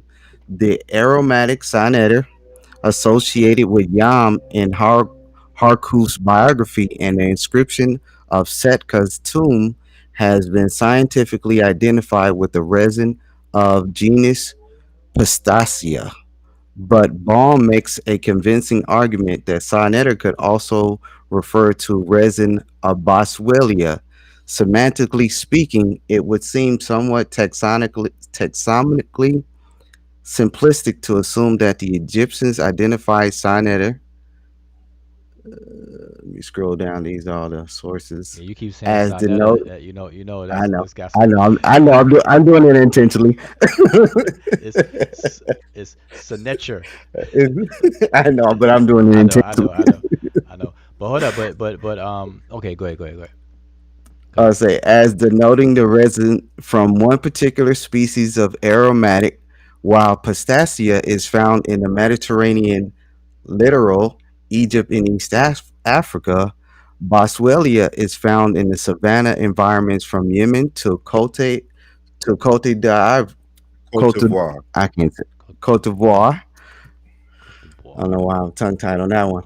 Likewise, the wood accords accords to the dark wood of a species. I'm not even going to try to say that name. A species which is found throughout tropical Africa from Senegal to Eritrea. The historical distribution of leopards and elephants throughout Sahelian Africa is also so wide that it verges on useless criterion. Other products such as chinia sticks and the pygmies are are pending further identification or analysis on their distribution throughout Africa. Therefore, none of these resources specifically suggest a Nile location, but rather the result of acrement of trade products at an African emporium. Indeed, as Arkell and others have shown, these goods are not too different from what identified from Darfur through the Darb el Arbain many millennia later. It is likely that Yam acted as an intermediary or a node in this trade network, and consequently, the products in themselves do not favor any one locality over another. And this just talks about the route to Yam. And if anybody wants, this is from the Journal of RC. We didn't had our discussion on RC lately. And this scholar right here, his name is Julian. I think his name is Julian Cooper. He's out of Yale. All right, that was into that. I'll Yeah, stop sharing. yeah, yeah, that's great. That reminds me of old conversations that I've had with a few people about Punt, the location of Punt, the location of Netcher as being the region of resources, or they say the land of the gods, um, and this trading network and the different pockets and marketplaces along these trading routes that we, you know, can't pinpoint definitively, but scholars have over the years been trying to do what you just read, kind of test certain material culture items and identify um, different species of whether it's an animal or plant or where like the resin from incense would come from or whatever the case is. So, the scholarship is growing on it. And it's all pointing to, guess what? A non Mediterranean source. it's, it's always They a good made it challenge. past that electrical fence. Yeah, exactly. You know what I'm saying? That Berlin Wall that's at the southern border that nobody, like, as if nobody can travel down on the same daggone landlocked continent, but they want to travel all the way to China and somewhere in America. Like, people will argue that the Egyptians went to America before they went southward into Central and South Africa. I mean, south from Egypt. That's crazy to me. You know what I'm saying? People will argue that they came to the Americas before arguing that they went south of their country and south west of their country into Chad, um, into Hmm. Sudan and stuff. And that, to me, that's crazy. When they didn't have to do anything, you had to cross no ocean or anything like that. You got to get over a couple of cataracts, waterfalls. But that's along the And Nile. and what people keep forgetting is that they think that the cataracts themselves are a immovable, well, I mean, an immutable barrier. And while it is a barrier, it does make it difficult to travel directly, unless there's flood waters that go over the cataracts at a certain season. What people keep forgetting is that with the boats, the Egyptians built boats that were detachable. And so remember that the Egyptians used to travel down the Red Sea to get to Punt as one route. They could walk to Punt too. And so let that should let you know is where it is as well. So we know it's on the side of Sudan, Ethiopia, because they can walk. Um, but they can also, of course, sail to the most extremes of it, and they used to come from the Nile River and walk with the boats that were disassembled and then reassembled on the shores. And so if they decided to go down to the cataracts and it was an area in which it was too dangerous, they can just disassemble the boats and then reassemble them once they get past the barriers of the cataracts. Yep. And You they know, right about that. And then the cataract, the waterfall is only as wide as the river is at any particular location. So hmm when they get obstructed by a cataract, they could hop out, disassemble the boat, and walk around. It made it exactly. inconvenient and more work, but it could be done. I mean, people act like living somewhere for 3,000 years, like people didn't do that. Only People are when it being comes to Africans. right. People are being so unrealistic in these conversations. That's why I'm saying I like me. I don't care. I'm calling elephants in the room. Like I'm just calling it what it is. These conversations that I'm hearing are just short bus conversations, like conversations people have on the short bus. Really, I mean, I can't describe it any other way because it's just unrealistic. It's too fast, too microwave. They're missing. They're just excluding a bunch of things just to have one up on each other and stuff like that. And I'm hearing it go on. Like I can't believe that the conversation has lasted as long as it did right now. As of today, people still talking about stuff. Now they This is got. the internet, Well, yeah, and yeah, yeah, nothing dies on the internet. yeah. It's just sad though, but that's cool. That's cool. They could do that. But Yeah. just real quick, let me just. Oh, you want to say something? I was just saying that that point is very interesting because everybody that talks about different African tribes and even just talking about migration, nobody's going to refute the fact that the different ethnic groups or tribes or whatnot through history have always migrated. So that is agreed, and that's anybody who's from Africa also knows their history and the different migrations from where their ancestors were migrating from and what time. But then all of a sudden, there's only one point in time where there was no movement at all. And that's only when it comes to Egypt, So Egyptians couldn't go, they could move everywhere else, but not part of going to other parts of Africa. And obviously, Africans could also, the other Africans on the other part could move everywhere else around Africa, but never, towards Egypt. So that's just, an illogical statement to make, or even an illogical thinking to have, that everything stops. Everything that makes sense only makes sense outside of Egypt. Yeah, that's that is crazy. That when it comes to Egypt, they really imagine a China, Great Wall of China or Berlin Wall around the borders of Egypt as if it's a prison. But then everybody else in all other communities in Africa, they can, you know, move around, originally be in this spot, then migrate to this spot, join up with other folks to form a larger ethnic group or whatever the case is. But no, not the ancient Egyptians. They got to stay in Egypt. They're not allowed to go anywhere else but Egypt. And to me, that's crazy. Just real quick, this is from an old question from whoever's calling themselves Rodney Kemet, asking about the human sacrifices. And I was saying that I mentioned Shabti statues, statuettes, and or dolls, as sometimes people call them. And so I just want to show an example, a picture of one, just to kind of clarify. I said I would show a picture, and so this is a picture of it on the screen.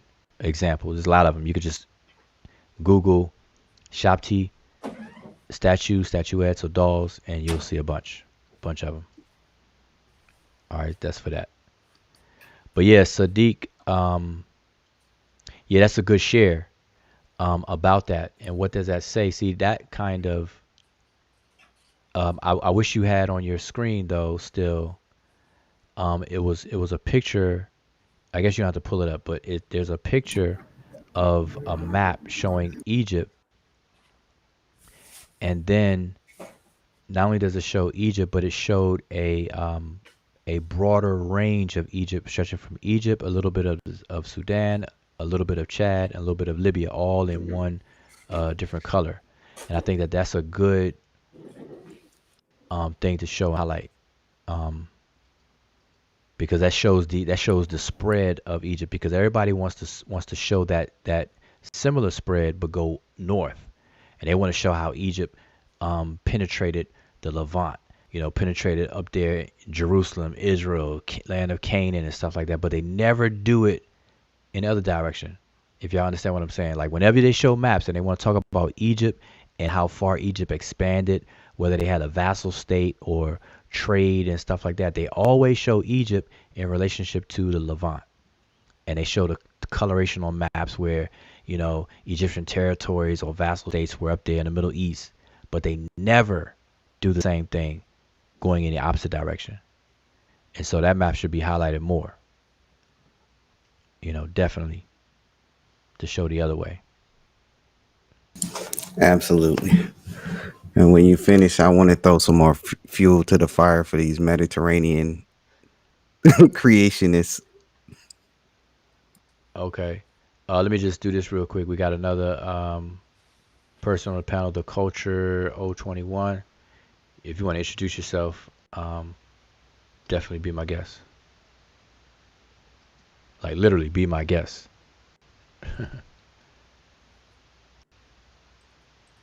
If you can hear me.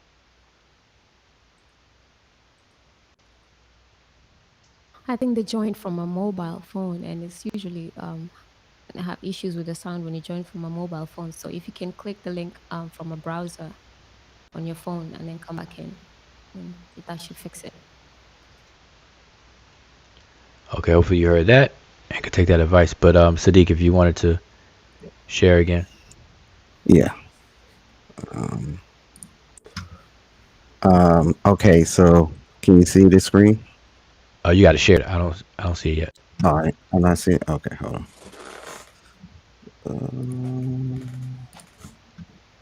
Does it show now? Nope. I done bigged up your system like a powerful gaming system. Now you can't share what you got. You got Cricket wireless gaming system. Mm-hmm. It doesn't show yet. Nah.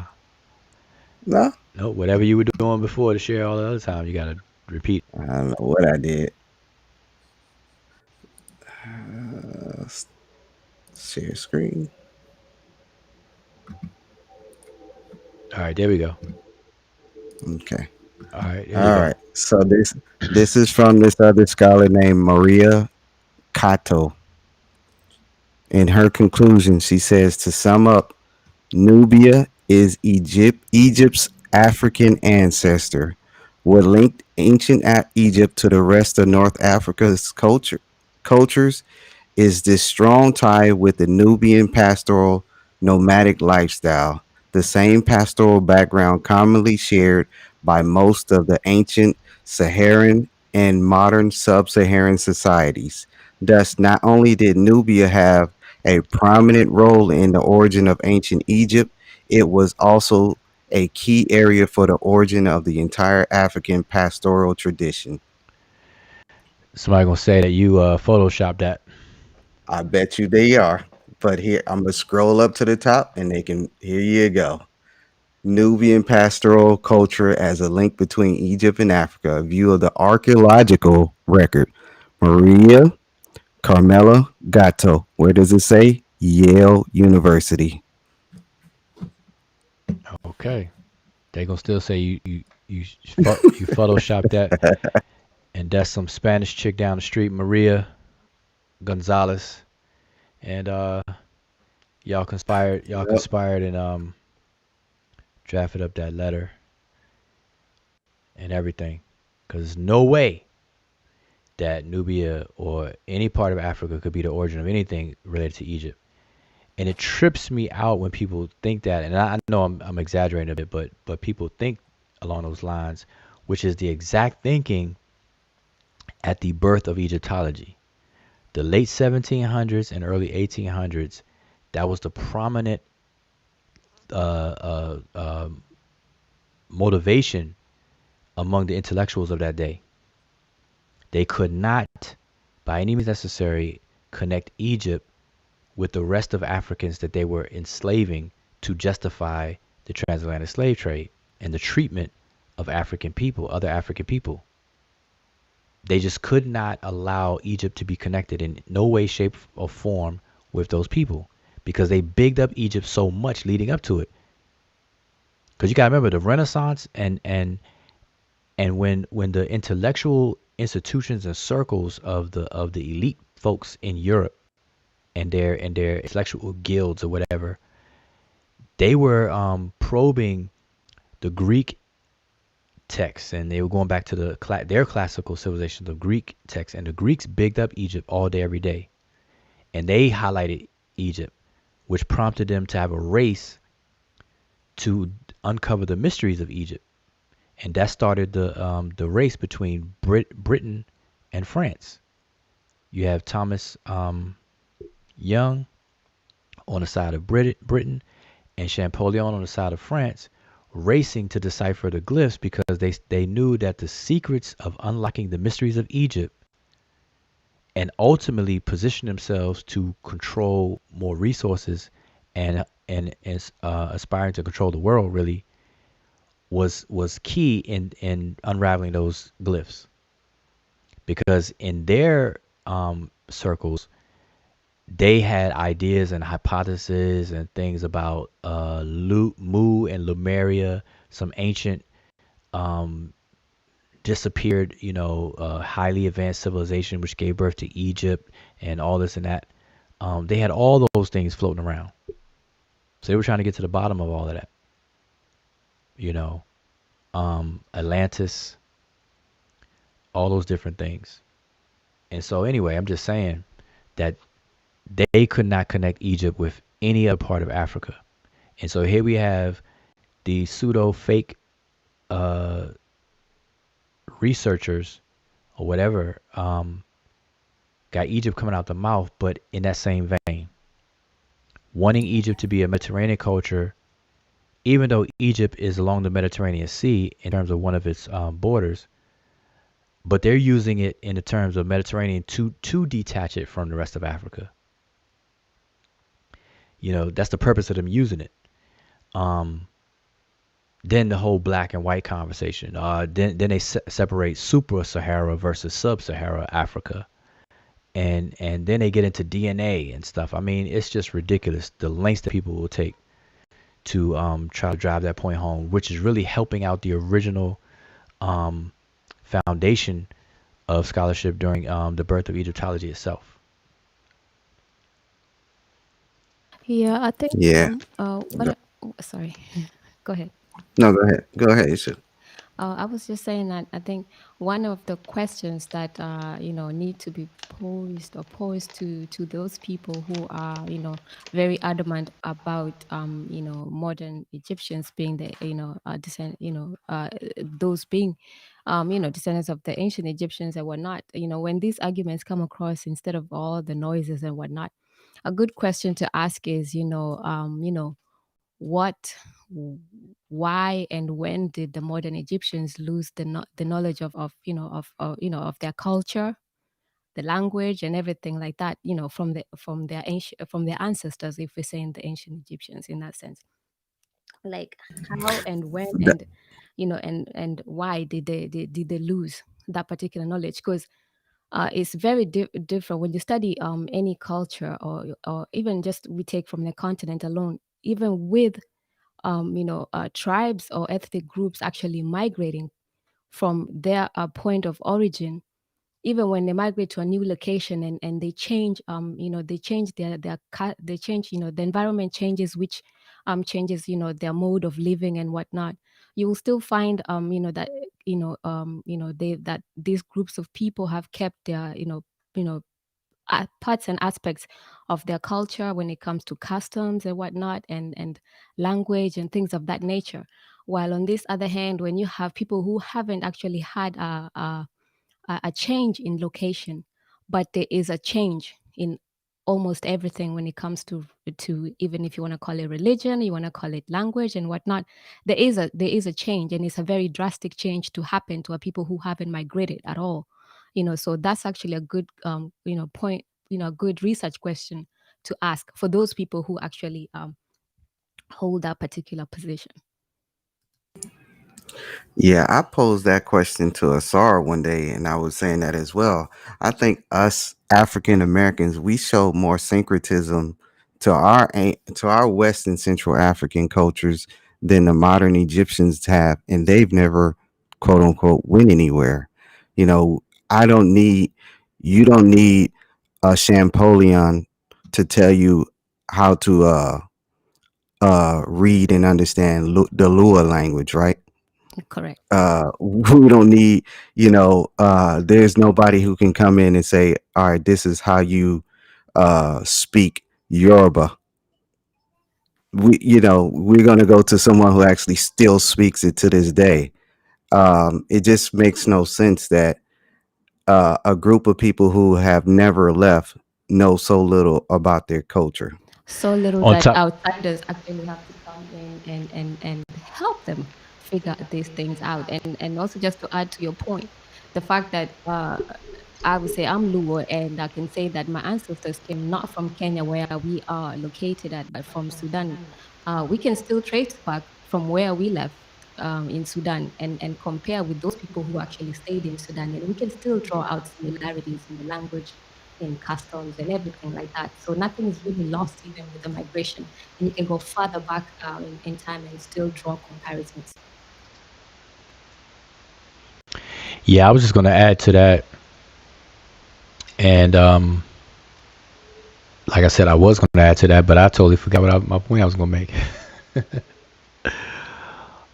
I was definitely going to. Must be tired. Must I be was must be just that gonna. time. Yeah. This is what I was going to say. Oh, Yeah, go yeah. ahead. This is what I was going to say. If you listen carefully to how the present day Arab Republic of Egypt, the Arab Republic of Egyptians, talk about ancient Egyptian issues, if you listen carefully, they talk about it in the third person a lot. Like they. Third person plural.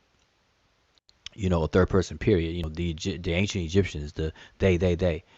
If it was a continuity there, it just wouldn't have that same feel of third person. You would include some first person stuff going on, like this is what we used to do. This is what our ancestors used to do. You would have that kind of language going on. But if you listen to you watch these videos, even the tour guides and even the government officials and things like that, that are controlling, the excavations and involved with that, it's usually a third person conversation when they talk about ancient Egyptians. And I don't know people who have a direct continuity with the said people whatever people in question, that they do that. When you talk about Native Americans, when you talk about anybody else, if it's them and their ancestors that they come forth, they come from a descendancy, cultural descendancy, they're gonna use some more first person things, conversation, and that's the feel you get. That's the vibe you'll get from the conversation. And so I just want to welcome the brother Ankh onto the panel. This Bobby Banger. nah, this is not Bobby Baltimore. This is the brother Ankh. I'm assuming the good brother Ankh from our the Seshu Ankh. Brother, if you want to introduce yourself and if you had any comments. Yes, it's Ankh from Azania, also known as South Africa. Greetings to everybody. I actually had two questions. All right. One was to Osa Imhotep. I'm not sure if I heard you before, Brother Osa, if you mentioned that there is some some evidence of some expeditions from Kemet all the way up to modern day Mozambique. I'm interested in hearing if there is any imaging work in that area. And then the second one is to yourself, Brother Ujao. It's with regard to, I think you made a statement that at a certain point, the the Remechu would say, or the evidence that you have presented several times is that they were different from the Tanisi people. Now the question is, if early dynastic, including maybe even later up to Middle Kingdom or aspects of the New Kingdom, if these people came from further down, how do we reconcile the fact that they were different people? I understand that the evidence that you shared was that they were talking about the language, that they sounded like something G, but they were blabbing. It was something like gibberish. But how do you reconcile the fact that they were different people, yet at the same time, the founding mothers and fathers came from further up in the Nile Valley. Thank you so much. Okay, excellent question. Excellent question. Let me just share my screen because I like to in person I like to talk with my hands, but online I like to talk with my screen. You know what I'm saying? That takes the place of my hands. But let me share my screen here. Give me a second. That is an excellent question, and hopefully I will do my best to answer it. All right, so you should see on my screen, or see the screen. Okay, just to kind of deal with your second one. Now, Sar is not on the panel anymore, so let me start there. The question you asked for Asar, he's not here anymore, but I can say what he shared earlier. Yes, he did show and say that the Egyptians went as far as the northern part of Mozambique. And he was saying that there was some evidence with that. He didn't go into much detail, so maybe we could kind of cue him up to go into further detail, another time and stuff like that. So I just want to let you know I don't know, he's not on the panel right now. He either dropped off or something happened. But in terms of what you directed to me, so I have on the screen a previous demonstration that I touched on this before. So, and I'll give like a very brief, concise summary of what I was saying.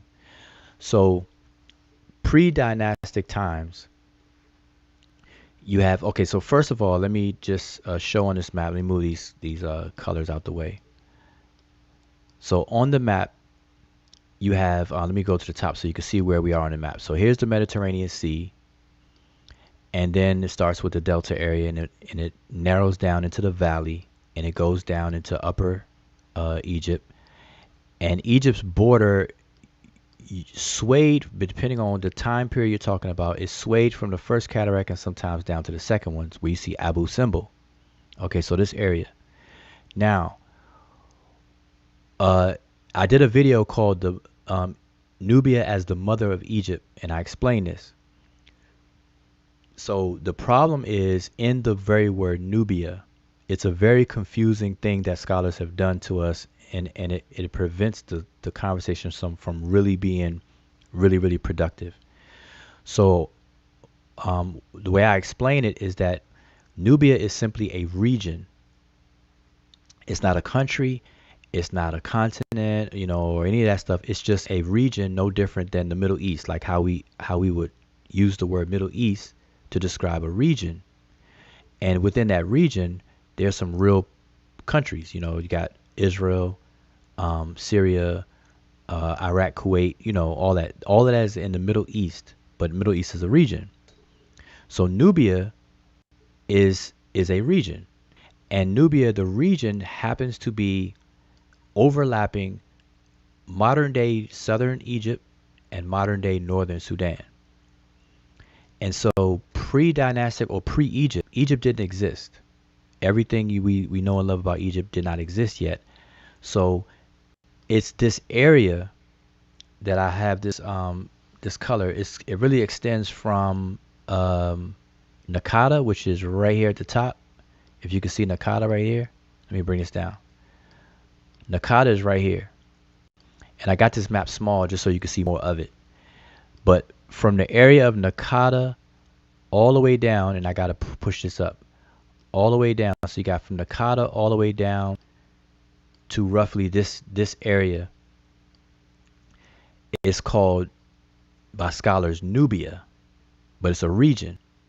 And so this is the genesis of the ancient Egyptian culture, which culminated and gave birth to what we now know and love as ancient Egypt and its culture. So the iconography, the writing system comes from this area. The famous kings motifs and symbolisms with the hedged crown, the bulls wearing of the bull's tail, and even the name Taseti is all from the coastal area and the surrounding areas. Then you have the archaeological sites of Nakada 1, 2, 3. You have the Nubian A, B, C groups. These archaeologists call these different groups of people. So the material culture and everything points to this area as being the genesis of that area. So what happened is when they started the advent of state formation to build up to become a kingdom, they started in this area and then worked their way north. They had a northward trajectory. And as they moved north, what they left behind are people who were not involved with this unification process. And so as they start trekking northward, what they left behind were people who were not involved. And so what was left behind was a similar but not the same state forming apparatus, which later became the kingdom of Kush and so on and so forth down in the area of Ta-Nehisi. So way down here you have Kush. Okay, so you have minor monarchs and people, chieftains down in this area, but not as large as what Kemet ended up becoming, or ancient Egypt ended up becoming when they unified the all of it. And so there was a breakaway from that area, and one area became ancient Egypt, what we come to know and love, and the other area became all of its southern neighbors. And at times it formed its own empire or kingdom, which was the famously known one as Kush. All right, so when that happened, when the unification made its way up northward and unified all this territory, the border was set. And the border was set near the cataract, the natural borders, the cataract, either the first or the second. And anybody below that was considered not them and not part of their state apparatus. And so they became separate people doing separate things culturally, because cultural defined, a people and not, what we do today with so-called race and stuff like that. And because the people did things differently and didn't have allegiance, because a lot of statehood relationships with its citizens has a lot to do with allegiance and loyalty. And you have people who were loyal to the kingdom, and you have people who were not. And if you were not of them, and so on and so forth. So a lot of that was going on. And then you had people who were just culturally different, spoke a different language, had different mannerisms, behaviors, and everything that comes out of culture what culture breeds was different. And so that's how it was. So it wasn't that they were a particular people and then broke away. It was just that the unification process started in this region. And remember, these regions were never homogeneous. There were multiple different people within these regions.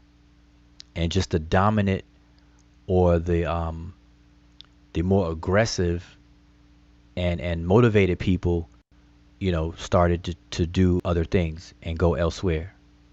And they just so happened to trek downstream, which was north on the map, and they formulated ancient Egypt that we come to know and love. So I hope I touched on your question. And what I had here was now, remember, so I had these arrows, let me move this out the way. What I had here was two colors. And see, remember this too, that Egypt at all times in its entire history was always seen as a unification of two things. It was never just one thing. It was two things, but unified. And they, refer to it as Upper and Lower Egypt, or Ta Mehu and Ta Shemau. And along those lines, the beginning where they cut off the beginnings, their beginnings, they called it Resi, which is the head. They refer to it as a nome or sapat as Ta Seti. That's the first nome, as you can see right here. Ta Seti is the first nome at the head of, or the beginning, Resi is to begin, or the head, or where something begins from head to toe. We always say head to toe. So the feet is the end, the head is the beginning.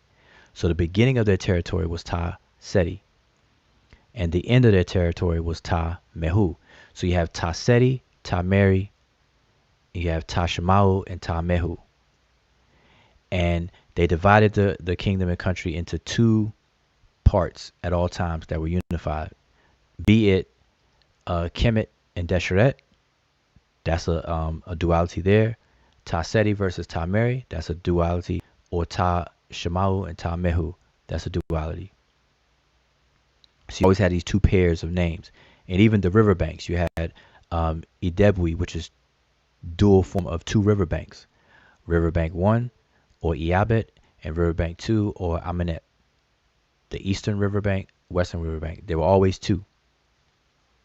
And so so the region that did not unify, which would be a third Ta, is Ta Nehisi. And Ta Nehisi was down here. Everything below the border that they set was about right there. So everything below that was considered Ta Nehisi.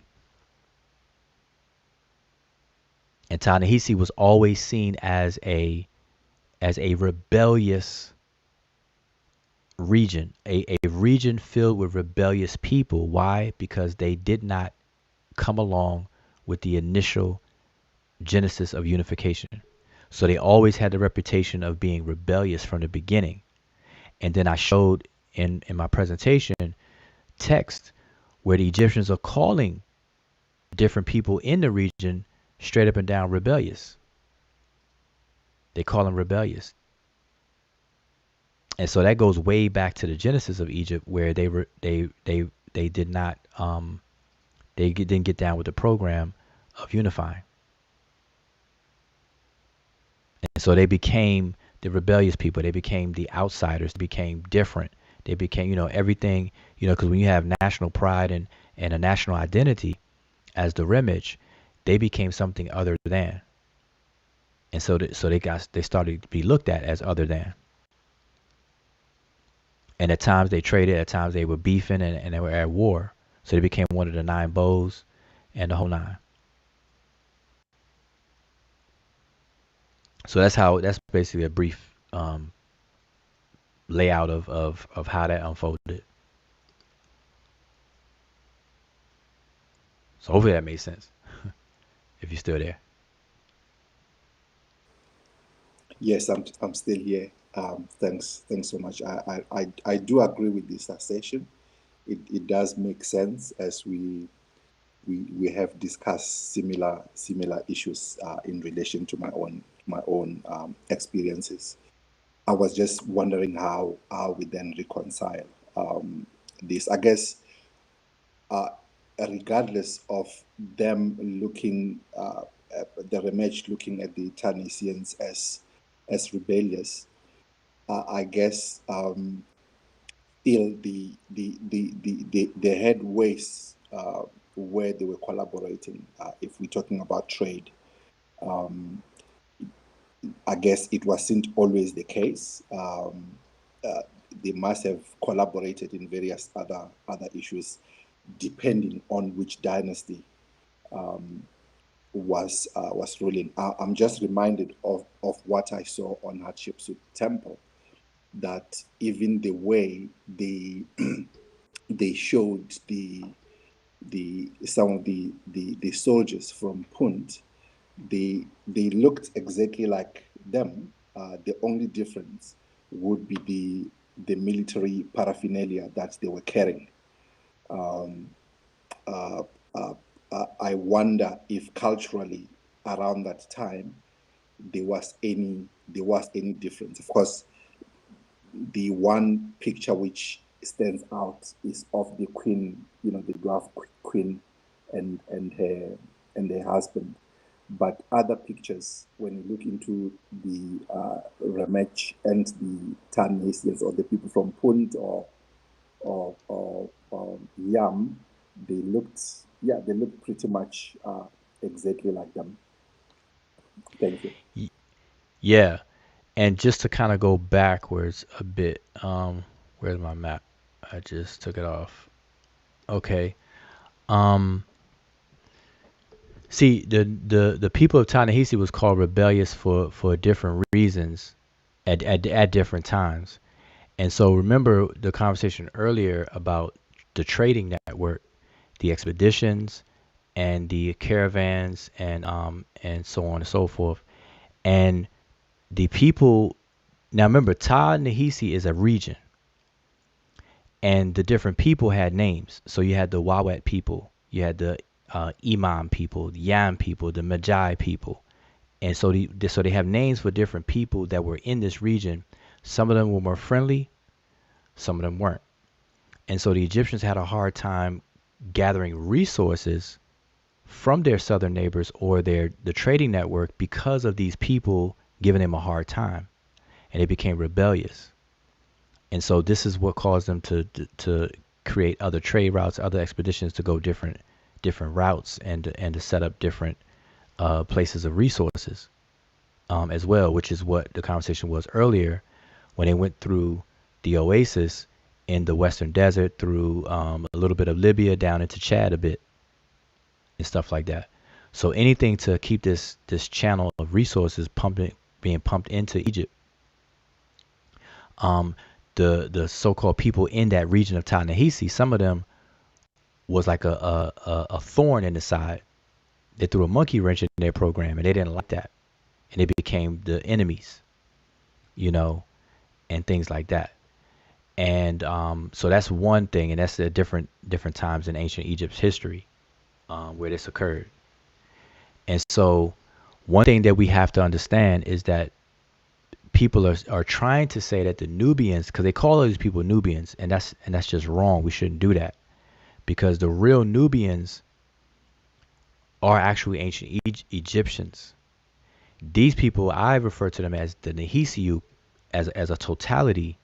Those people who within that region of Nehisi, Ta-Nehisi, are called Nehisiu. That's on a regional level, but when you drill down some more, we got to call them by their name. So we have the Wawatiu, we have the Imamiu, and so on and so forth, to name the actual people, because these are in Egyptian records. And so I had some primary sources that I shared in the previous presentation on how the Egyptians speak about them. So they talk about they use the word bashtu, which is to be rebellious. And these are people who are in the area of Nehisi. So you see the word Nehisi, which is up here. See if I could point to it. So we have Wawat here. So we can name individual places, in these different regions to further elaborate on, to get more details. And another thing is that, remember, the Remich did not become the Remich until they, that organic formation of this greater identity. And so this amalgamation of different people, created an awareness of a greater identity, and they refer to themselves as the Remech, in totality. And then with among the Remech, they had different layers. So you have the Rekit, you have the Eripat, which are the elite of that class, the Rekit, which is a lower class, but all together they were all Remech, and they were different from other people. So that would be like more of their national name, as a Remech, or a larger ethnic categorization. And so they were just different, and they saw themselves as different, and that's just it, But these are examples of how the Egyptians talked about them. I'm not gonna read them all, but I got 1, 2, 3, 4, 5, 6 different ones where we cannot say that they're the same people. The Egyptians didn't see them as the same, and they didn't talk about them as being the same. And the only incident where the Egyptians are artistically represented as the same is in the tomb of Ramses III that people like to use, which is this tomb right here, where the Remech are identical to the Nehisiu in terms of artistic form. It only happens in this one spot in all the entire kingdom of Egypt. You know, but the picture I was showing earlier was Taharka and how he looks Egyptian here, but we know that he's from the region of Ta-Nehisi, which is a testimony to the caricature or stereotype of the artistic look of what ancient Egyptians wanted people to see them as. So even though we have a person known to be originally from the Nehisiu area, Ta-Nehisi, when he comes into Egypt and takes an administrative position and king and whatnot, he's in the form of an Egyptian, as seen in this picture right here. Likewise, when we look at the Ptolemies in this picture, now we know for a fact Ptolemy is not African. He's not from the continent of Africa at all. But yet, when they want to represent him as an Egyptian, he takes the form of an Egyptian. So this stereotypical form right here that we're looking at is wholeheartedly the Egyptian look and everything. We know that he didn't look like that, but that represents that. And so that was an identity. That was a visual form or artistic form of their identity outside of the name Remech, etc. All right, so just want everybody to understand that.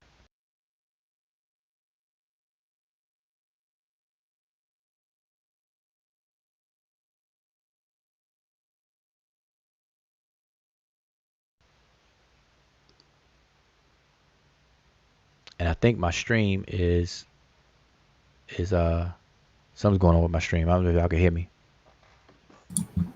We can hear you. Okay. Yeah. So hopefully y'all heard all that, man. I hope I wasn't talking to myself. No, we heard the whole thing. Check. Can y'all hear me?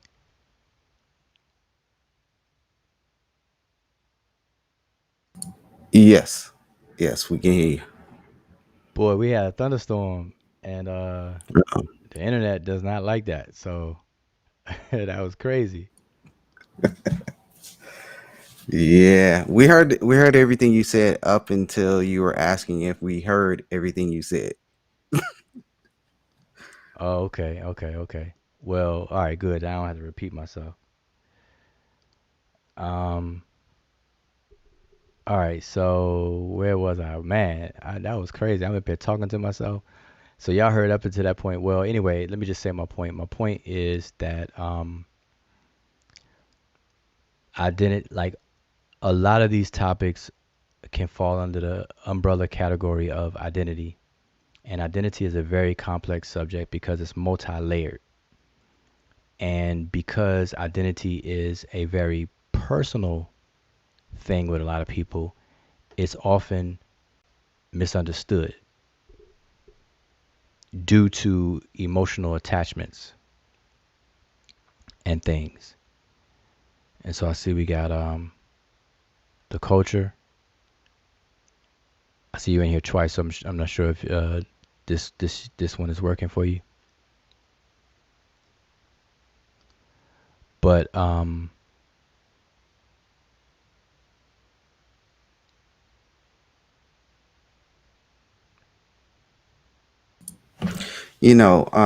was gonna say this too because Asar pointed out this book to me on a stream he had a while ago. It's called The Nomads of Niger.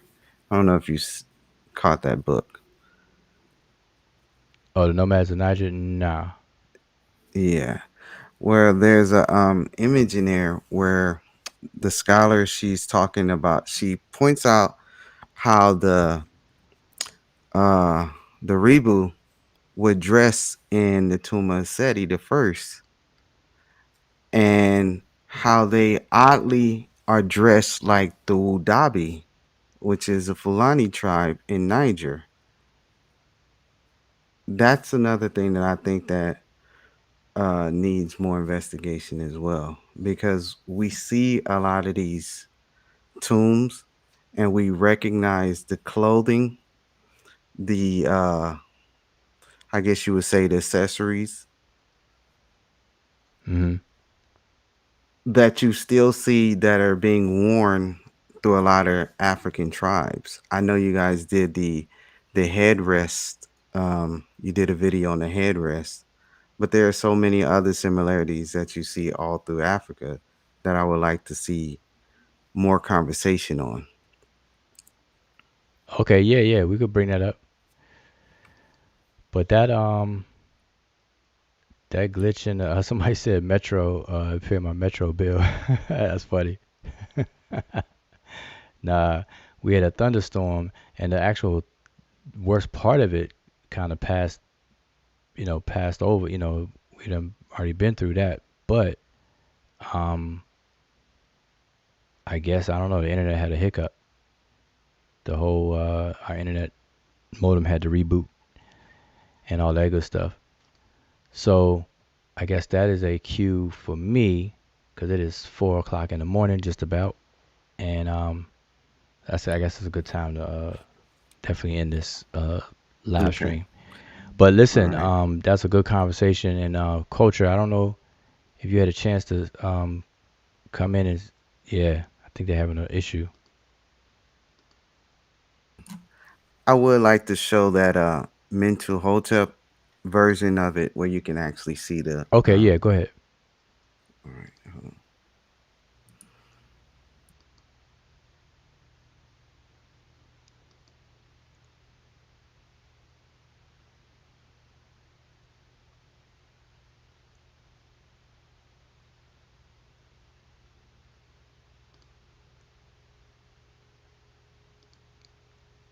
All right, there you go.